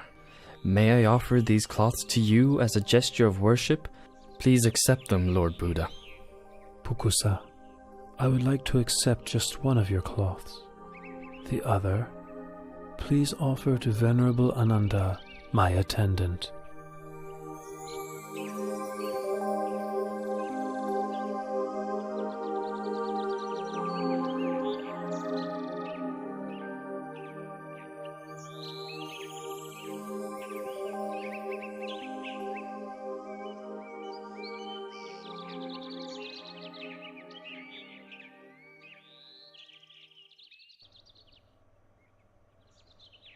Lord, these Singivana cloths are of great value.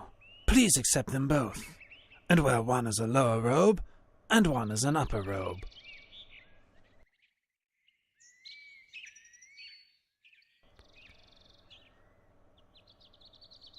Oh, Lord, your complexion is splendid, clear and bright. What a wonderful sight! Ananda, the Buddha's complexion appears pure and bright on 2 occasions. One before the moment of enlightenment, and the other before the moment of parinibbana. We must quickly travel on to Kusinara.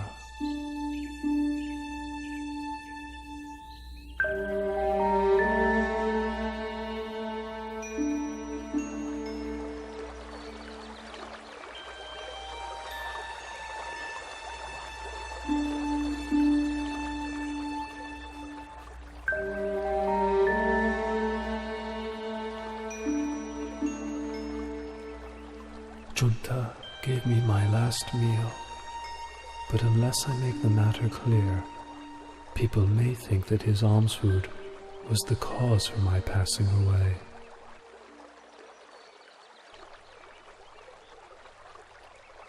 Ananda, Alms food offered on 2 occasions is of special merit, and will give great fruit. The honeyed milk rice offered by Sujata supported me at the time when I ended the mental defilements. The Sukara Madhava offered by Junta will take me to the ending of the 5 aggregates, the last residue of conditioned things. Should anyone blame Junta, you should explain what I've told you. Should Junta blame himself, you must ease his worry with these words of mine. The food which Junta offered to me was the final meal that sustained me.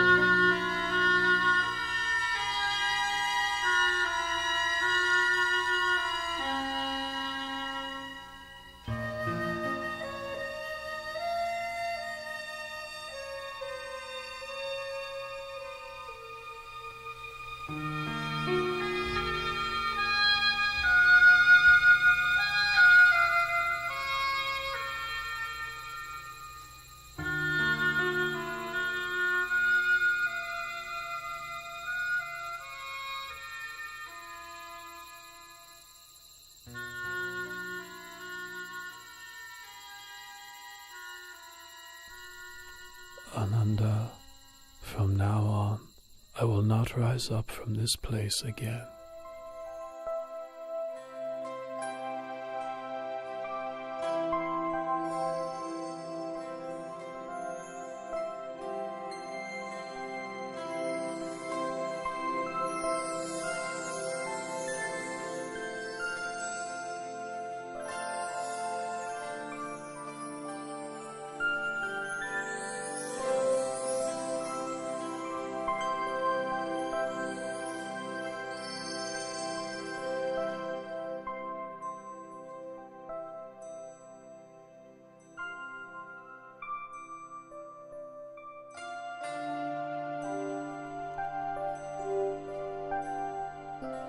Ananda, if in the future someone should offer material things of great value as tribute to me, no matter how great the value of such things, such a tribute would not be the highest homage. Ananda, whoever should practice according to the Dhamma which is rightly taught by me, such a person pays the highest homage. Ananda, I will pass into Parinibbana tonight. Lord Buddha, please don't pass away in a small town as Kusinara. Please travel on to a large city, such as Savatthi, Kosambi, or Varanasi. These cities have large numbers of nobles, Brahmins, and householders who have great faith in you and the lessons you have given them. Ananda, do not fault Kusinara for being such a small town. In the past, it was a great capital city with tremendous wealth, abundant food, and many citizens. The sounds of singing and music were heard throughout the day and all night. Another thing, should I go to pass away elsewhere, Supada Paribhajaka would not meet with me, and therefore would miss the opportunity to attain enlightenment. If I should attain to Parinibbana in another city, a great war would break out with squabbling over my bodily relics as the cause. Here in Kusinara lives Dona the Brahmin. He is capable of quelling such disputes. He will distribute the relics of my cremated body amongst the nobles who come here from many different cities. As a result, there will be no war. These are the reasons I have made the effort to reach Kusinara. In the past, great numbers of those with faith in the Dhamma would travel from every direction to seek you out, listen to your teachings, and ask you questions. But from now on, all those people and myself will be deprived of the opportunity to see you and to have an audience with you. Ananda, there are 4 places which are apt for recollection of me. 1. Lumpini Park, where I was born. 2. Bodh Gaya in the state of Magadha, where I was enlightened. 3. The Deer Park at Isipatana, where I gave the first Dhamma teaching. And finally, the place of my Parinibbana Salavana Park in Kusinara, right here. Those who make pilgrimage to these 4 locations will experience disenchantment with the world and feel inspiration to follow in my footsteps. Lord Buddha, in this celibate life, one often encounters women. Some are mothers, sisters, and relatives of monks. Others are those with faith in the Triple Gem. How should a bhikkhu practice in relation to women? Ananda, a bhikkhu ought not to look at women at all. It is better this way. But if a bhikkhu must see women, how should he behave towards them? Ananda, if it's necessary to see women, they ought not to engage in conversation with them. It is better this way. If it is necessary to converse with women, how should a bhikkhu practice? In that case, a bhikkhu should have well-controlled mindfulness and sense restraint. He should have orderly speech, and guard his mind from falling prey to lust or infatuation. The beautiful things of this world themselves are not sense desire, but the lust which arises in one's mind due to unwholesome intention, that is a person's sense desire. Once one has abandoned pleasure in unwholesome states, the beautiful objects of this world still exist, but there is no way one can be harmed by them. Lord Buddha, after you have passed into Parinibbana, how should we treat your body? Use the method for treating the body of a wheel-turning monarch. Wrap the body in 500 layers of white cloth, lined with cotton wool. Then place it in a coffin with perfumed oil. Then place the coffin on a pyre of sandalwood.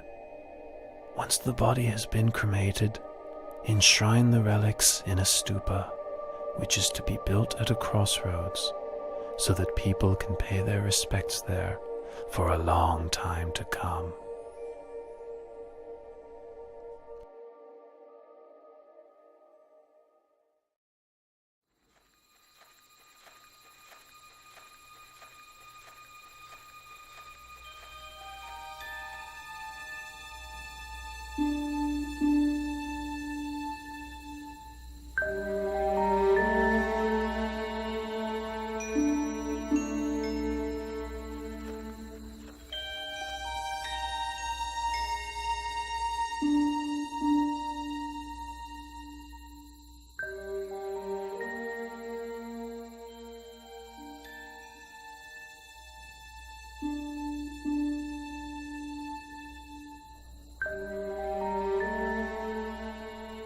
Supata is intent on having audience with the Buddha.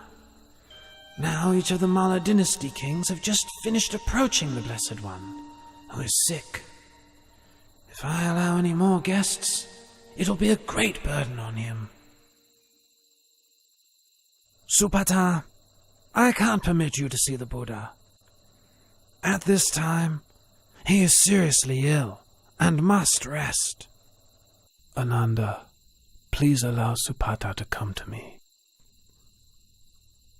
At this time, there are 6 renowned schools of doctrine. Each has many followers. Of these 6, can you tell me which are led by an arahant? Supata, in any faith which does not have the Noble Eightfold Path, there is no true samanas to be found there. Should bhikkhus or non-bhikkhus continue to practice the Noble Eightfold Path. This world will not lack for arahants. Now listen to my teaching of the Dhamma. This heart is luminous, shining like the moon, but it is subject to incoming defilements. As such, it is dulled and obscured, like the moon concealed by passing clouds.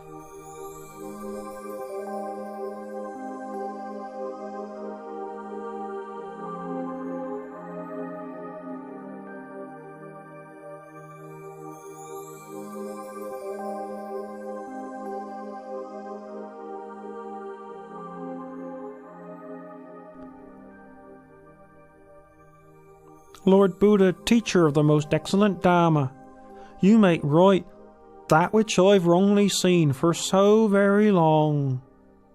Please may I take ordination in the Buddha's dispensation? Ananda, please take on the task of ordaining Supata as a bhikkhu.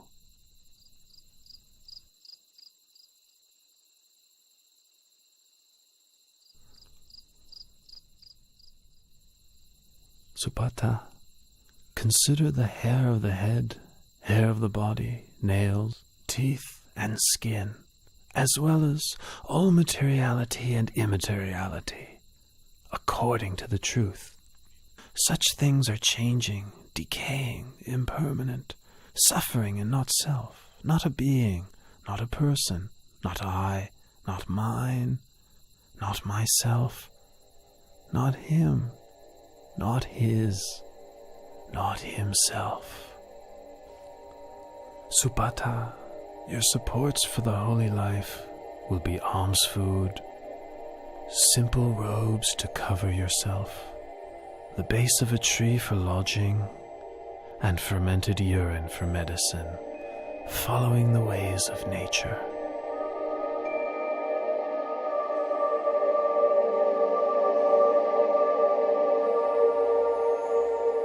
Having received instruction from the Buddha, Subhada went off alone and practiced contemplation until attaining to arahantship that very night.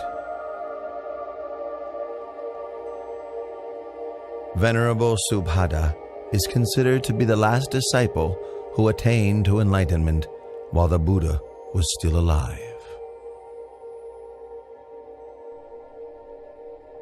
Loyal bhikkhus, when I have passed away, the 84,000 teachings of Dhamma Vinaya will be your teacher. Don't think to yourselves, now that the Buddha has passed away, we'll have no teacher. Truly the Dhamma which I have taught, and the Vinaya which I have laid down, will be your teacher in place of me. You must take the Dhamma Vinaya as your refuge. Don't take anything else as your refuge. Even I, the Tathagata, am only the one who points the way.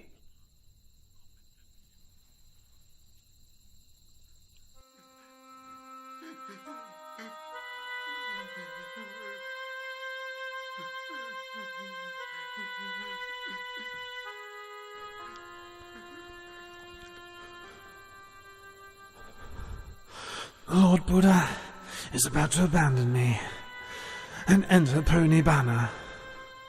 With all my effort attending to and following the Buddha, I have still not attained to arahantship as the other monks have. Venerable Ananda, I've been sent here to find you. The Buddha wants to see you. Ananda, come and sit close by.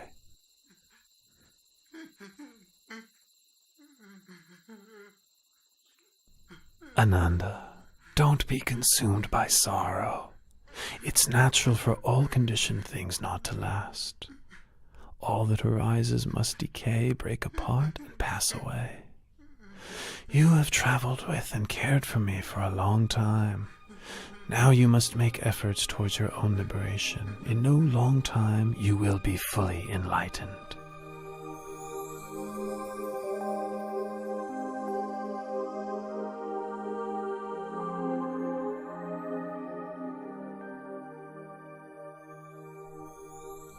Ananda, Channa Bhikkhu has views of self-importance because he's been close to me since the household life.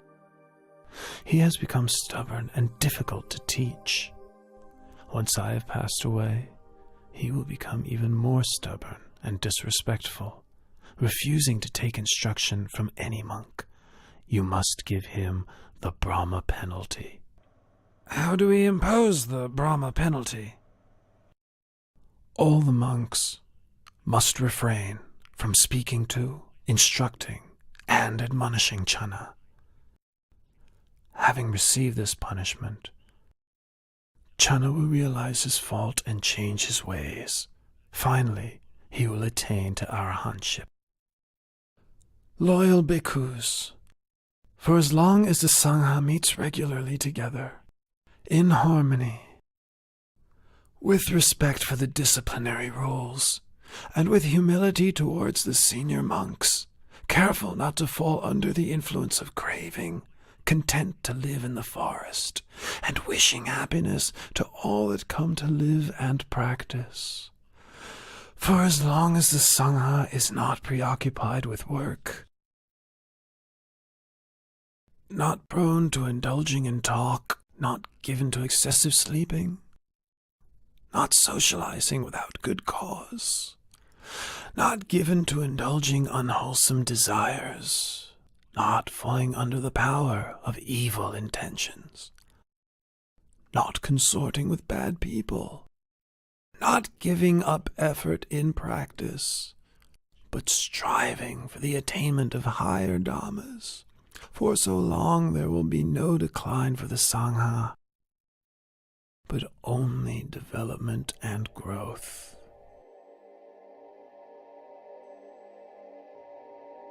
Bhikkhus, I remind you that all conditioned things are of the nature to decline and cease.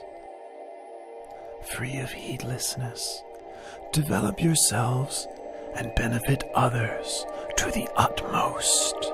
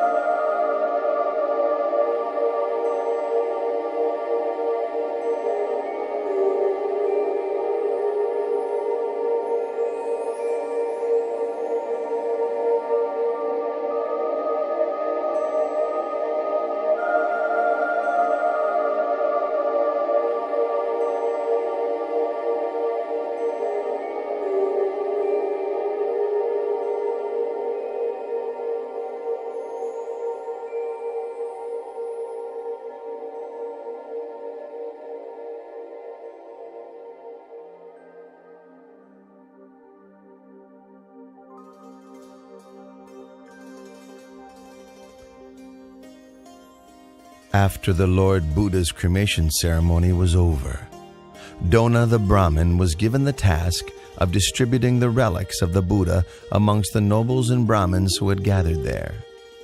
In each of the 8 states represented, a stupa, or chediya, was built for enshrining the relics, so that people could pay their respects to the remains of the Buddha. 1. King Ajatasattu of Magadha built a stupa in Rajagaha. 2.